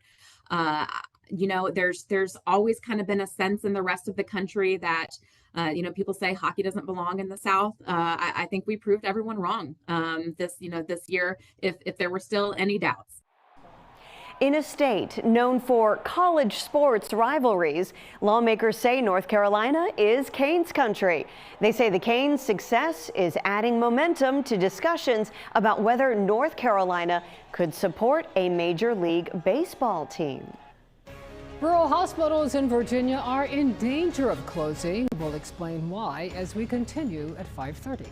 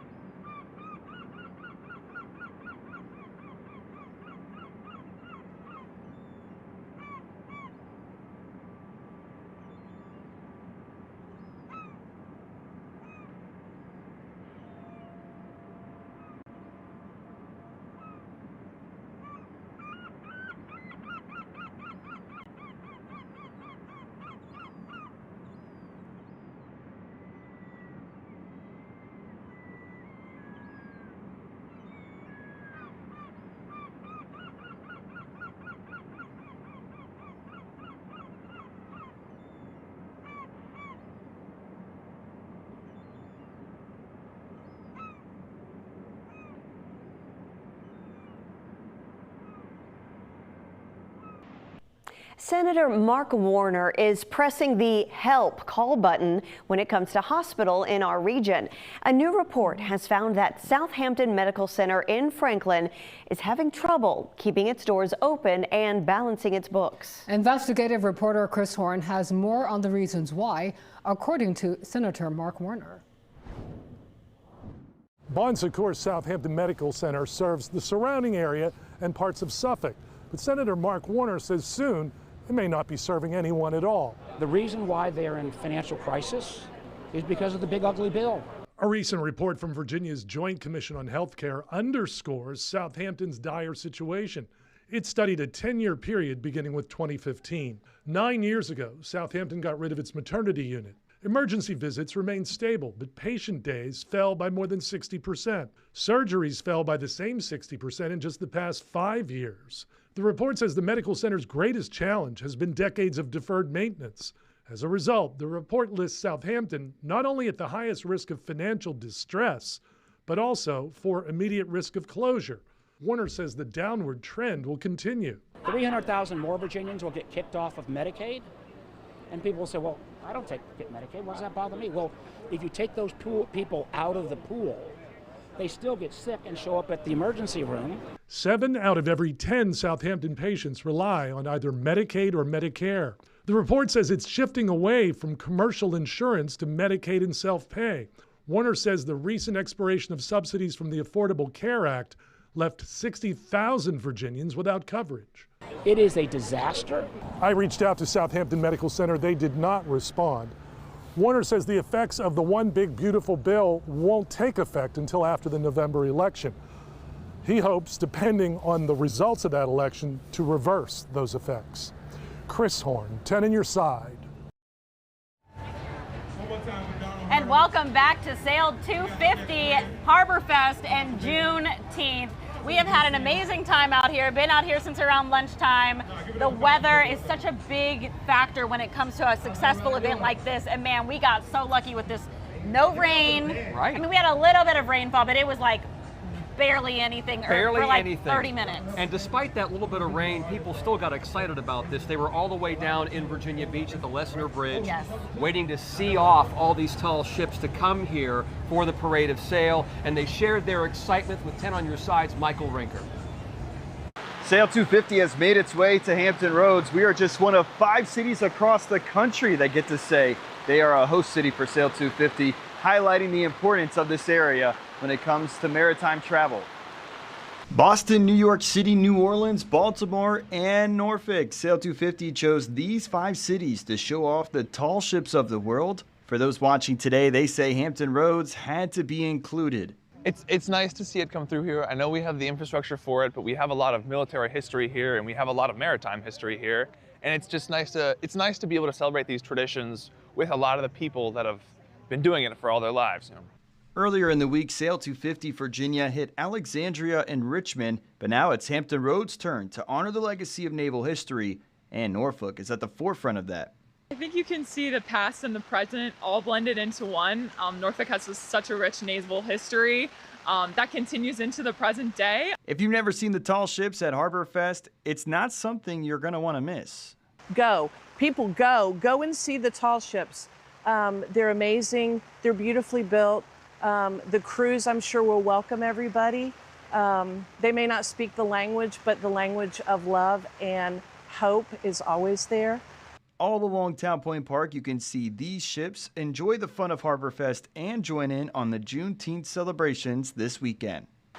You can follow the latest on all 3 of these events this weekend over on our website, WAVY.com. In Virginia Beach, Michael Rinker, 10 on your side.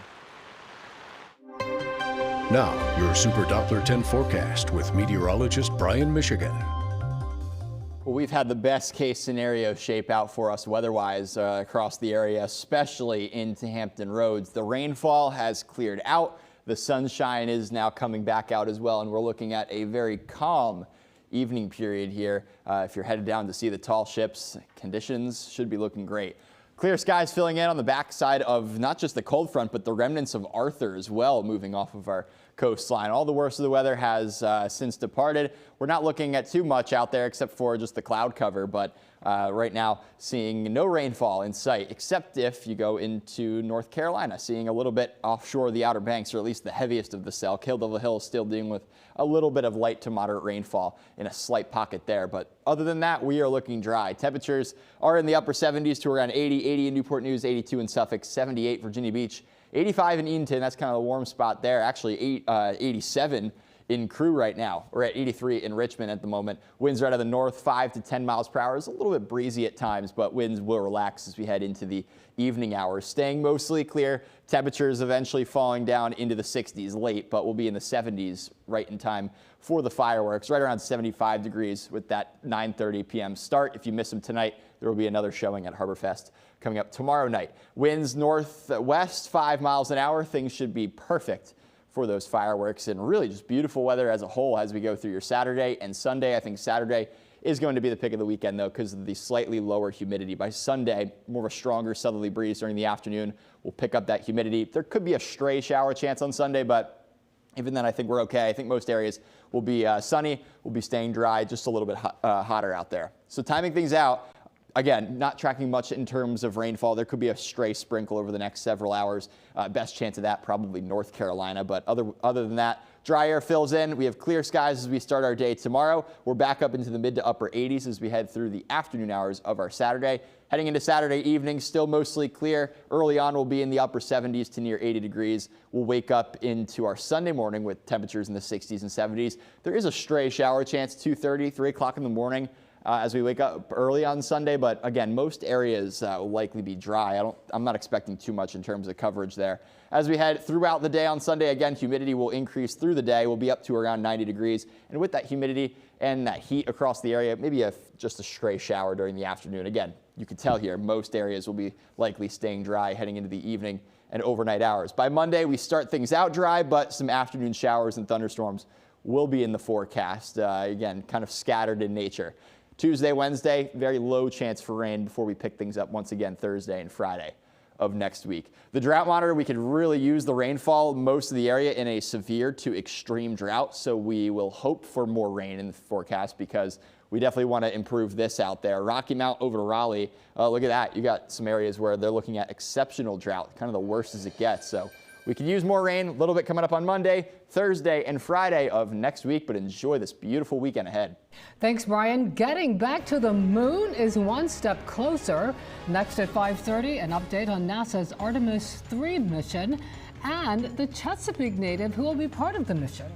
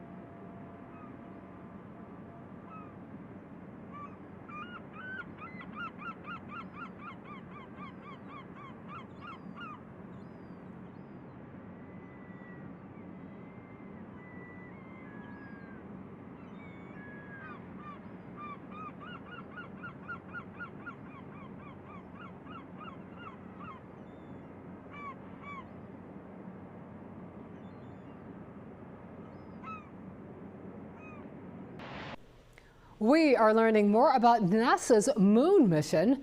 2 Artemis missions have successfully been completed, with the Artemis 3 mission now on deck. 10 on your side's Ethan Krause has a look at what it took to get here and what the future holds.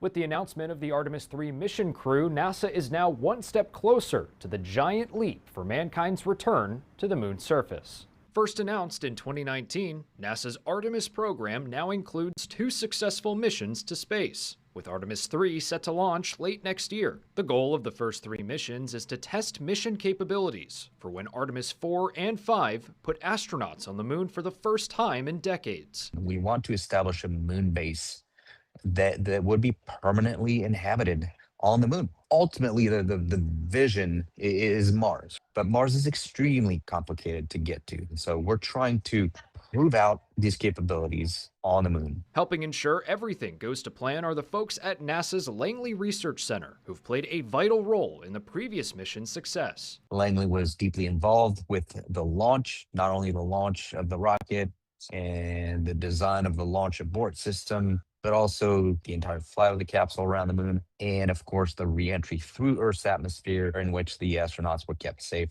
thanks to the heat shield, which Langley was a critical part of designing and instrumenting. In Earth's orbit, Artemis 3 will now test the docking capabilities of the Orion crew capsule, crewed in part by Chesapeake's own Andre Douglas, and the lunar landers designed by Blue Origin and SpaceX. Because ultimately we'll have to do all of that out near the moon. During Artemis 4 and 5, we are going to launch the Orion crew capsule to the moon, and SpaceX and Blue Origin are going to launch their landers to the moon, and then we're going to have to meet with them in lunar orbit. If successful, it will be a major milestone in the mission Langley Research Center has been a part of since the very beginning. Langley's been involved since day one, when the Orion crew capsule and the Space Launch System rocket were just drawings on the back of a napkin. It's just an incredible opportunity that we have here to be able to contribute to humanity returning to the moon and staying there for a long period of time. Ethan Krause, 10 on your side. Great story there. Well, two birds, one stone. For the first time, NASA plans to launch 2 student missions on 1 sounding rocket. It's all part of a hands-on higher education initiative, preparing students for aerospace careers by offering opportunities to send experiments into suborbital space. This first of its kind event is scheduled for next Wednesday, with the launch window opening at 5:30 a.m. You can see it for yourself. The Wallops Visitor Center will open its gates at 4:30 a.m. for spectators. Stay with us. WAVY News 10 at 6 starts right now. Now, from the station on your side, you're watching WAVY News 10.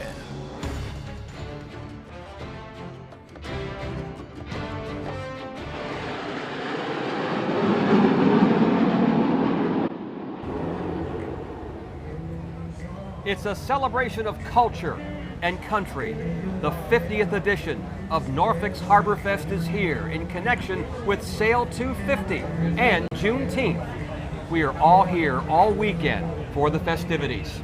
Hello, I'm Tom Shad. Thanks for joining us. And I'm Aisha Tolliver. Yep, that's right. It all kicked off with the parade of sail. Beautiful moment. We thought it was going to be raining, but the clouds just kind of glistened on these tall ships. Absolutely beautiful. And the Blue Angels flyover, which you just saw, some incredible ships made their way down the Elizabeth River and here to Town Point Park, where they'll be docked all weekend for you to see.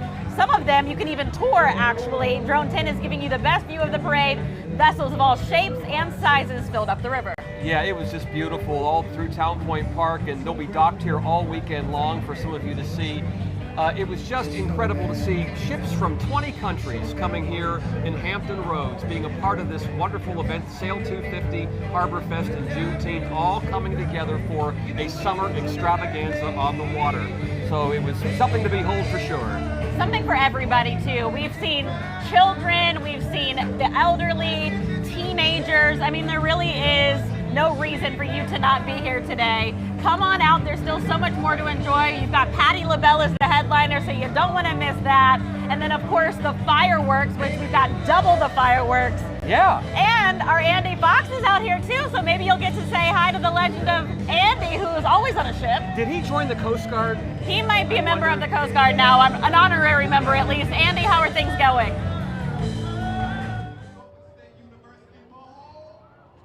Hey guys, we are here on the Godspeed recreation of one of the 3 ships that brought the first permanent English settlers in North America to Jamestown in May 1607, part of the Jamestown settlement. This is historic interpreter Jared Sapp. And Jared, when people come out here, what do they ask you? Yeah, so a lot of them are kind of like 3 basic questions that they ask me are, 1, how many people were on board this ship? So with this ship with Godspeed, we think it was 52 men total. It's about 39 settlers, 39 colonists, and then around 13. They also ask, what were they eating on board? So a lot of different preserved foods, so salted meat, a lot of rice, oats, barley, pickle and dried fruits and vegetables as well. Also, the most common question we get is, where were they going to the bathroom as well? After that, probably chamber pots for the colonists down below. Then probably the beakhead, so the very bow of the ship for the sailors on board the ship as well. Well, Jared Sapp, it's a fascinating ship. And how long have you been involved here? So for historical interpretation, about 7 years. Now for the sailing program, closer to 5 years. And when you travel down here, you sleep on here, is that correct? We do, yes. So it's all set up down below. We're in sailing mode right now, so we have 12 bunks in what would be the cargo hold of the ship. We also have some bunks where the officers' bunks would have been as well. Well, listen, thank you so much. A lot of stuff going on here, guys. Got music, we got horns, we got historic interpreter. Fantastic. Way to go. Guys, that's the latest from down here. Tom and Aisha, back to you. Andy taking us back to 1607. There's so much history to learn here, so many different things to partake in, and really people from all over, businesses here in Norfolk, but this is really also a global celebration. Yeah, it most certainly is. Many of the tall ships that you will see here, they come from a different country, and it includes an Argentinian ship, ARA Libertad. Nick Broadway spent the whole day on that ship. Nick? It's been a great afternoon on board the ARA Libertad, an Argentine ship from the 1960s. That's when it was launched. It is still going. A tall sailing ship used as a vessel for training for the Argentine Navy. You got to be at the top of your game to be on board here, to be a part of the 280-plus crew that basically lives here when it goes on these big voyages around the world. It is an embassy for Argentina.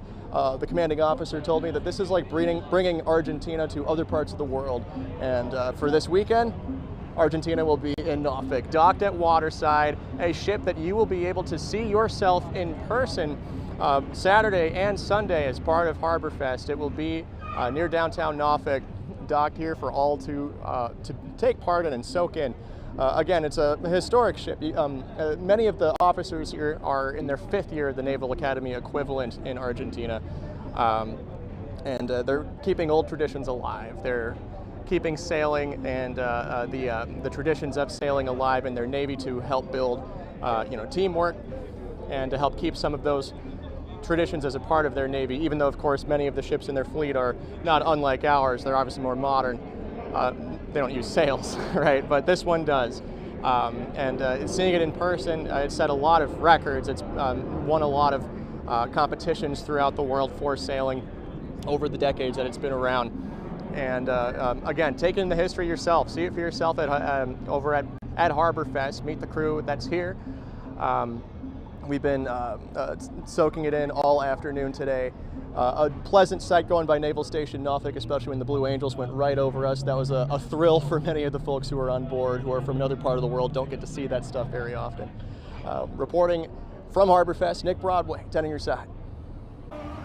And we don't get to see that very often either, the Blue Angels flying over, so it's always a treat for sure. Oh yeah, absolutely a breathtaking moment there, but stay with us, we have so much more to come yet. Our Markeisha Jackson just got here. She's going to bring a lot of action that's going on tonight. Oh, she has lots of energy, that's for sure. Right now, we're going to send it back to the studio where Karina Garcia is standing by, and Karina, you can tell we're all having a wonderful time out here. Yeah, Tom and Aisha, and we are holding it down back here at the studio. Well, after some rain this morning, things have stayed dry for the first day of Harborfest festivities, and the weather should be good for the rest of the weekend. Fingers crossed. We're checking in with Chief Meteorologist Jeff Edmondson. Yeah, perfect weather for the weekend ahead. Lower humidity tomorrow. It's staying a bit humid across our area tonight, but we'll see that humidity really drop down as we go into tomorrow. So your Saturday is the gem for the weekend, as we'll have the lowest humidity and sunny skies on the way. Humidity returns a little bit more coming up on Sunday. High temperatures get a little bit hotter too. But both days, though, for the weekend, whatever your plans are, because it is Father's Day weekend too, should be excellent across our area. A couple of showers that I'm still watching across northeast North Carolina, the Outer Banks right now. Everywhere else we're looking dry. One little batch of light rain close to Whalebone right now in Nags Head. We had a couple of showers and sprinkles come through Kill Devil Hills not too long ago.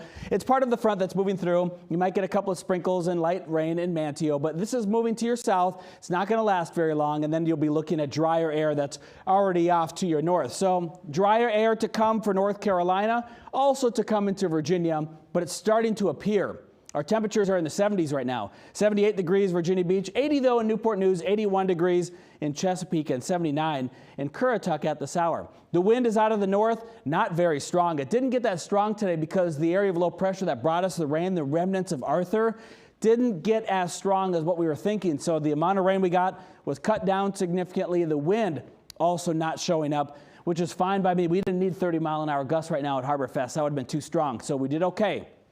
75 degrees for the temperature this evening if you're going to go see the fireworks. It'll still be humid out there. A couple of clouds are still developing across areas to our north and west near Richmond right now, so those might drift through later tonight.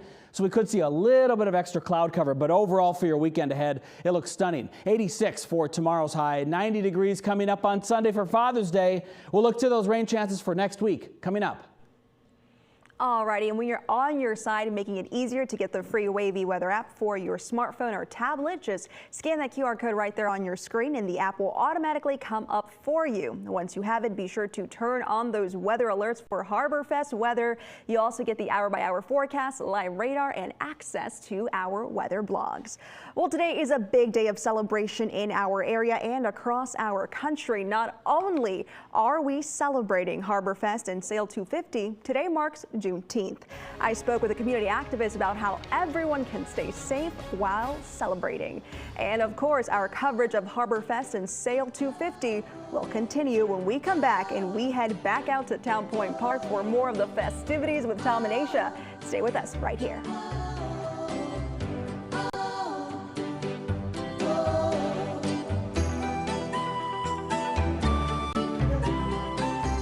That's exactly what I told him.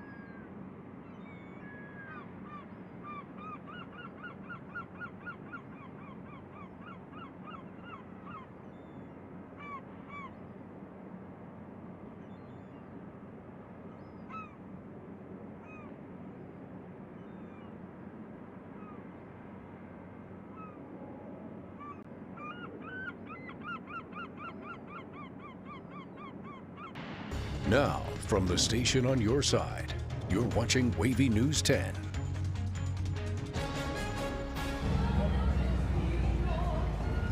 Well, the night is young here at Harborfest, Sail250 and Juneteenth. That's right, and we have Markeisha Jackson who just got here, and she can tell us what else is going on tonight. Markeisha?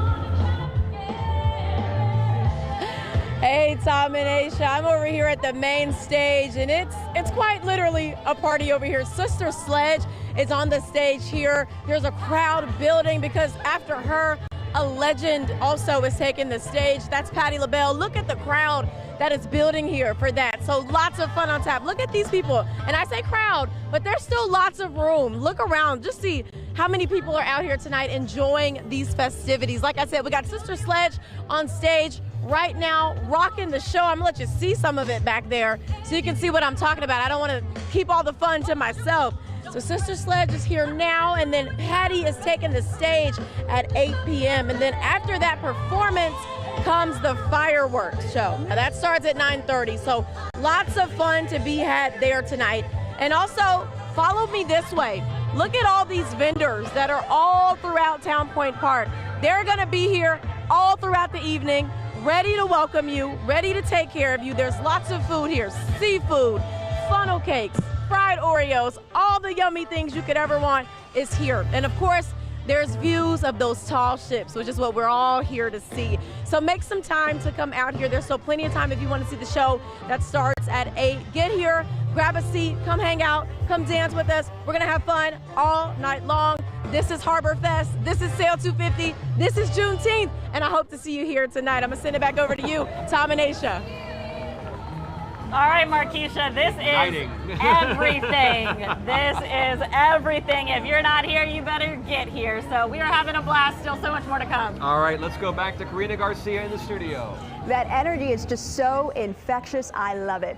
Well, coming up, today marks Juneteenth. Hear how one community activist is calling for peaceful celebrations all across the 757. Plus, we tell you where some of those parties are taking place.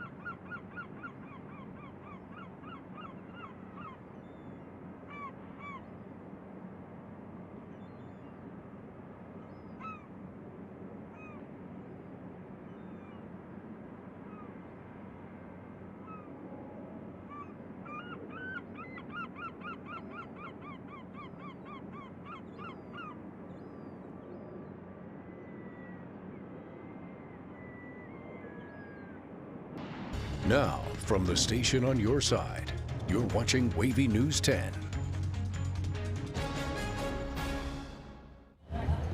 Thank you so much for staying with us as we continue to cover Harborfest, Sail250, and Juneteenth. This is a celebration, but also it's a moment to really pause and reflect on U.S. history. It's been 161 years since slavery ended in the United States. 1865, the last slaves found out they were free 2 years after the Emancipation Proclamation was actually signed. That's right, so that is an integral part of our history. It's been called America's second Independence Day, and for very, very good reason. We're going to go to Karina Garcia now, who tells us more about how Juneteenth this year is connecting with Sail250 and Harborfest. Yeah, that's right. It's very clear that Hampton Roads is the place to be this weekend. We have several celebrations kicking off across the region, and one of the biggest, of course, is Juneteenth. Juneteenth Norfolk returns to Town Point Park with 2 days of live music and fireworks. But this year's federal holiday also lines up with Harborfest, Sail250, and Father's Day weekend, meaning thousands of people are expected to be out and about.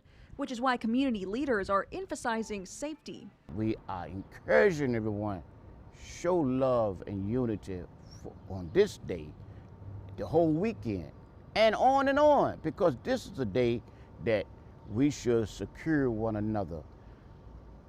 Please, no violence. Think about tomorrow. Think about the next week, the next month.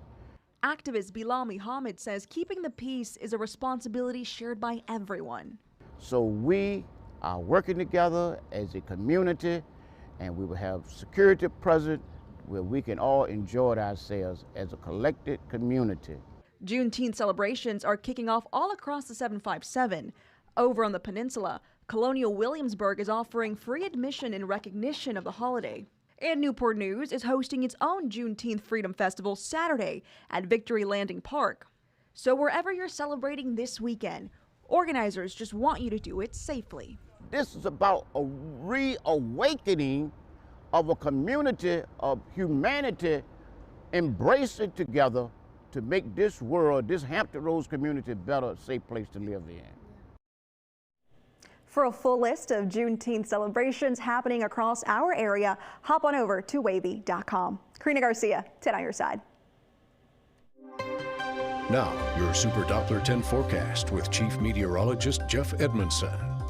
Well, we started the day with clouds and rainfall across our area. Rainfall totals about a ½ inch. We could have used a little bit more, but I think with all the events going on for today and this weekend, I'm sure a lot of you were happy we didn't get a lot more rainfall. But here's a look at the rain this morning from the James River Bridge.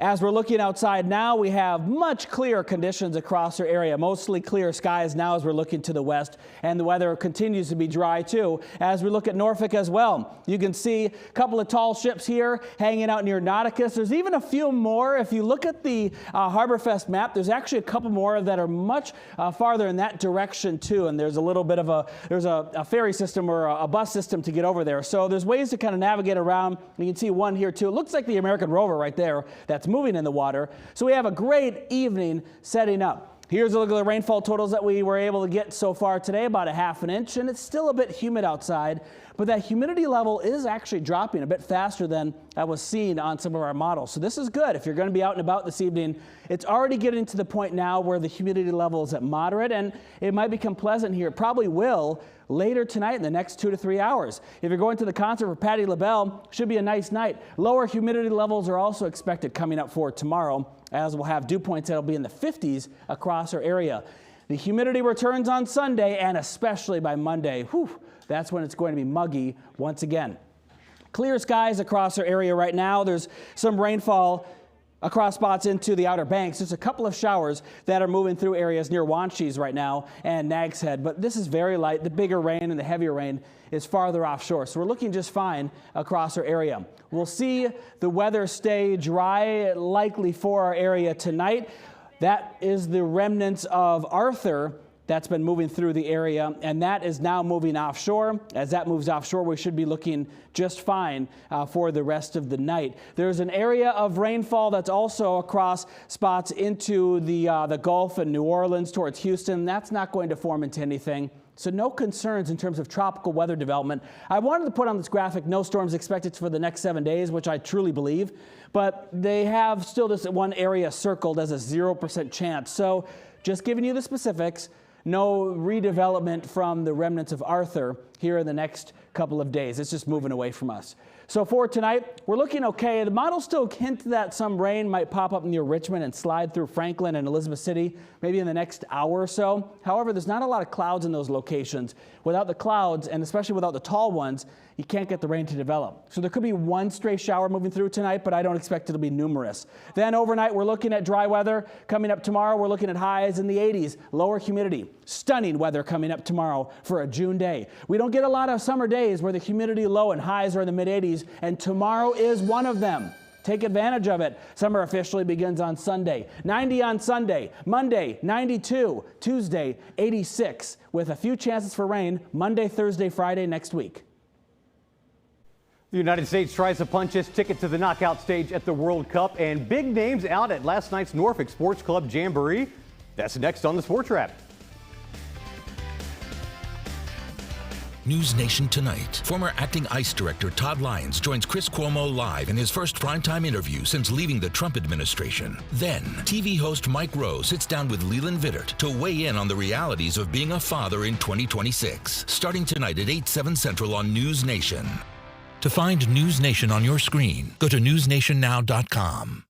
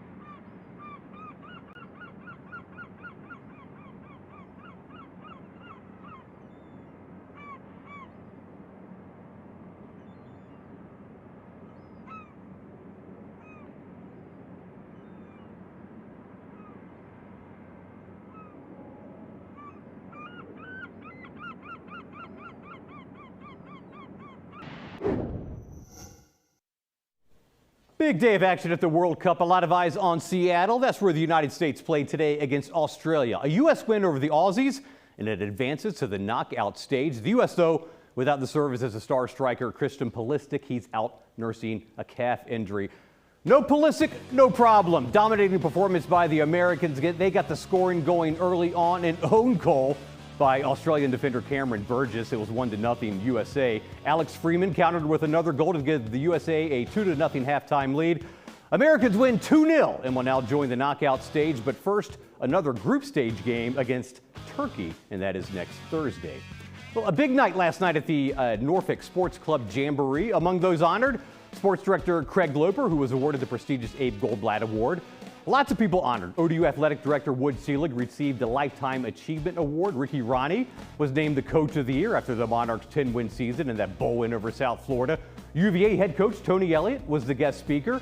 We caught up with Coach Ronnie and Coach Elliott before the event, and here they are.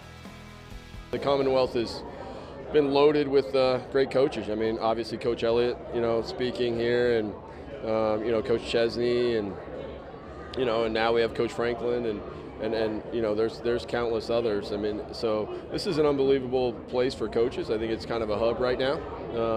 So obviously it's an honor. I think for me it's just more of a recognition for some good things we're doing at Old Dominion.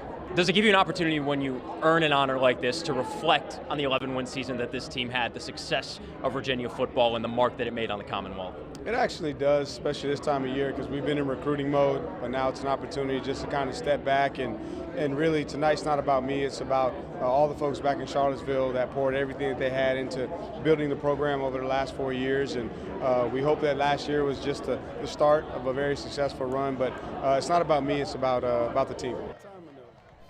I will add that Tony Elliott gave a very, very awesome speech last night. Outgoing Sports Club President Marty Miller was also honored with the surprise award. Next year, they celebrate year 80. Well, NASCAR makes its first ever trip to San Diego this weekend for the running of the inaugural streetcar race at Naval Base Coronado, a makeshift track that features, get this, 16 turns and it stretches 3.4 miles, making it the longest race on the circuit. Now, NASCAR has made a point of tinkering with its schedule the past few years, but unlike the road race in Chicago, rain not expected to be any kind of issue in Southern California. The signature section is in turn 5. They call it the carrier corner, as drivers drive by 2 docked aircraft carriers. We'll see how the drivers do tonight, and the Truck Series race, the O'Reilly race is tomorrow, and the Cup race is Sunday.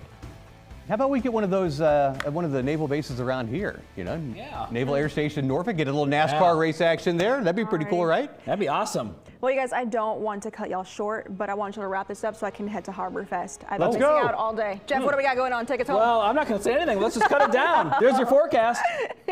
Alrighty, that's a wrap. Our next newscast is at 6:30 over on Fox 43.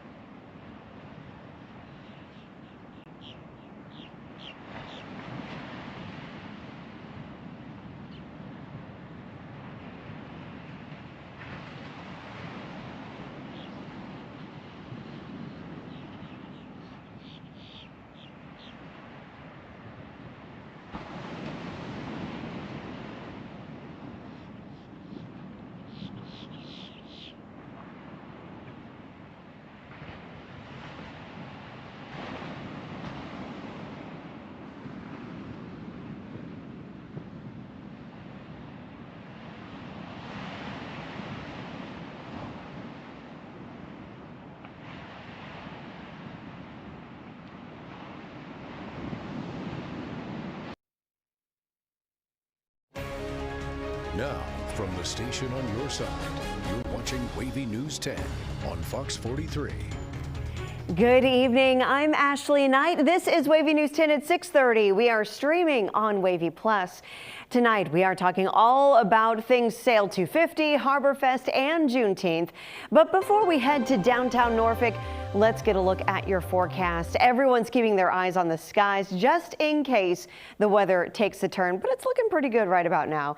Meteorologist Brian Michigan is here with the latest. Hey, Brian. I think we're going to be just fine as we head into the evening and overnight hours. We're not expecting much in terms of rainfall anymore. The worst of the weather has passed. There is fireworks tonight for Harborfest, but I think we're looking good. Should have the green light for those, as again, the worst of the weather is out of here. Clear skies out there at the moment, just a few clouds in some of our cameras. Oregon Inlet looking a little darker here. There is a shower right nearby. You can kind of see that little blip on the radar here, but that's literally the only bit of moisture that we're tracking right now.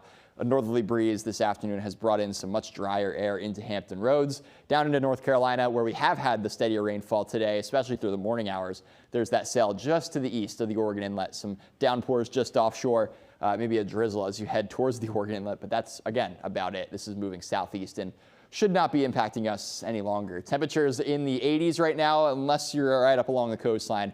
We're in those upper 70s out there for Virginia Beach, Currituck, Kill Devil Hills coming in 74 degrees. Winds are light out of the north. They will continue to kind of calm down. It was a little bit breezy at times this afternoon, but I think for the fireworks, we are looking great. Very pleasant. The humidity is dropping really quickly. It was just outside.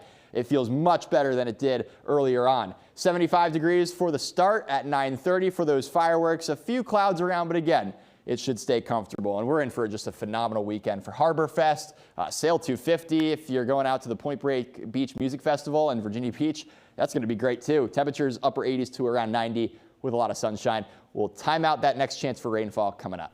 All right, thanks, Brian. Now let's head to downtown Norfolk, where 10 on your side's Aisha Tolliver and Tom Shad are holding down the fort. You guys, I know you've been down there all day. I can only imagine the vibes and the energy going on down there.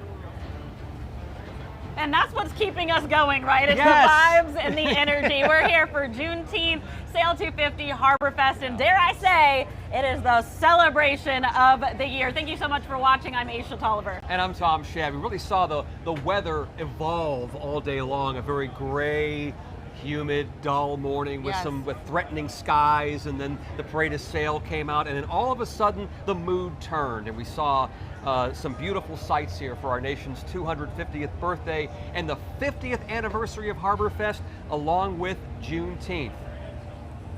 That's right, but first take a trip high in the sky and let's get a view from Drone 10 earlier today. Organizers with Festivities tell 10 on your side they expect more than 100,000 people to attend here between now and Sunday. Parking and traveling will get tricky though, but don't worry, we've got your back. We'll talk about the best way to get here in just a few minutes. That's right.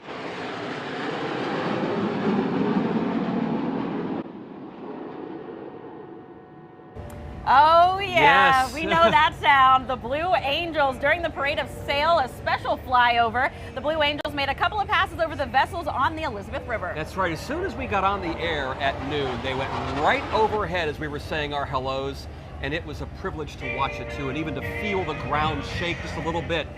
And the Parade of Sail, well, that was a little bit more gentle as we saw these big, beautiful, tall ships, 60 in all, going down the Elizabeth River from 20 countries.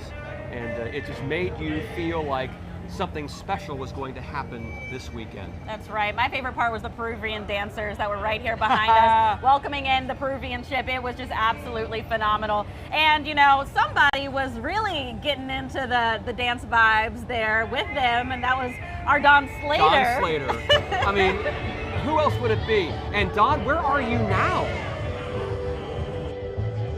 We're just a little bit closer. Well, it's Sister Sledge featuring Sledgerenda or something like that. Anyway, they're great. Really good old school R&B, kind of a funk to it as well. So really good show going on. A great show, actually. We've still got lots of ships around here too. And there's the Godspeed. We're familiar with that. There's the Suffolk County Sheriff. Wave, guys! Wave! Wave! You're on TV? Yeah, there you go. Surrey County Sheriff, they boated all the way in for this. And there's another one, and I have no idea. I can't speak Dutch or read Dutch, but sailing with Oosterschelde. So no experience necessary. No sailing experience necessary. Anyways, I can't speak Dutch.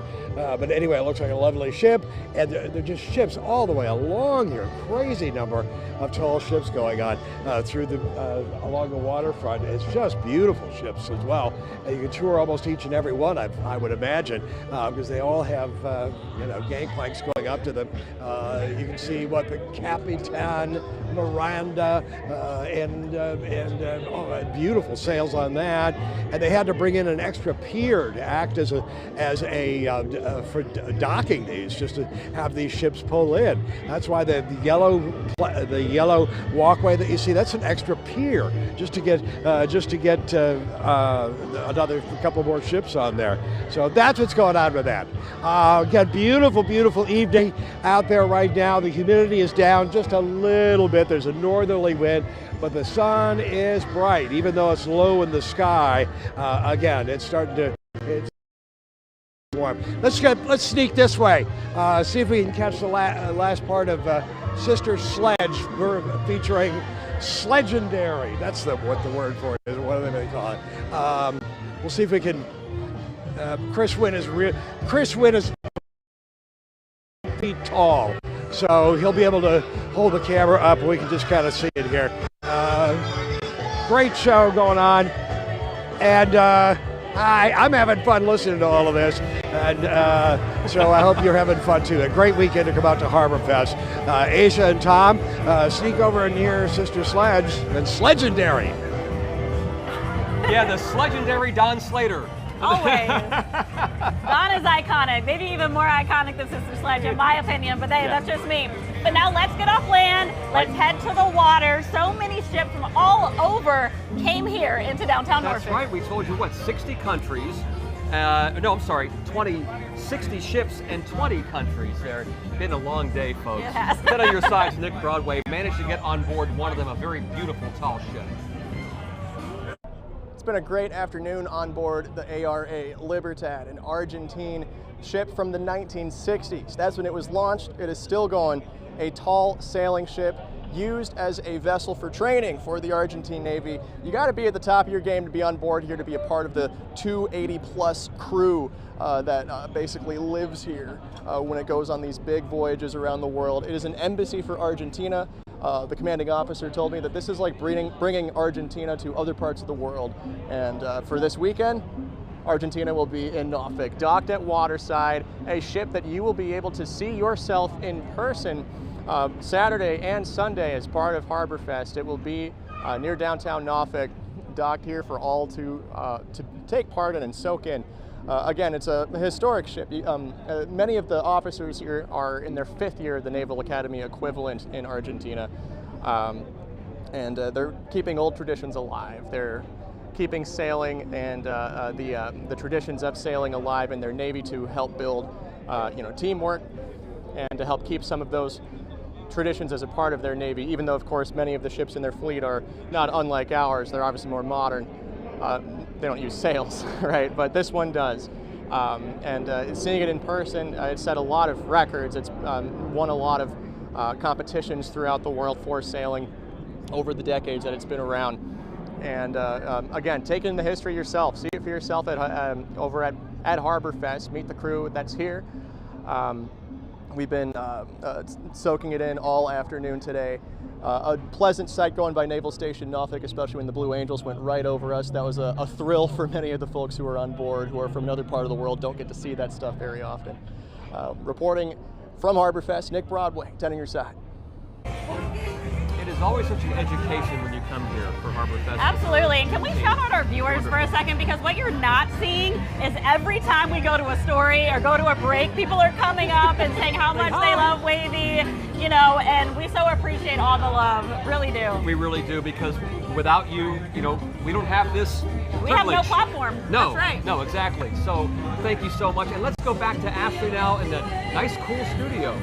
It might be nice and cool in here, but you guys are definitely having all the fun. All right, thanks, guys.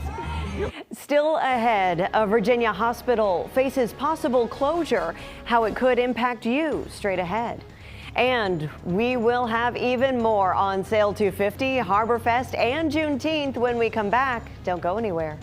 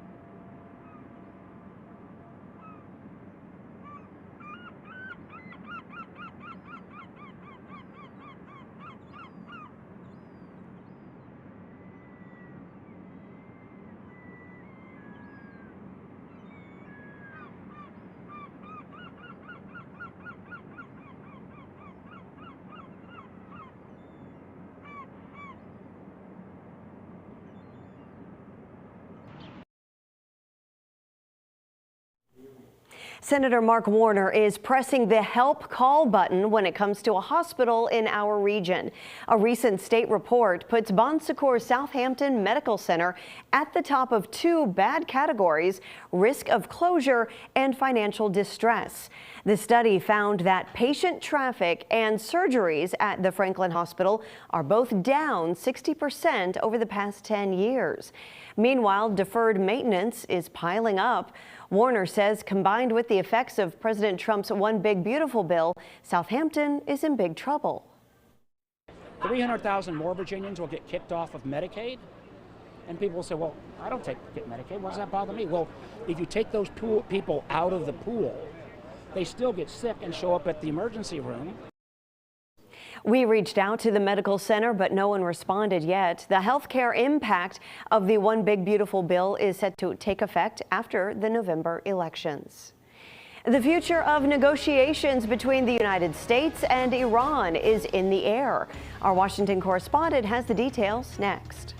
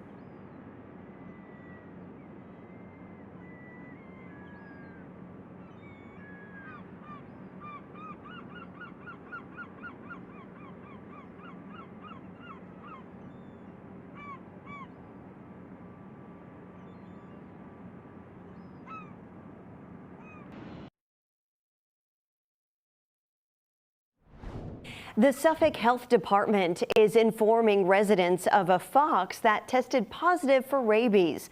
The fox was captured on Beechwood Drive near Suffolk Animal Control. Due to the animal's condition, it was humanely euthanized and tested for rabies. Rabies is a fatal disease that can also affect humans. The most common way to contract rabies is through an infected animal's bite or scratch. There is no cure for the disease, but it can be prevented through early vaccination. If your pet has been in contact with an animal that may be infected, call Animal Control and the Health Department. Immediate medical action is critical when dealing with rabies. And remember, don't go near any wild animals, and make sure your pet is up to date on their rabies vaccines. Also tonight, one person has been hospitalized after a crash involving a car and a motorcycle. It happened on Hampton Boulevard around 4:20 this afternoon. The motorcyclist is reported to have life-threatening injuries. Details are limited at this time, but we'll keep you updated as we learn more information. Well, talks between the U.S. and Iran are in the air days after the two sides initially agreed to the end of the war. Continued fighting in Lebanon continues to be the sticking point. News Nation Washington correspondent Maddie Beartemple has more on why these talks have been postponed. Fighting between Israel and Hezbollah in Lebanon has kept both the U.S. and Iran from the negotiating table. Though there now seems to be a ceasefire in place, it's unclear when those talks will resume. Israel and the Iran-backed Hezbollah agreed to a new ceasefire Friday. Their overnight fighting killed 47 people in Lebanon and 4 Israeli soldiers and paused negotiations between the U.S. and Iran. Late Thursday, Iran said it wasn't sending negotiators to Switzerland for talks, citing Israel's military campaign in Lebanon. The White House then said Vice President J.D. Vance's trip would be postponed, citing logistical difficulties.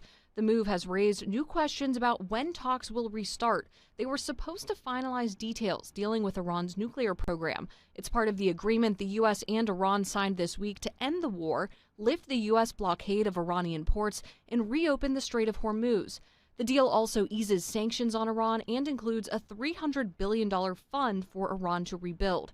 President Trump insists Iran will get, quote, no money, not 10 cents from the U.S., but some in Congress are questioning the funding. A real gift to the Iranians. If we give billions of dollars to Iran, that money will be used to murder Americans. Others, like Republican Senator Lindsey Graham, say the deal will lead to economic stability and could create a pathway to peace. Senator Tim Scott posted that the deal is a, quote, major victory for American security and global stability. The White House has also touted lower gas prices since this deal was signed and the Strait of Hormuz reopened. For the first time since March, the average national cost of a gallon of gas hit below $4 this week. Maddie Beertemple, News Nation, Washington. Now, your Super Doppler 10 forecast with meteorologist Brian Michigan. Well, we have been very lucky with the weather today. I mean, it has just been gorgeous out there from the parade of Sail on, really. It's been wonderful. Yeah, we had the heavy rain earlier, and originally what it was looking like is that the rain was going to stay heavy through at least the early afternoon. Yeah. That didn't materialize. The storm actually picked up in speed, so it got out of here way quicker. We've been able to enjoy a much better afternoon out there, so we are very thankful for it. We're grateful for it, yes. We are going to be seeing clear skies as we go into the fireworks show, which starts at 9:30. Oh, awesome, yeah. If you missed tonight's, you have another opportunity tomorrow for the day tomorrow. Tomorrow night. Right now, blue skies across the area. A much different day out there, really, compared to this morning. The last of the moisture is exiting off of our coastline now along the Outer Banks. You can see the majority of the system well offshore there of Hatteras, well east at least. Right now, not much to speak of. There is a rogue cell in between Richmond and Petersburg right now. We'll continue to watch as that moves to the southeast. If it holds in intensity, it may impact areas, into, say, Surrey, Smithfield area, maybe drifting on into Suffolk much later on. But I think for Hampton Roads, we are looking good. Into North Carolina, a few light showers south of the Albemarle Sound. East of the Oregon Inlet, that's where we see that just last rogue cell here as it pushed its way south and east. It was originally near Kill Devil Hills, but again, that is coming to a close. Temperatures in the 70s to low 80s, except for areas into North Carolina, mid 80s for Eatonton, upper 80s for Crew. You're at 86 degrees right now with a light northerly breeze that's bringing in the drier air, lowering our dew points. The dew points have really taken a hit through the day, and that's good. That'll make things feel comfortable as we head into this evening because it was a little bit of a sticky early afternoon. Staying mostly clear this evening. Temperatures early on will be in the 70s. So for the fireworks, I'm expecting around 75 degrees, maybe a few clouds, but should be pretty pleasant, and light winds too. So fireworks are a go. Saturday, Sunday, both looking like beautiful days for Harborfest. The official start of summer is on Sunday. You also have the Point Break Music Festival in Virginia Beach too. There's just a lot going on this weekend in Hampton Roads, but temperatures will be in the upper 80s to around 90 degrees both days. I think Saturday more comfortable though with some lower humidity. Sunday we'll have a southerly breeze that picks up during the afternoon, and that'll make things a little bit sticky and maybe a stray shower chance, but better chance for rain early next week. Overnight tonight we're looking good. Tomorrow morning we wake up to clear skies, temps in the 60s and 70s. Tomorrow afternoon a few thin high clouds. That's about it. Should still be a very bright day out there with those highs in the 80s. Coming up for the evening, we're back down into the 70s. Very quiet weather out there. Light westerly breeze. Should feel nice Saturday evening. Into early Sunday, there could be maybe a stray shower that passes through with this batch of clouds, but I think for the most part, we're looking dry. 9:30, we're already at around 80 degrees, so it will be a warmer day on Sunday with highs of around 90. And of course, that increase in humidity out there. So watch out for maybe a stray shower. Other than that, I think, again, we're staying very dry. We start out our day on Monday, dry as well. Monday afternoon, that's when that next batch of rainfall comes in. Maybe a possible shower lingering Tuesday and some afternoon activity on Wednesday. Better chance as we go into the end of next week. We can really use any rain we could get, though, with that severe to extreme drought remaining across the area. Thursday and Friday, late next week, I think is our next best chance for some widespread downpours, but we'll also watch for again on Monday. Well, Juneteenth is also happening today. Coming up, how event organizers plan to keep you safe during the celebrations.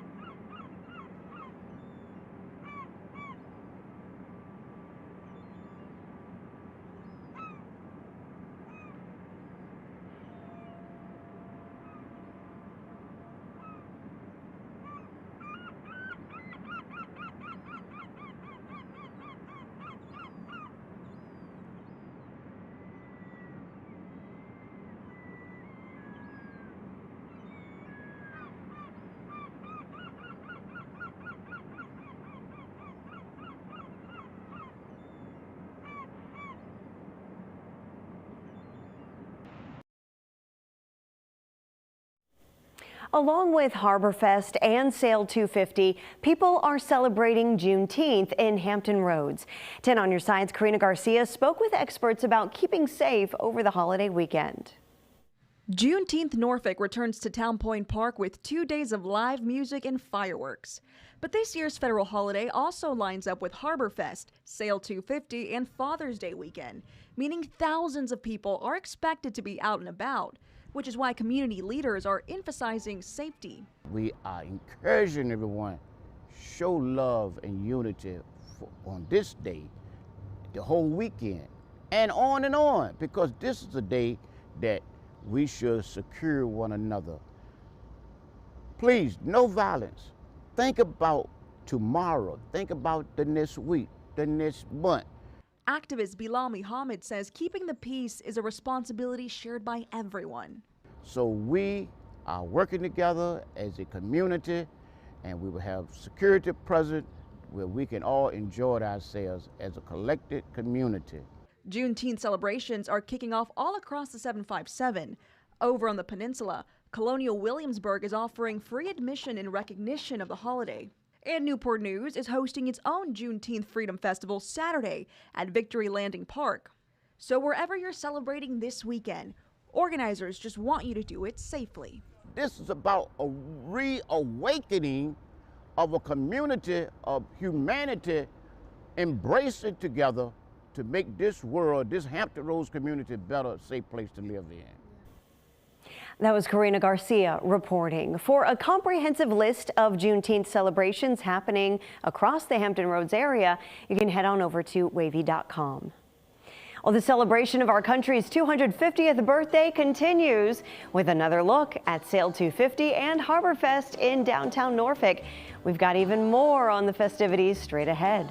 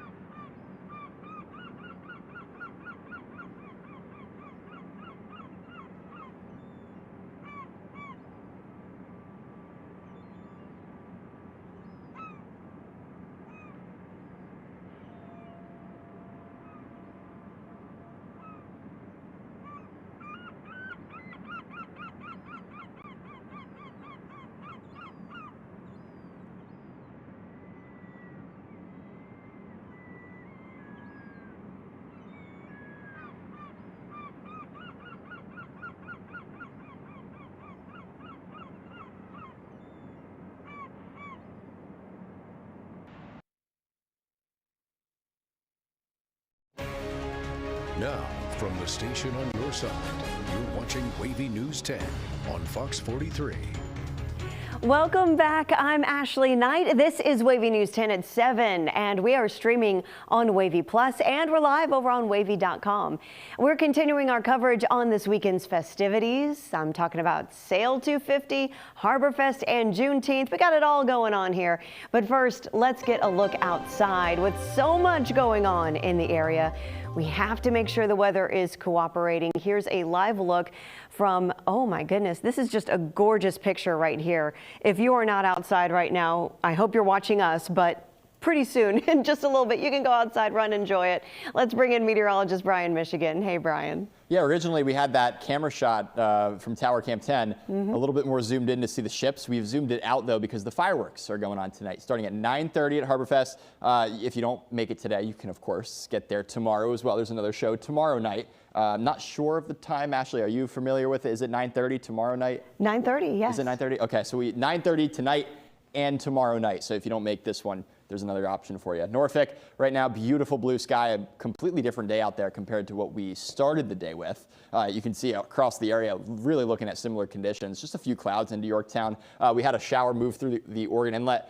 Pretty much the last of the moisture, though. I think North Carolina, for the most part, we're going to be staying pretty dry, except for areas south of the Albemarle Sound. There could be a couple more light sprinkles moving through. And we are tracking just a rogue cell, kind of just to the south and east of Richmond, northeast of Petersburg. That's going to continue to drift to the south and east, maybe impacting parts of Surrey County, Isle of Wight, and maybe if it holds together, getting into Suffolk, but that won't be for a while from now. Other than that, we are looking dry across the area. We got much lower dew points out there, so it's comfortable. Temperatures are in the 70s and 80s with light winds, and that's good for the fireworks. I think we are a go tonight. We have a beautiful weekend forecast in our hands. We'll talk about that coming up.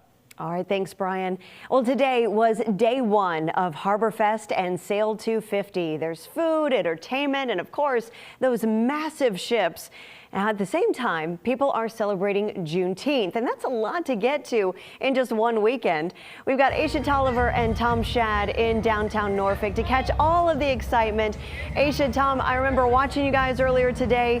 There was no boat behind you, and suddenly you've got this boat, you've got all these people back there. It just looks like so much fun out there. It looks like the Hampton Roads Bridge Tunnel for vessels, right? I mean, it's kind of jammed up back there. Pack your patience, you know. Yes, pack your patience. Right, no, but it really has been amazing. And, you know, now we're seeing the after work crowd. People are coming out. They've got their chairs. They're setting up. They're getting ready for Patti LaBelle. I mean, there's still so much to enjoy. And you can go on some of these tall ships, too. So if you still are on the fence, come on out. It's cooling off. The sun is kind of winding down on us. And it's a good time. Yeah, it really is. And, you know, from our vantage point, we've been watching all the ships go by and the people on the yachts over here, too, as well. It's a different vantage point from our Andy Fox, right, who actually got to go on a ship. That's right. Let's send it over to our Andy Fox now. Andy, what's the latest? Hey, let me tell you, it is so loud down here. I'm assuming that you said, hey, Andy, take it away. Listen to this music, everyone. There is a vibe going on down here. Everyone's having a great time. We are on the Oosterschelde, and I want you to take a look. 3 masts, 3 topsail masts. It is a beautiful vessel.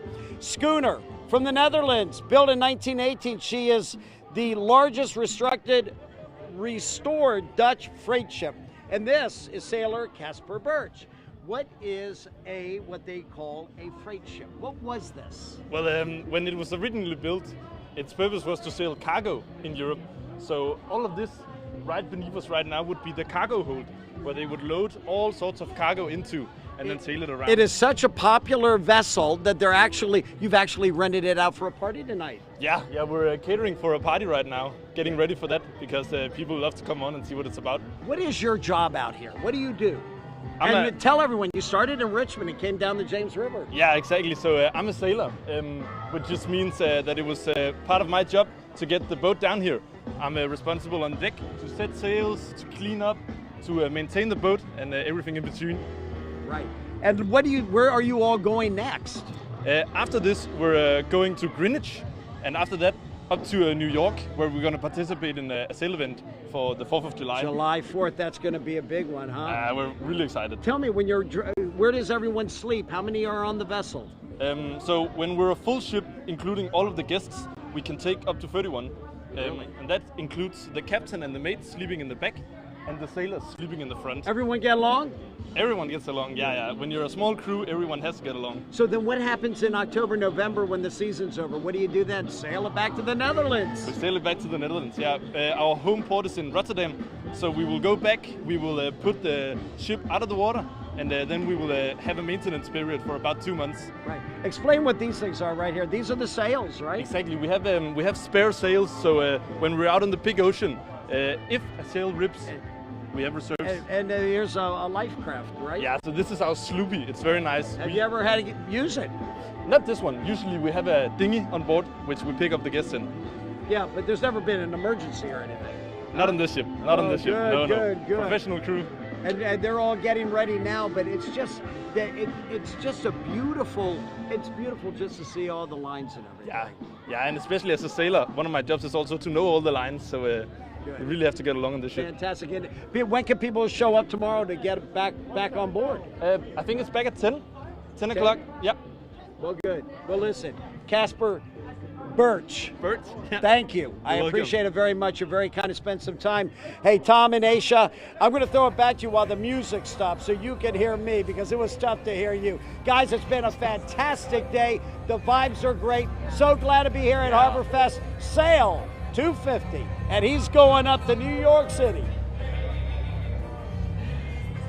All right, Andy, thank you very much. Another Harborfest in the books for me with Andy Fox, and now I can say it with you. Yes, and we can always hear Andy, by the way. We can always hear Andy. Wherever he is, we can hear him. And now, why don't we take a little jump across the river? That's right. We've shown you the vantage point here in downtown Norfolk, but let's go to Portsmouth, where our Brett Hall is standing by. Brett, what's going on? Can you hear me? Can you hear me? You can hear Andy, not hear me. No, we are right now standing at what was the end of the Patti LaBelle concert line in Portsmouth. I'm serious. The line for the ferry has been very long here at High Street Landing because there's 4 ferries right now and they're all free. The ferries aren't doing their regular route. They're not going from High Street down to North Landing. They're going back and forth. So that is what's going on out here right now. We got 2 Ferris wheels and several other carnival rides. Let's walk over here and show you those. And they are free right now, so kids are really having a lot of fun doing that.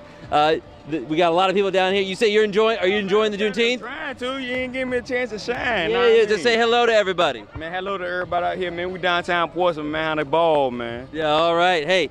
Thanks for coming by. No question. A lot of nice people out here in Portsmouth. Coming by to my area. Of course. Yeah. And this is going on all till Monday, actually. We're going to move over here just a little bit better for the sun. There's going to be rides. High Street is closed down from Court Street all the way to, actually, Effingham, all the way to High Street Landing. There are many different vendors. I just walked down. There are really cool inflatables that look like arcade games. You can do a mini golf. I've never seen them before. Free carnival rides. Then, of course, 2 ships out here, Lady Maryland and Gazella. I think I got that right again.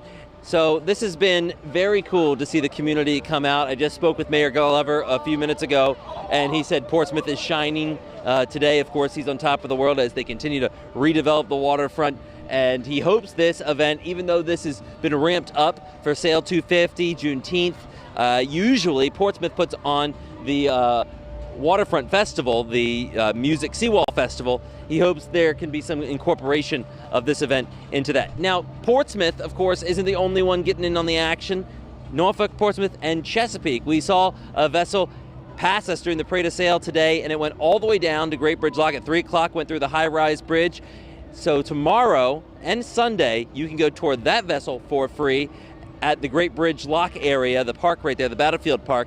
This is a regional-wide event. I think that's what makes it so special. We always talk about being Hampton Roads.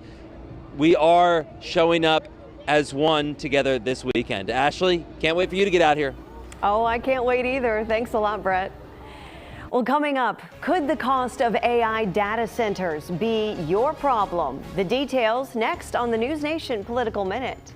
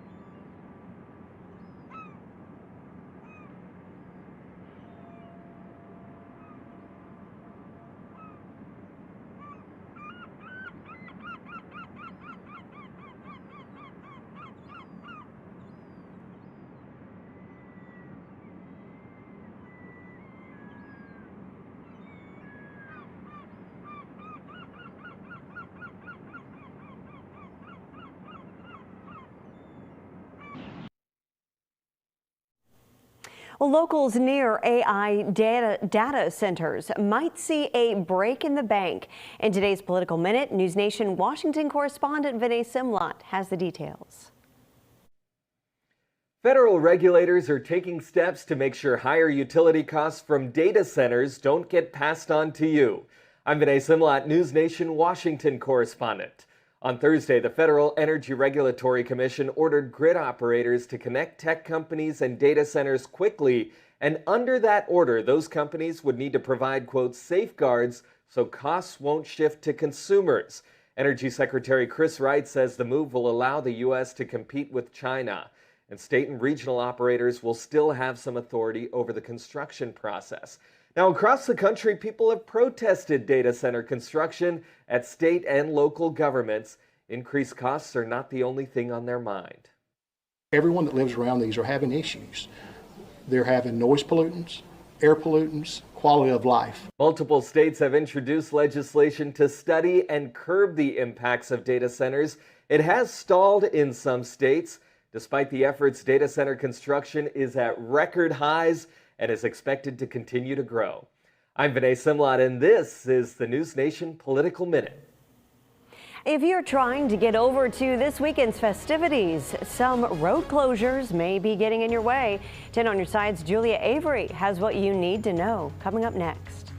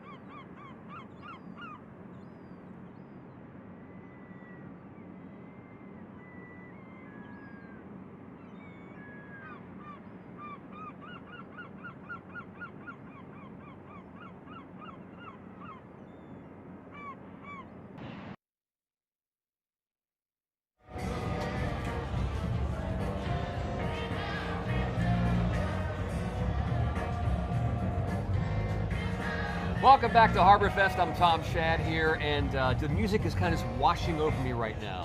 Oh, feels really good. Okay, so relax. He is chilling at this point. Thank you so much for staying with us. I'm Aisha Tolliver. We had our Patrick Driscoll out here earlier today on one of the really tall ships, the Coast Guard Cutter Eagle. So let's go to that story now. It's only fitting that America's tall ship, the USCG Eagle, led the way for arguably the biggest Harborfest yet. It stands at 150 feet, and it's as timeless as it looks. This ship has been around for 80 years as a U.S. Coast Guard cutter. Inherited from Germany as a war prize after World War II. And its operation? Timeless. So much history on this vessel, but yet... And this is where we get them salty, the future officers of the United States Coast Guard. Today's weather couldn't have been a better opportunity to get salty. We teach them to lead, technical skills like seamanship and engineering and navigation. And while it looks and functions like something straight out of a history book, that we're bridging the next 250 years with these young men and women who just want to do right by this country.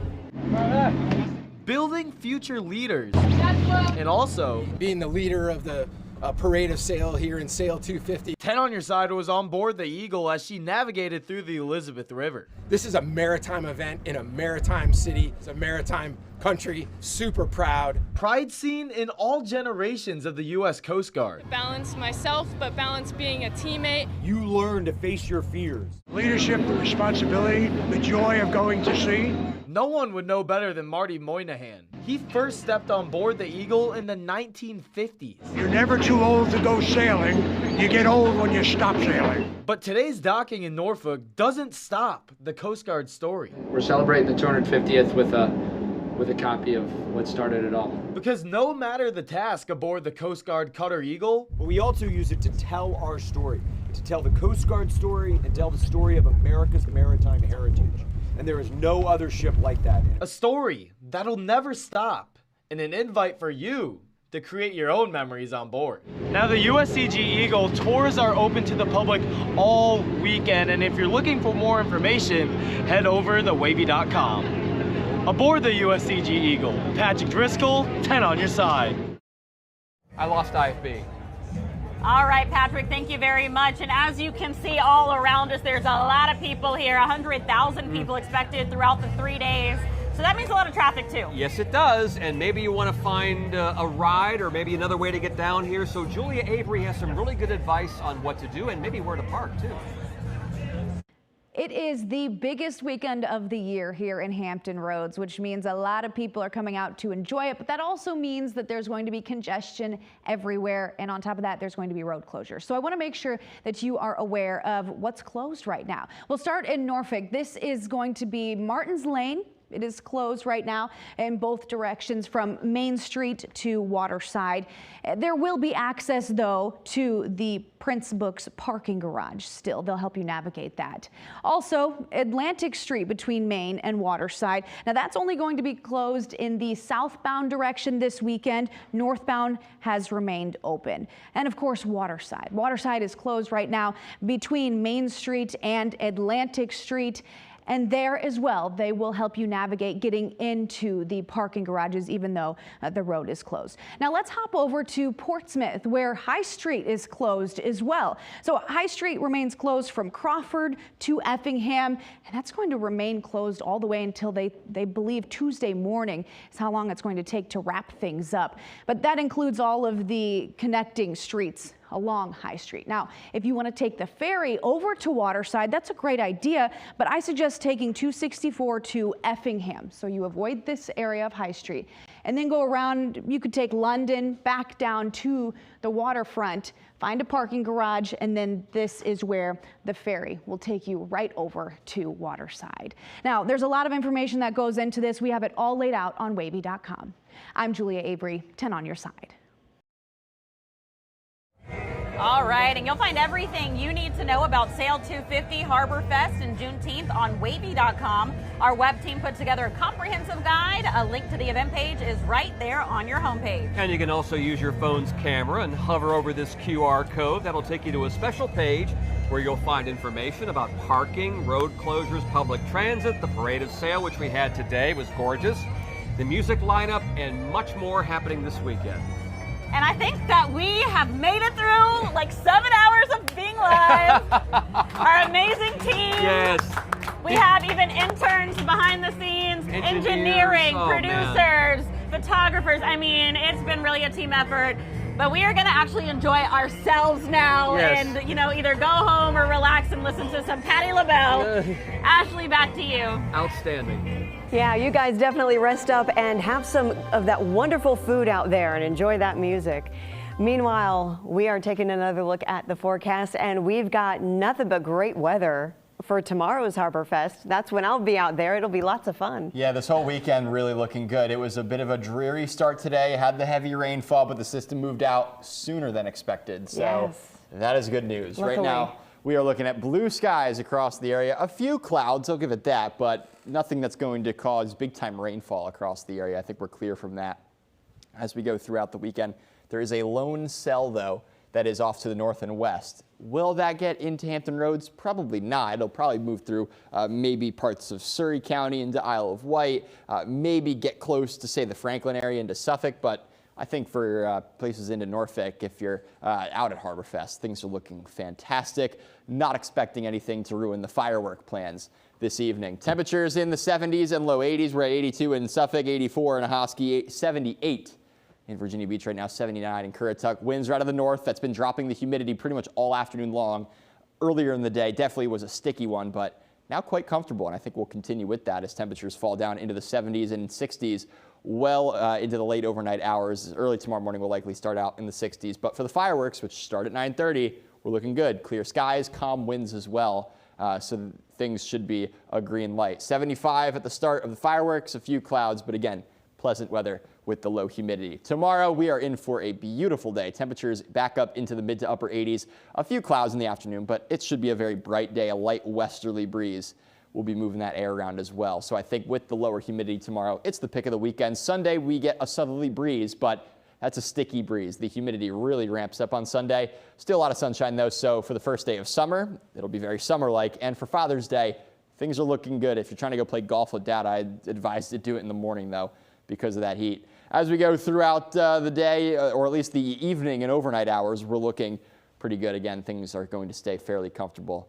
and calm out there. By 8:30, temperatures back up into the mid to upper 70s. We're getting back in the upper 80s by around 2 to 3 o'clock. Again, just a few afternoon clouds out there. Other than that, we are looking good and good into the evening hours too. If you got any Saturday night plans, should be okay. Sunday early morning, maybe a stray shower to the north nearby, but other than that, very weak disturbance kind of passes through. Just throws us a few more clouds as we head through Sunday morning. Into the afternoon, lots of sunshine. Highs up to around 90 degrees. Again, with the southeasterly breeze, the humidity does come up as well. So low to midnight, temperatures around 90 will likely feel like the low to mid 90s out there. So just prepare for that.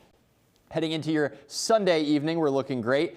A few more clouds coming up by Monday, and that's out ahead of our next chance for rain. I think we're dry during the morning hours, though. It's the afternoon that we have to watch for that scattered shower and thunderstorm chance. Maybe a few downpours out there. We'll take any rain that we can get, though, with how dry it's been. Tuesday, Wednesday, very low chance for rain. Things pick back up later next week. So we will hope for it. Severe to extreme drought across most of the area. Near Raleigh, exceptional drought. That's as high as it goes when it comes to a drought. So we could use some rain Monday. Again, Thursday and Friday, scattered showers and thunderstorms. But until then, we will enjoy this absolutely beautiful weekend for Harborfest, for Father's Day, for Sail250. Hampton Roads is the place to be. Absolutely. Thank you, Brian. Well, still to come, what's the goal for the Artemis 3 mission? We tell you straight ahead.